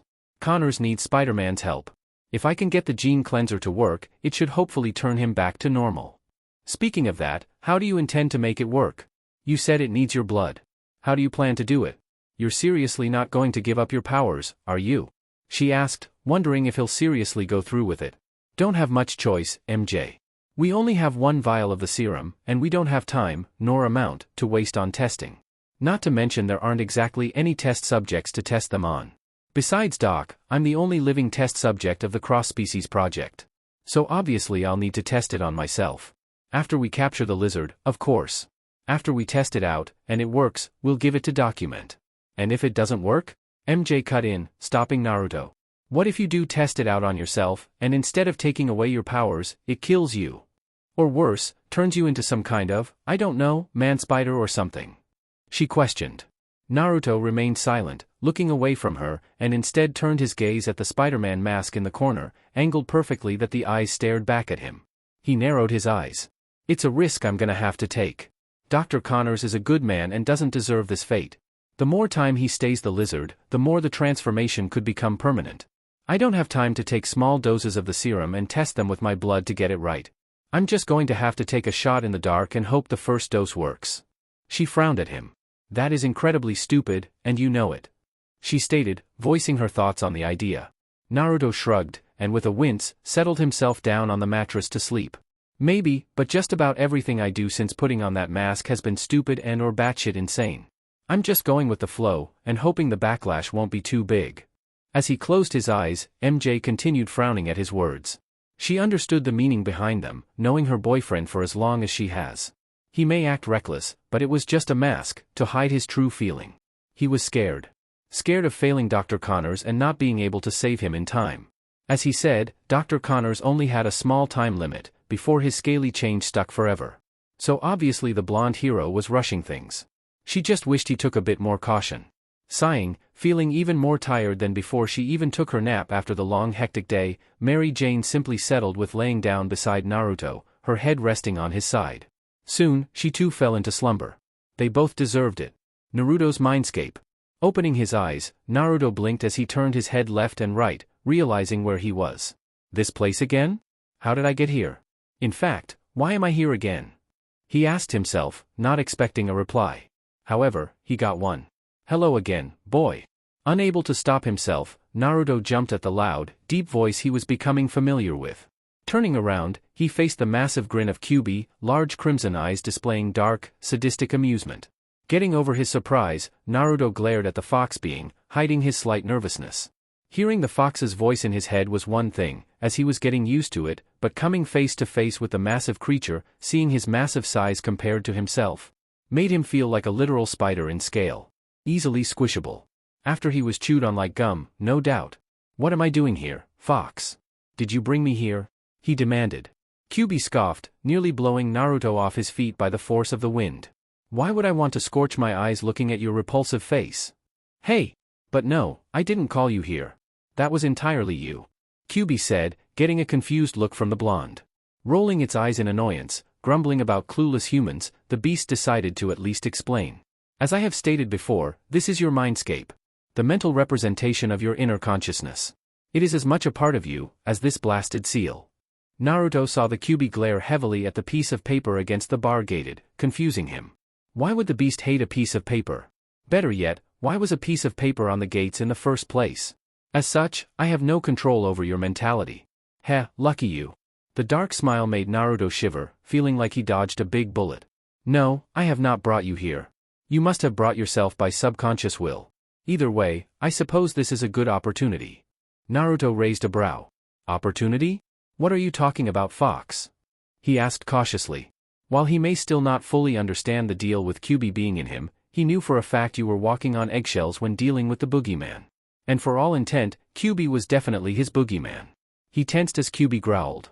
What I mean, Brad, is that we need to talk. Naruto was still cautious of the beast. However, his spider sense wasn't alerting him of danger, so he supposed he could humor the fox. Alright, I guess. What did you want to talk about? Seeing his tension, Juubi scoffed, laying its head on its hand paws. Let's start with your idiotic encounter with that reptile turned human. What did you call it? The lizard?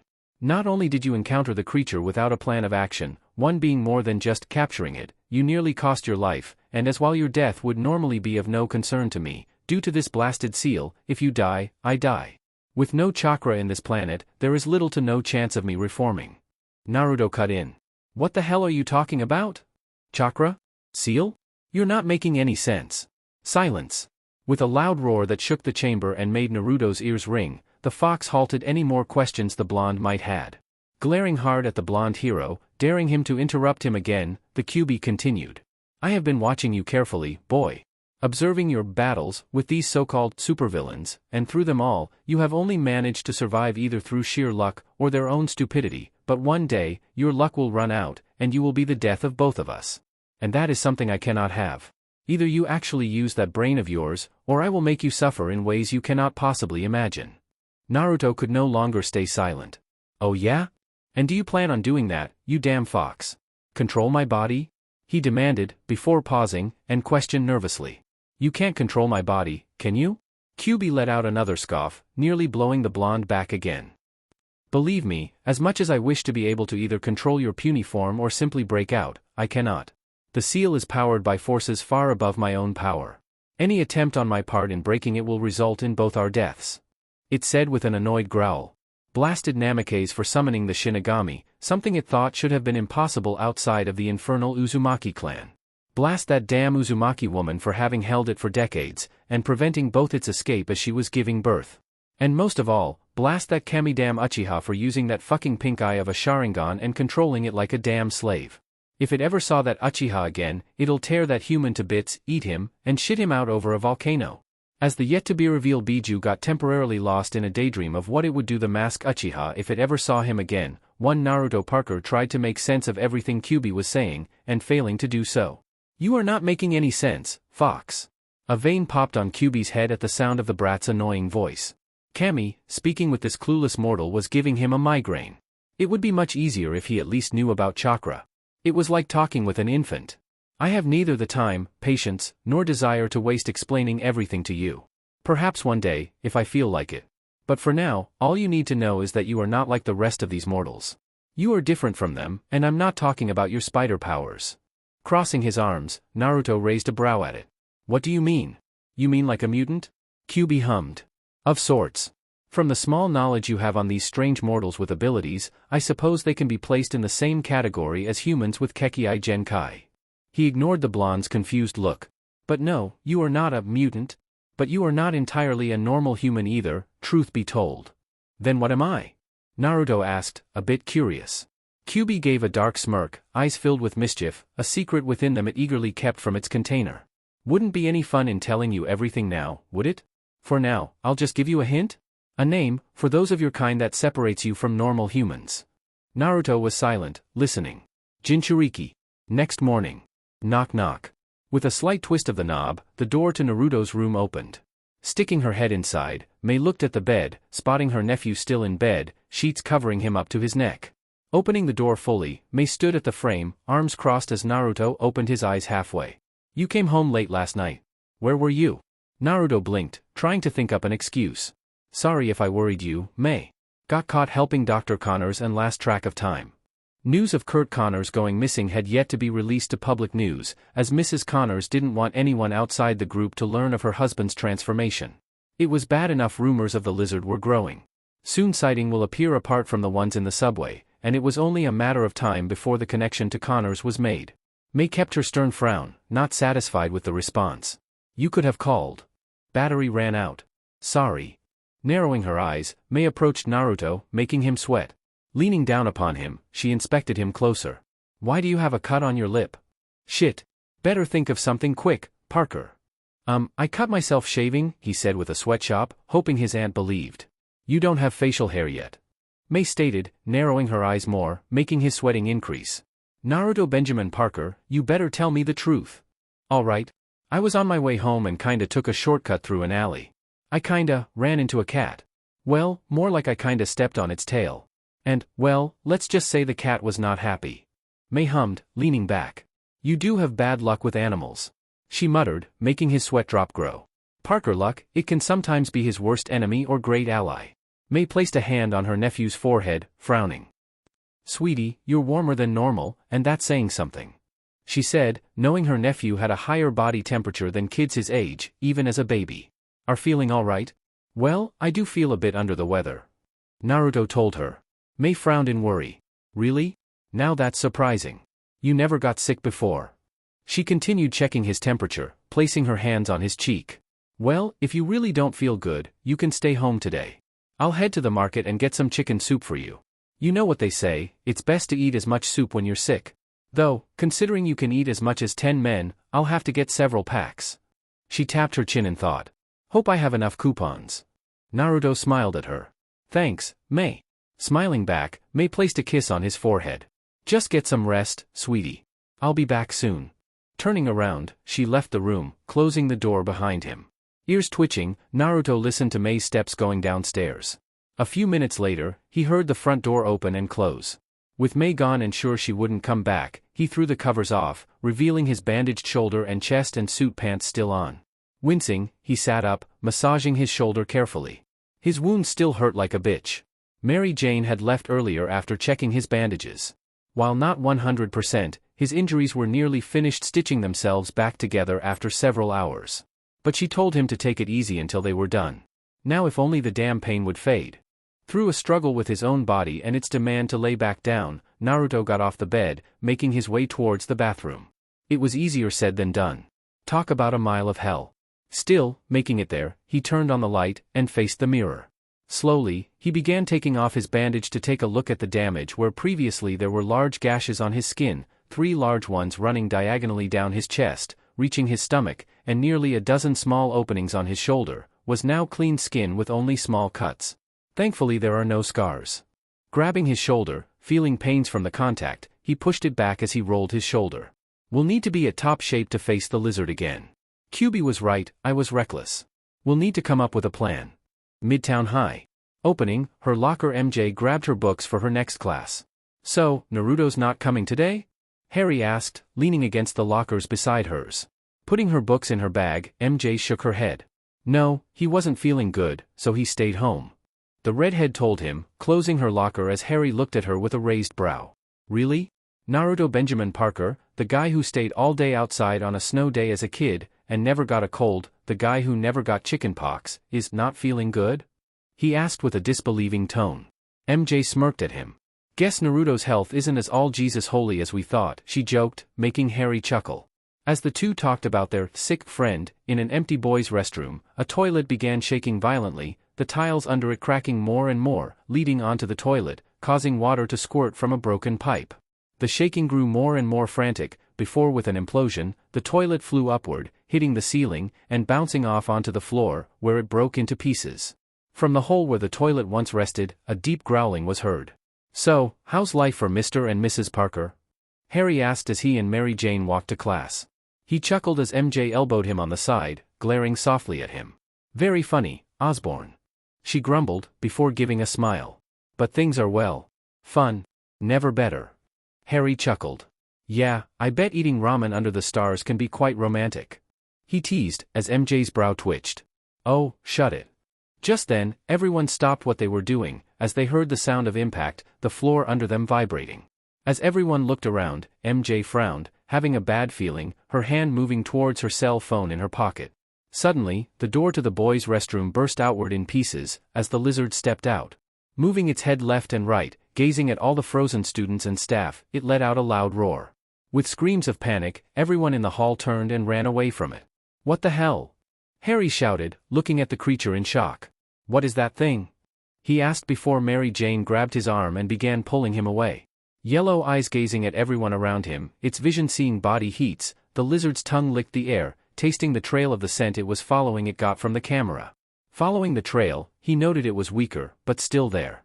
The trail led towards a young girl with red hair.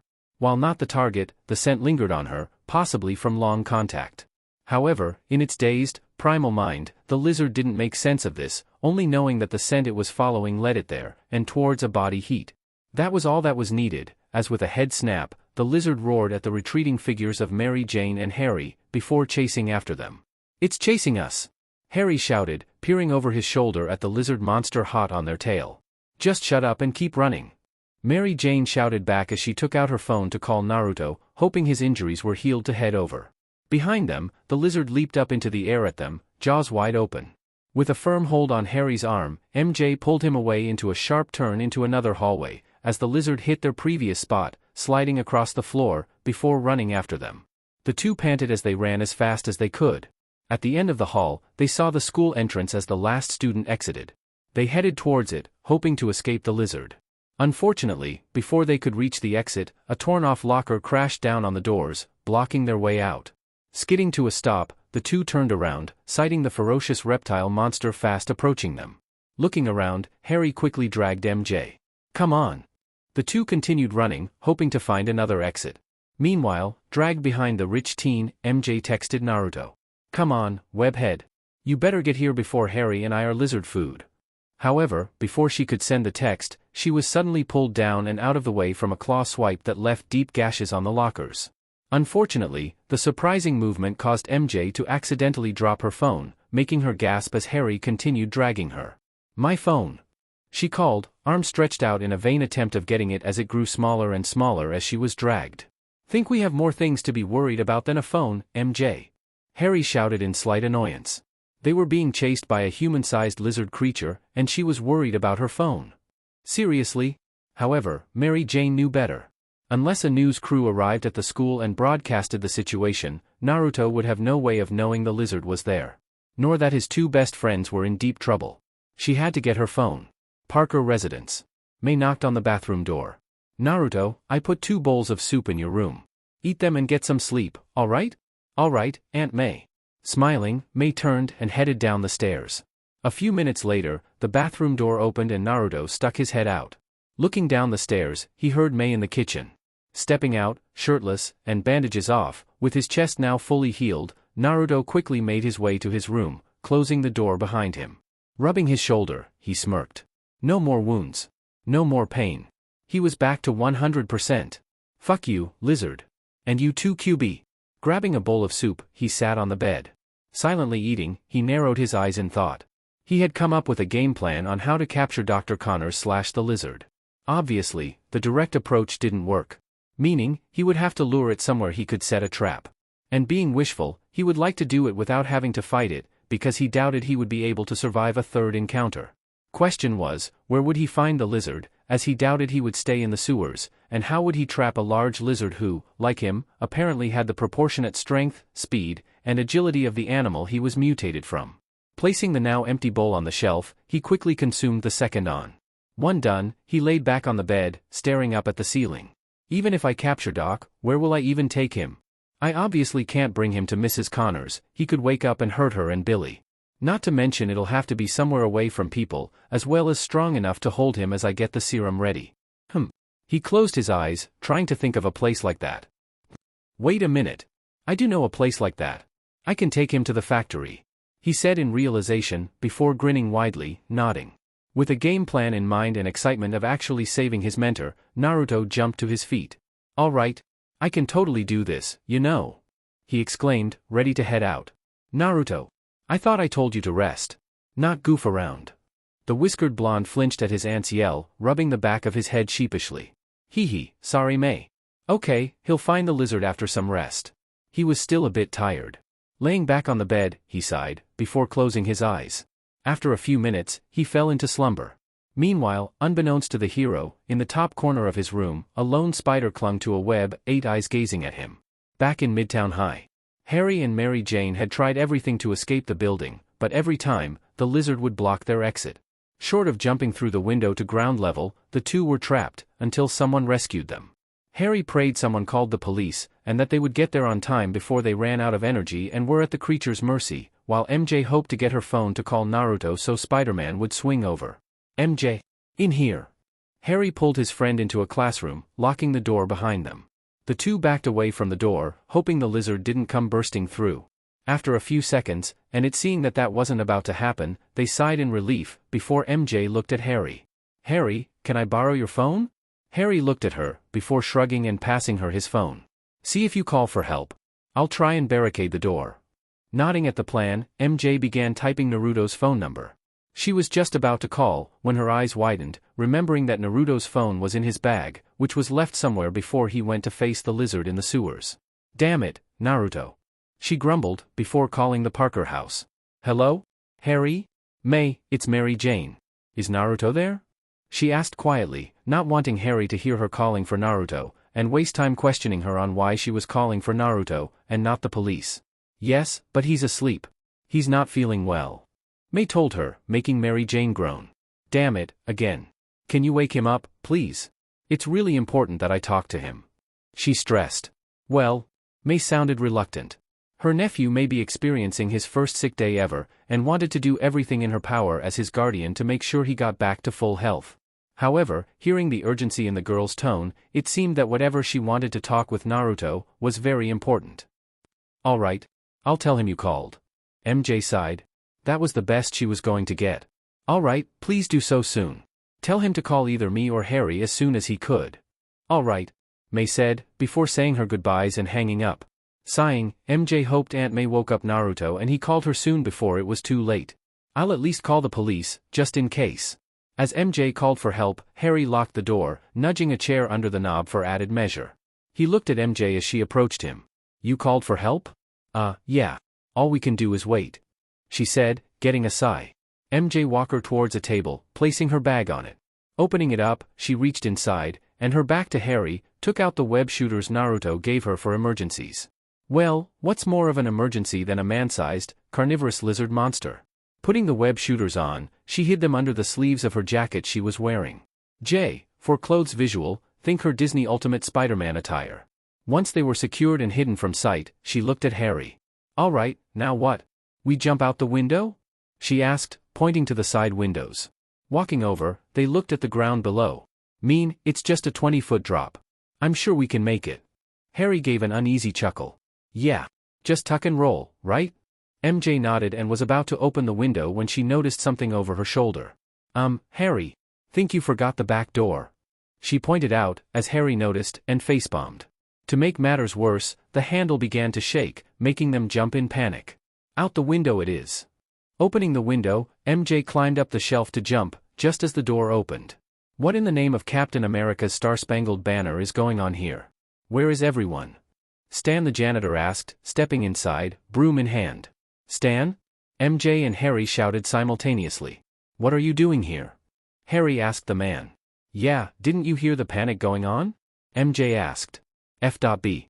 Stan with his eyes closed, hummed and danced to music playing on his headphones as he moped, not taking notice of the running students around him, nor the lizard as it passed him. And F.B. Stan rubbed the back of his head in confusion. Panic? Why, did the science room have another accident? Oh man? Do I have to clean up another big mess again? MJ opened her mouth to say something, but before she could, a large scaly tail wrapped around her waist. With a scream, she was pulled outside the window, as the lizard hanged above it. With a hiss, it climbed up, as Harry ran to the window. Mary Jane. Meanwhile, on the windowsill, a small spider watched the event pass. Mary Jane. Aha. HSSSSS. Great Excelsior. Blue eyes shooting open, Naruto shot up. What the hell was that? He muttered, rubbing his forehead. Shaking his head, he sat on the bedside, before grabbing the remote and turning on the TV. Maybe some television would help. We are standing in front of Midtown High School, where earlier today, students and staff were reported to have evacuated the area after seeing a, quote, lizard monster. We still haven't gotten word on whether or not this is the same creature known as the lizard from the rumors. Police are said to arrive soon, and have announced for the area to be closed from the public. Naruto blinked at the news. Knock knock. Naruto, are you up? Mary Jane called. It sounded May began, opening the door, only to blink when she saw the empty room. Let me go. MJ struggled to get out of the lizard's hold as it climbed up to the school roof. Oof. She sounded as she was suddenly dropped. Getting up, she glared at it. Buddy, I don't care if Naruto considers you a friend, or if you're a respected scientist. When my boyfriend gets here, he's going to kick your ass. PRRRRKRRRR. Mary Jane jumped, startled. She looked at the lizard in surprise. What did you say? The lizard growled, stepping closer to her, making her step back. Stay back, lizard breath. Don't think Naruto's the only web shooter in the relationship. She stated, before whipping her wrist, launching a web bullet, hitting it in the face. As it roared in anger, clawing at the webbing to tear it off, MJ took the opportunity to run towards the roof entrance, opening the door and run down the stairs. Taking off the webbing, the lizard hissed in anger, before chasing after the girl. Crap, crap, crap. MJ chanted as she stepped quickly down the steps. Hearing a roar above her, she barged through the floor door, taking down the hall. She could hear the heavy steps of the lizard behind her and knew she had to do something to slow it down. Guess it's time to take a trick out of Naruto's book. Spinning around on her heel, lifting her arm, and aiming, she pressed the trigger and launched a web line, grabbing onto a set of lockers in front of her. Grabbing the line, and gritting her teeth, she pulled as hard as she could. It was easier said than done as she didn't have her boyfriend's super strength, but not giving up, she continued pulling. Come on. Come on. Soon, her efforts paid off, and just as the lizard passed it, the lockers tipped over, and crashed down on it, burning it under. All right. She cheered at trapping her first baddie. However, her celebration died out when the lockers began to shake her. Oh, son of a... As the lizard pulled the lockers off it, MJ turned tail. Along the way, she grabbed a fire extinguisher. Pushing the lockers off it, the reptilian beast followed after her. Making it to the bridge connecting to the other building, MJ turned and sprayed the lizard with the extinguisher when it got close enough. It hissed in annoyance, staggering back. Back you! Back! Getting out of the firing range, the lizard growled at her. PRRRRKRRRR. MJ glared at it. I'm not going to let you hurt Naruto. She stated, spraying at it again. Jumping back, the lizard sprang up, clinging to the ceiling, MJ keeping her aim at it. However, distracted, she didn't see its tail, before it swatted the extinguisher out of her hands. Crap! She cursed, before stepping back as the lizard dropped down in front of her. Backing up in fear as it stood on its legs over her, she tripped back, looking at it fear. Naruto! She called for help. Lucky for her, help come, as from the glass beside them, Spider-Man crashed through, slamming a foot on the lizard's head, sending it back. Landing in front of her, Spider-Man looked at the redhead. MJ, you okay? He asked, helping her up. Sighing in relief, MJ hugged him, as he hugged her back. It's okay. You're safe. The two let the other go, and Spider-Man turned to the lizard as it got up, hissing at him. Naruto, be careful. It was looking for you. Naruto you. Parker. Hiding his surprise, Spider-Man narrowed his eyes at it. MJ, get to safety. Nodding, the redhead turned and ran off. The lizard ignored her, focusing entirely on the spider hero. All right Doc, you said my name, and came searching for me. So that's a good sign that you're still in there somewhere. Can you hear me? Doc? His answer was a roar and a leap. Shifting to offense, Spider-Man ducked under the lizard, shooting a web line under its jaw. Pulling, he slammed the creature hard on the ground, possibly breaking a few teeth. Just need to knock him out. Venom blast, and if that doesn't work, hit him hard till he's down. Moving fast, he got over it, arms stretched out, fingers sparking. Ready to sting the beast, he was stopped, as the quickly becoming annoying tail wrapped around his neck, before flinging him away. Really should have seen that coming. He thought, sliding across the floor. HSS. Eyes widening, seeing a wide set of teeth fast approaching his face, Spider-Man backflipped out of the way. Lizard quickly adjusting itself, it followed Spider-Man, swiping its sharp claws left and right, while the hero dodged. Claws tore through lockers and walls. Flipping back, Spidey shot 2 web lines, trapping Lizard's claws. Pulling himself forward, he slammed his feet on the lizard, sending it on its back. "Sorry about this, Doc," he said, before delivering a hard punch to its face, before giving another. "Sorry." Spider sense flaring, Spider-Man leaped up and over the tail swipe. Not this time. While in the air, he grabbed the tail, and landing, pulled it over his shoulder, picking the lizard up, before slamming it down hard on the opposite side. Growing angry at the pest, the lizard got up for another claw swipe, to which Spider-Man grabbed, and using his full strength, tossed it against the lockers. He then webbed a claw to the metal. "Time for you to calm down, Doc, and take your medicine." He moved to knock it out when with a show of strength, the lizard pulled its arm free. Now, that would be a problem itself, except the hand was still trapped in webbing. So instead, a sharp piece of metal was torn off the lock, in a makeshift blade. Shoulders dropping, Spider-Man deadpanned. "Why can't things ever be easy?" he asked as the lizard attacked. Dodging the sharp blade, he ran in and slid in between its legs.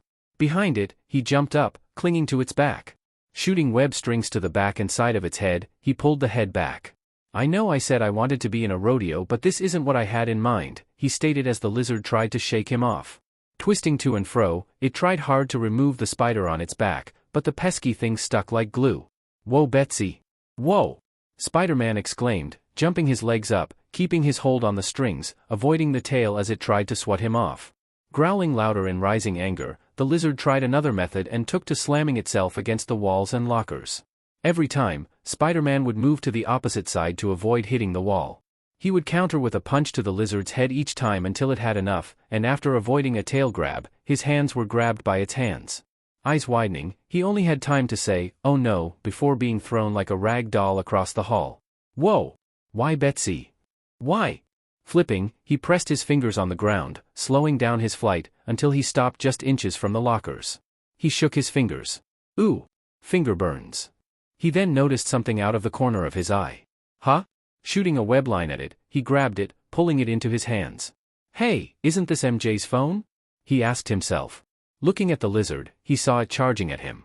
So, putting the phone in his utility belt, he got ready. Harry ran through the halls, Stan behind him, as the brunette looked around for his friend. "Mary Jane. MJ. Where are you?" Panting, Stan slowed down to a stop, hunching over with his hands on his knees. Now hold up a sec, young man, let's rest for a bit." Stopping, Harry looked back at him. "I can't stop.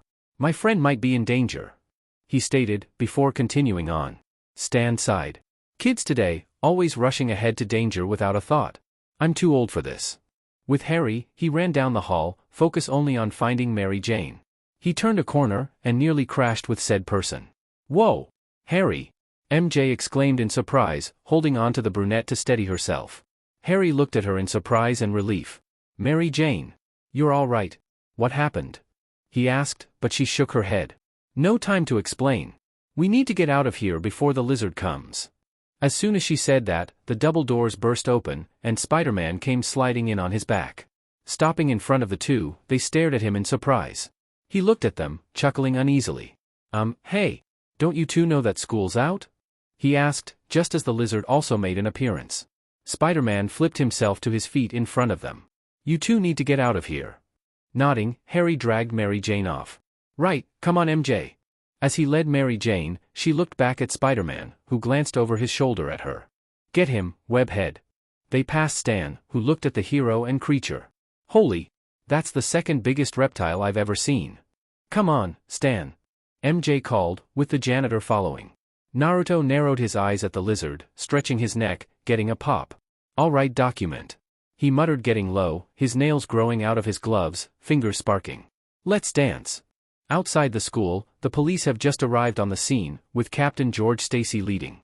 When they got calls of a lizard monster, most put it off as a prank, but the number of calls led Stacy to not lead anything to chance, especially in New York. "All right. I want the whole block sealed off and guarded. No one gets in, no one gets out," Captain Stacy ordered. He looked at the school with narrowed eyes.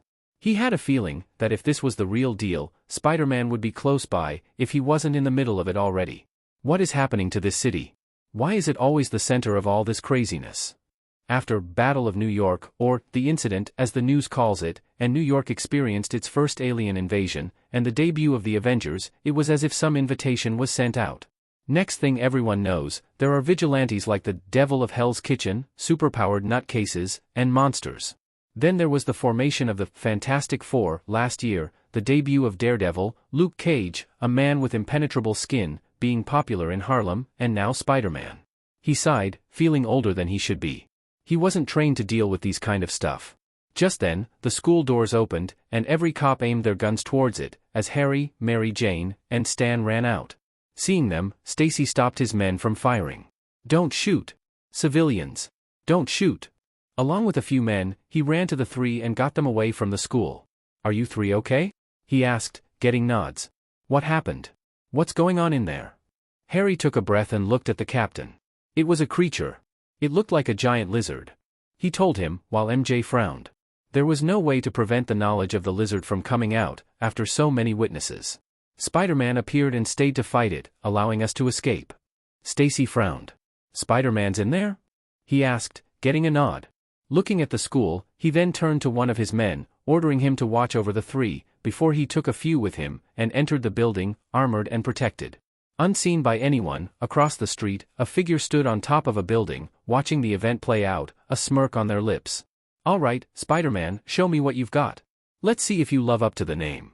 Crashing through the wall on the library, Spider-Man flipped, landing on top of a bookshelf as the lizard entered behind. Bending down, Spider-Man grabbed 2 books off the shelf and threw them at the lizard, who swatted them away.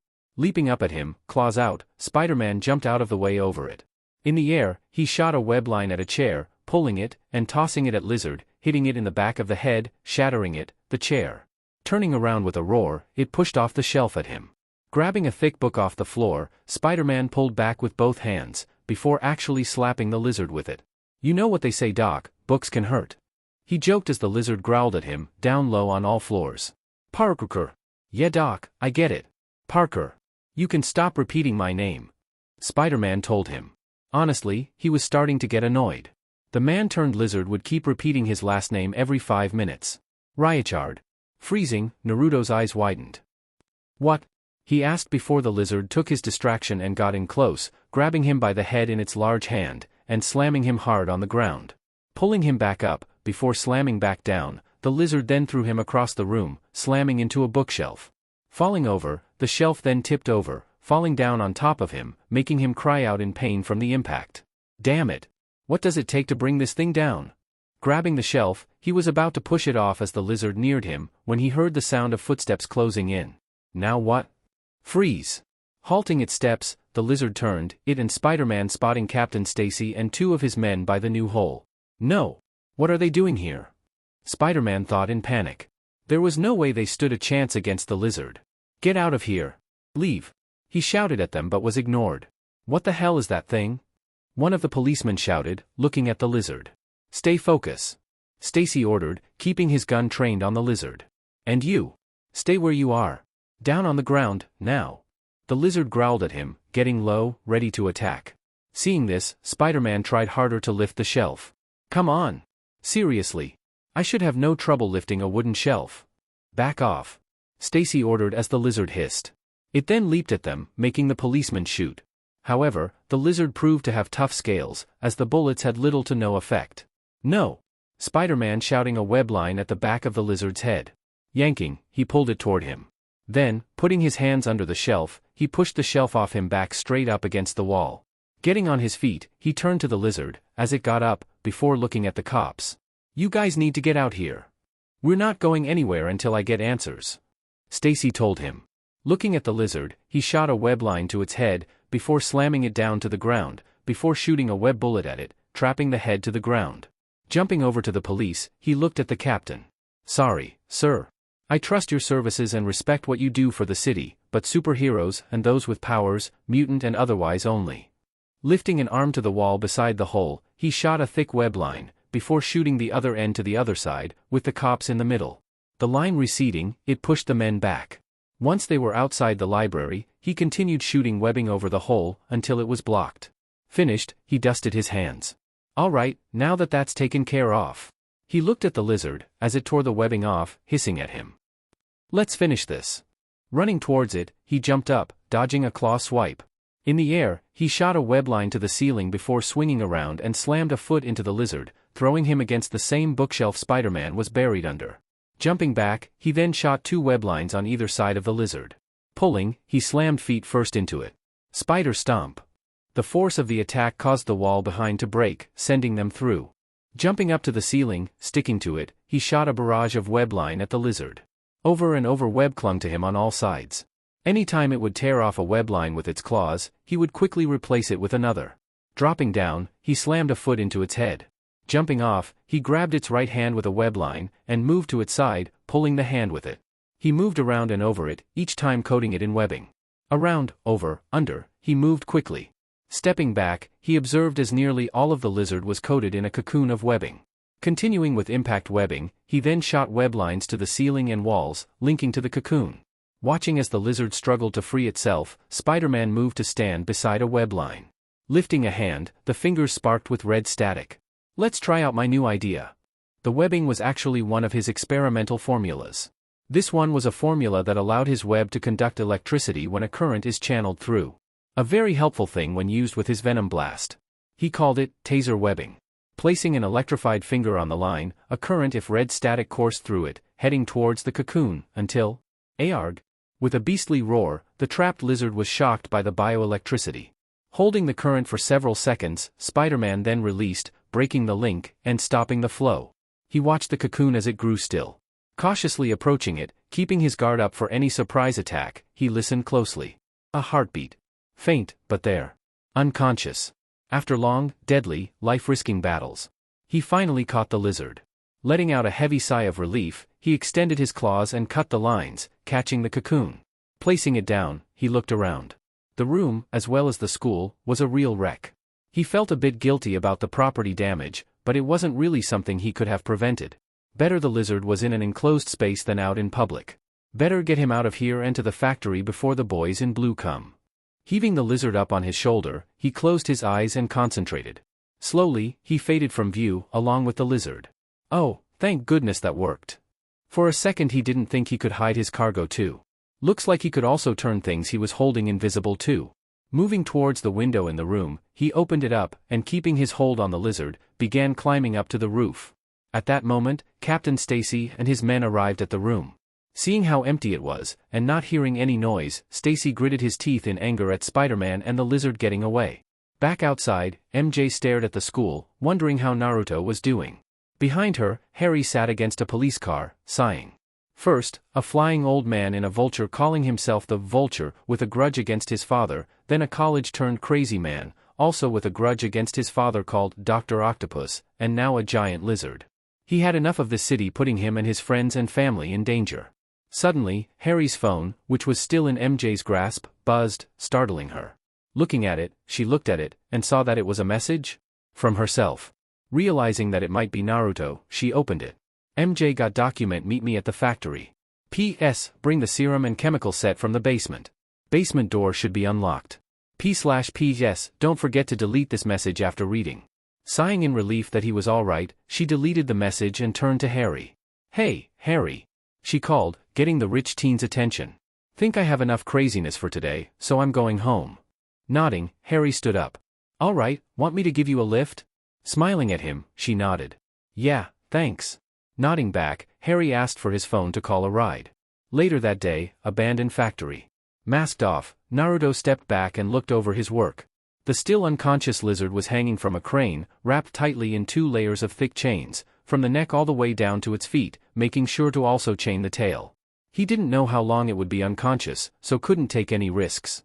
He would have to keep an eye on him for any signs of waking up. Hearing a sound behind him, he turned and saw Mary Jane entering the old building. He waved at her. Hey!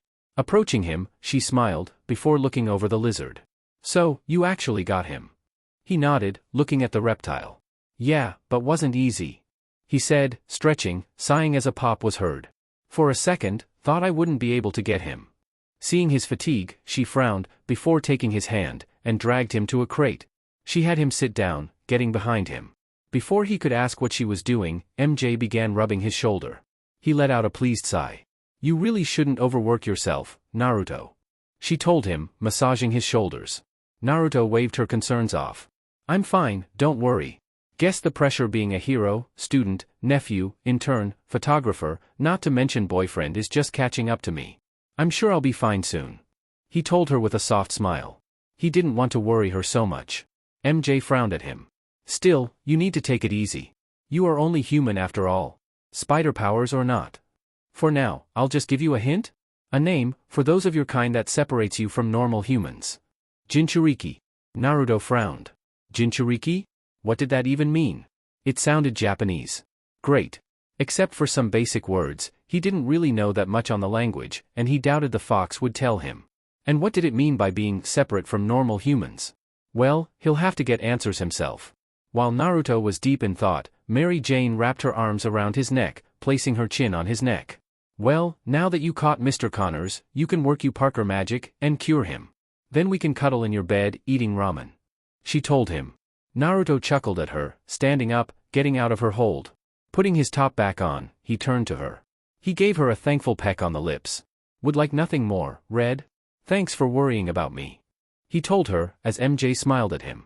Of course, it's my job as your girlfriend. So be thankful to have me, Whiskers. Smirking, Naruto rested his forehead against hers. Every day. Smiling at each other for a bit, Naruto then moved toward the conveyor belt where MJ put his chemicals. Grabbing her phone, he tossed it to her, which she clumsily caught her phone, breathing out in relief, before glaring at the chuckling blonde.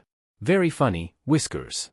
Shooting her a smile, Naruto began laying out his set and held up the gene cleanser. MJ moved beside him, looking at the vial, before giving him a worried look. Are you sure you need to remove your powers to do this? Isn't there another way? Dr. Connors needs the original formula of the cross-species in order to stabilize his change. As well as 100% normal human DNA to push away the lizard DNA. There's no telling what could happen if I injected my blood mixed with spider DNA. For all we know, he could turn into some kind of spider-lizard crossbreed. He explained, making her shiver at the thought. Okay, valid point. But let's also look at the cons 50-50, you could either end up killing yourself or turn into a monster like the lizard. We have no way of knowing if this will even work. She exclaimed. Naruto sighed, looking at her. I have to try, MJ. I can't just leave Doc like that. Not to mention that if Mrs. Connors and Deborah get to him as the lizard, it may hurt them, or worse. I have to do this. Frowning, MJ looked down, before grabbing his hand, entwining their fingers. All right, Webhead. I'll trust you. I just hope this doesn't kill you. Pecking her on the forehead, Naruto took a syringe and uncapped the serum. Taking about half, he then held the syringe to his arm. With one last look at Mary Jane, he plunged the needle into his arm, before injecting the content. MJ stood back to give him some room just in case, watching carefully. After a few minutes, nothing happened. She blinked in confusion. Is that it? Did it work? She asked, getting a shrug. Don't know. Don't really feel any hhhhh. Suddenly, Naruto let out a loud pain-filled roar. Naruto! Mary Jane called out in worry, as the blonde hunched over, grabbing the conveyor belt to steady himself, continuing to scream in pain. It felt like acid was poured into his veins. What's happening? Gritting his teeth, he tried to push past the pain, but it was no use, as it grew more and more. Arg! MJ moved to his side instantly. Naruto! What's wrong? Talk to me. She placed a hand on his shoulder, only to jump back, holding her hand.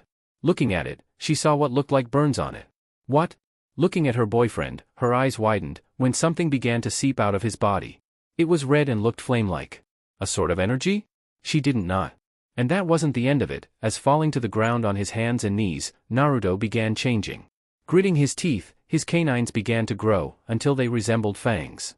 His whiskers, usually pencil-thin, began to grow bolder and thicker, as well as sharper. His hair looked more wild than usual. And eyes snapping open, she gasped. No longer a deep blue, instead they were a dark, blood red, his pupils longer into soul-piercing slits. Naruto? What's happening to you? She wondered. The aura around him grew, covering him all over like a second skin, or a shell. He then snapped his head back, and let out a mighty roar, that shook the building, and echoed outward. Ahahaha.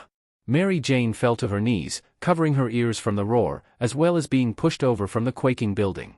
On the roof of the factor, the figure from earlier held on tightly, startled. What the hell is going on? Back with the roaring Naruto, a mist began escaping his body, floating into the air, before evaporating. After a few seconds, the aura around him sank back into his body, before his features returned to normal. His roar dying down before stopping, Naruto fell over, unconscious. Opening her eyes as the roar stopped, Mary Jane looked at her unconscious blonde, before moving over to his side, shaking him. Naruto? Are you okay? Naruto? She then froze, hearing a growl. Slowly turned her head, her eyes widened in fright. The lizard was awake. With a roar, it shook around, trying an effort to break free from the chains. Its failed attempts only made it struggle harder. Gulping, Mary Jane shook the blonde harder. Naruto! Please wake up! Naruto! Unfortunately, her attempts to awaken the unconscious spider hero were in vain. The blonde was out cold, and not looking like he'll wake up anytime soon. To make the situation even worse, she held chain link snapping, meaning any minute not, she'll have an out-of-control lizard mutant on her. Grabbing Naruto by the arms, she began dragging him back, going behind a machine. She'll have to stall the lizard until he woke up. Yeah, she was dead. Securing the web shooters on her wrists, she calmly walked around the machine, and faced the lizard, narrowing her eyes at it as a chain broke, hanging loose. This was a job for the amazing Mary Jane Watson. With a final roar, the lizard broke the chains binding it, falling to the ground, before charging at the determined redhead, murder in its eyes. I'm gonna die. She mentally wept. As the lizard came closer and closer, and MJ's bravery dropped faster and faster, hands shaking in an effort to raise and aim her web shooters, it seemed hopeless for the redhead as the lizard leaped up at her, jaws wide open, when suddenly, hiya!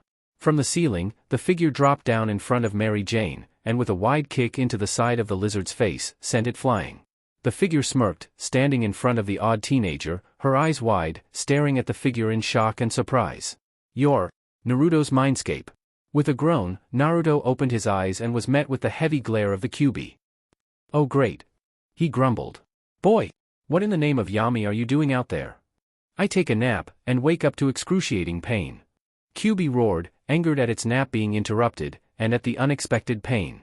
Naruto groaned, cleaning his ears of the ringing from the mighty roar. Can it, Fuzzy? I don't have time for you. Juubi growled at him. You will make time, brat. Answer my question before I make your life a living hell. Naruto glared at him. If it'll make you stop shouting, I was used a gene cleanser to try and remove my spider powers. Well, whatever you did, caused the seal to react and used my chakra to purge you of whatever substance you injected yourself with. Juubi growled, annoyed that once again, its chakra was used for the benefit of its container. Naruto looked at it in surprise. While only understanding half of what the fox was saying, he got the gist of it. His plan didn't work. Damn it. He cursed, punching the stone wall. That was my only shot of helping the doc. Juubi scoffed. I cannot understand your desire to help a man you barely know. For what reason would you try so hard to aid him? Because he's a friend of your parents? Pathetic. For all you know, he might like his new form. All that power, and no longer having to deal with being crippled? As a human, he wouldn't be so willing to give it up. It stated with a dark chuckle, getting a glare from the blonde. Shut up, you overgrown plush toy. Dr. Connors is a great man who works hard even with losing an arm. He doesn't deserve to be a lizard, and no way would he want to stay like that. And I don't want to help just because he's friends with my parents. I want to help him because it's the right thing to do and because I have the power to do something. Staring at him silently, Juubi then shook his head. You overestimate yourself, brat. You cannot help everyone. People grow from loss. To believe that having power means you can save everyone is a foolish belief. Narrowing his eyes, Naruto crossed his arms. I don't fully believe that. While true most of the time, it doesn't always have to be that way. People can get stronger by fighting to protect their loved ones. One can grow stronger by working hard to improve themselves, to train with a goal in mind. I'm Spider-Man, because I want to ensure that I can protect this city, and make it safe for those I hold dear. For Aunt May. For Mary Jane. Harry. Liz. Flash. Sally. Randy. For all my friends. I never give up when people need me. That's what it means to be a hero. And if I have to give up my life to do so, so be it. He glared at the Juubi with such intensity, that it honestly took it by surprise. As it started at the blonde, he could see two figured behind him, hands on his shoulders, smiling down on him with pride. This brat, he truly is their son. He has that same infernal fire in his eyes that they possessed. That strong will to never give up. That same look in his eyes that I hated them for. The will to stand against even me with all their might. Staring at those dark blues for a bit longer, Juubi scoffed, gazing away. If you are so determined to prove me wrong, so be it. Just don't be so quick to give your life. I refuse to die because of your recklessness. Let us see if you can for once stand victorious without the aid of my chakra. Naruto looked confused at the chakra part, but Juubi ignored it, and cast Naruto out of the mindscape. Be gone. With a startled shout, Naruto flew back into the darkness of the sewer, before vanishing, leaving Juubi alone. Or so it would seem. Narrowing its eyes in a fierce glare, Juubi looked at the darkness. Your brat has guts, I'll give him that. Let's see if he keeps them. It told the figures in the shadows. Hidden by darkness, two figures, a man with blonde hair wearing a white cape, and a woman with long red hair, smiled proudly. With a gasp, Naruto sat up. Shaking his head to clear the cobwebs, pun not intended, he stood up. Shaking his head, grumbling about bastard foxes, he looked around, brow raised when he saw that he was behind a large machine. He wondered how he got there. Not seeing Mary Jane, he moved around it. Hey, MJ. Where you at? Getting around the corner, he froze, eyes wide. What the hell? The interior of the factory was wrecked. Claw marks on the cement ground and steel pillars, cracks on the ground, and the elevator located on the side had a huge hole on it. What happened? He asked, before looking around for his redhead girlfriend. MJ? MJ? Where are you? Naruto. From behind a conveyor belt, Mary Jane came out. Moving to her quickly, he checked her over. He was glad to see she was all right, sighing in relief. MJ, what happened? Where's Doc? He asked, not seeing the lizard. It woke up while you were out. It went crazy and wrecked the place before escaping. Naruto looked at her with wide eyes. What? Where did it go? MJ shook her head. I don't know, but before it left, I managed to plant one of your spider tracers on it. Hearing that, Naruto took out his tracker, searching for the lizard's signature. But Naruto, listen. When the lizard broke free, it attacked me, when someone appeared and saved me. He looked at her in surprise. What? Really? Who? He asked, when the tracker beeped, finding the lizard. Looking at it, he saw the direction it was going and cursed loudly when he recognized the location. Shit. Not good. It's going toward the Connors house. It's going after Mrs. Connors and Billy. He quickly put the mask on, as well as took the gene cleanser vial. I need to go. Tell me later. Naruto, wait. The person was looking for you. It was Dash. However, Naruto had already left, not hearing her. Connors' residence. Landing in front of the Connors' home, a pit formed in Spider-Man's chest at seeing the door torn down. Quickly entering, he looked around at the mess. Shelves in pieces, books clattering the floor, along with broken photo frames and knickknacks. Mrs. Connors. Billy. Are you here? Moving further into the wrecked living room, he looked around. He strained his ears to listen for any heartbeats. Listening for a while, he picked something up. A heartbeat, as well as a whimper. Billy? You here? It's all right, it's Spider-Man. From behind the couch, Billy Connors stepped out. Spider-Man approached him, kneeling down. Other than some light shaking, he was all right. Billy, where's your mom? Sniffling, Billy rubbed his eyes. A lizard man came and took her. Frowning, he looked at Billy. Don't worry, I'll get her back. Along with your dad. In the meantime, you'll stay with a friend. All right? As Spider-Man picked him up, Billy nodded. Okay, just please save my mommy. After a quick call to Mary Jane, and explaining the situation, he dropped Billy off with her at her place. Luckily her aunt was still out, and won't be back till tomorrow. He would have called Deborah but wanted to avoid an onslaught of questions. Now, Spider-Man swung through the city, following the lizard's location. And wouldn't you know it, its location was a fitting one. Not to mention ironic. Central Park Zoo. Swinging over the entrance, he landed on a lamp post. He looked around for any sign of the lizard or Martha. All right, where would a lizard bring a woman in a zoo? His eyes locked on the lizard house. Somewhere warm. Inside the lizard house, Martha gasped as she backed away from the lizard, as it hissed at her. Kurt, are you there? It's me, your wife. Please, I know you're in there. You're my husband. Billy's father. Please, we need you to come back to us. Hissing, the lizard moved its head closer to her, as Martha stood still. Its golden yellow eyes locked onto her, inspecting her. Marthea. Feeling hope rise at hearing him, say her name, Martha smiled, nodding as her eyes stung with unshed tears. Yes, Kurt. It's me. Your wife. I'm here for you, as I have always been. Continuing to stare at her face, slowly, the lizard's mind began clearing up. Marthea. Grabbing its head, the lizard let out a roar of confusion. Shaking its head back and forth, it seemed to be fighting with itself. Seeing this, Martha called out to her husband inside. "Fight it, Kurt. Remember who you are. The man you have, and always will be. A husband, a father, a respected man of science. You are Kurt Connors, not this lizard thing." Head snapping back with a roar, the part that was Kurt Connors and the part that was the lizard battled for control. Too strong, can't fight it. Yes, you can. You can do it. Martha encouraged. Ayakak. I can't. Martha, I'm sorry. Ayakak. With a soul-piercing screech, the lizard snapped its gaze toward the woman. Eyes reflecting primal intent. Kurt? Martha asked, stepping back. With a hiss, the lizard attacked. Kurt. Not today, pal.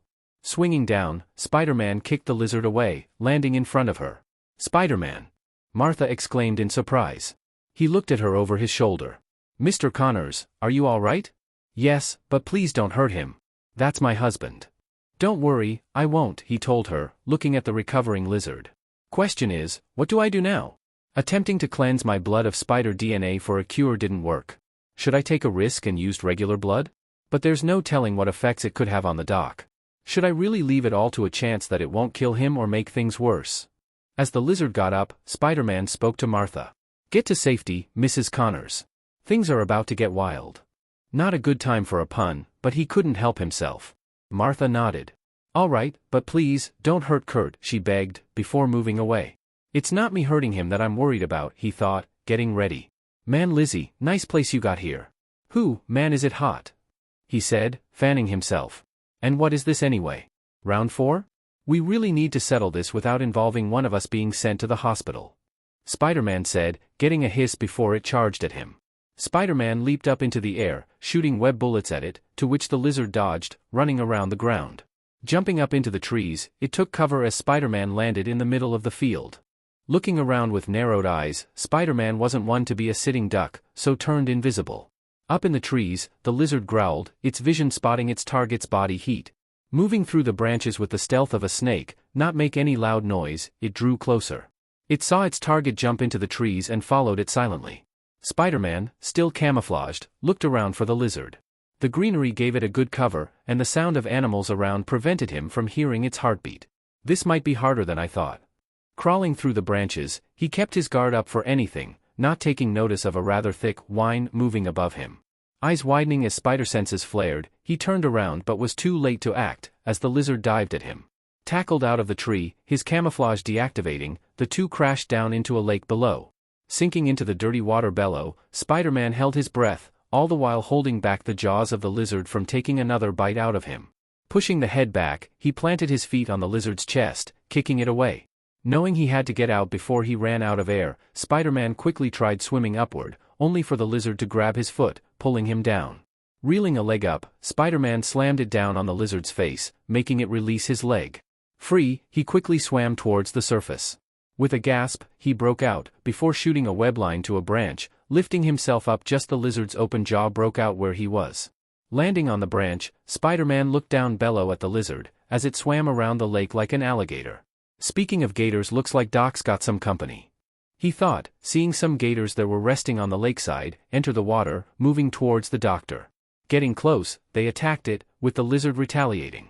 As that kept lizard preoccupied, Spider-Man thought on a plan. Need some way to slow Lizzie down to be able to give it its medicine. Wait a minute. Standing up, Spider-Man began jumping up the branches, reaching the top, before leaping up to the roof of the dome. Opening the hatch, he peeked out. In the distance, he saw the polar bear section. The warmth of the lizard house allows the lizard to move around naturally. But place it in a cold environment? Kurt. Widening at hearing Martha's voice, Spider-Man cursed, before jumping back down into the forest. Martha gasped as she watched her husband fighting with the alligators, scratching and biting each other. She stood at the lakeside, unable to look away, watching her lizard husband fight aggressively with the alligators. Unknown to her, a lone gator was sneaking up behind her, staring at her with ill intent in its eyes. Getting close enough, he struck. Oh no you don't. Spider-Man called out, swinging over, shooting a web bullet into the gator's mouth, coating it in sticky webbing, before picking up Martha.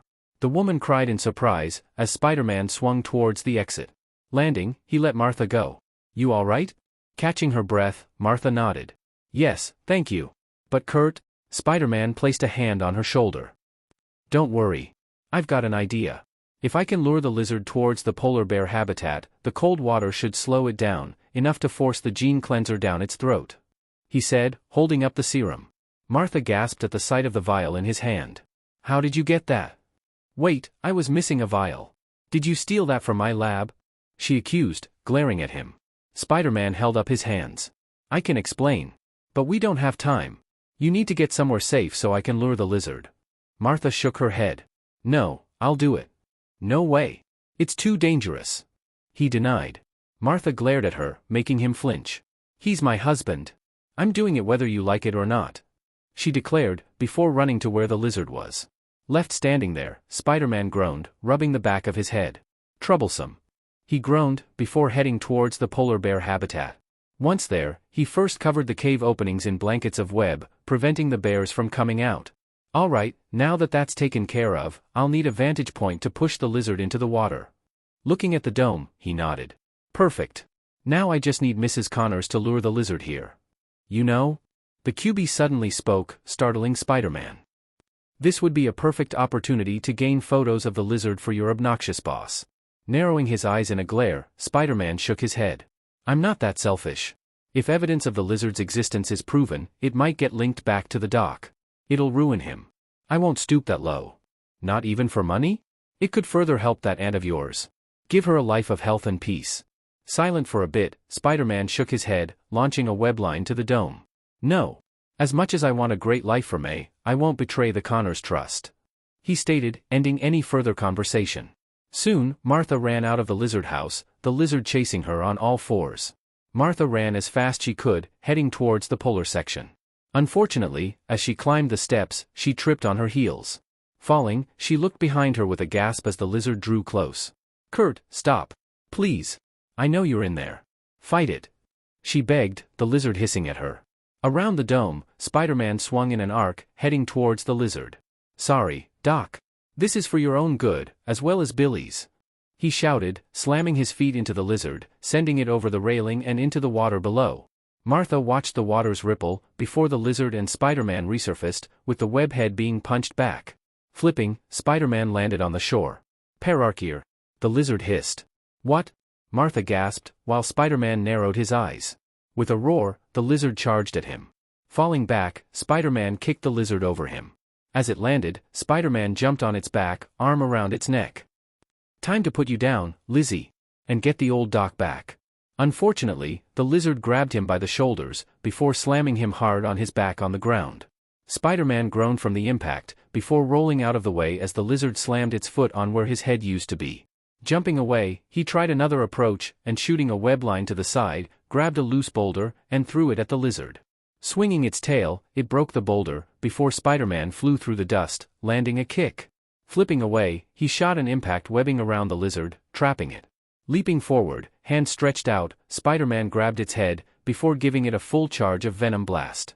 The lizard roared in pain before with all its might, broke free from its binds, and swung its tail against Spider-Man. Landing on his back on the shallow side, he wasn't given breathing room, before the lizard got on top of him, jaw wide open, and aiming for his throat. Acting quickly, Spider-Man blocked it with his arm, grunting as the lizard's teeth dug into his skin, and the hands placed on his chest digging their way past his suit and into his skin. From her position, Martha gasped as the lizard tried to kill Spider-Man. Spider-Man grunted as he tried to hold back the raging maw filled with sharp, deadly teeth from taking a large bite from his throat.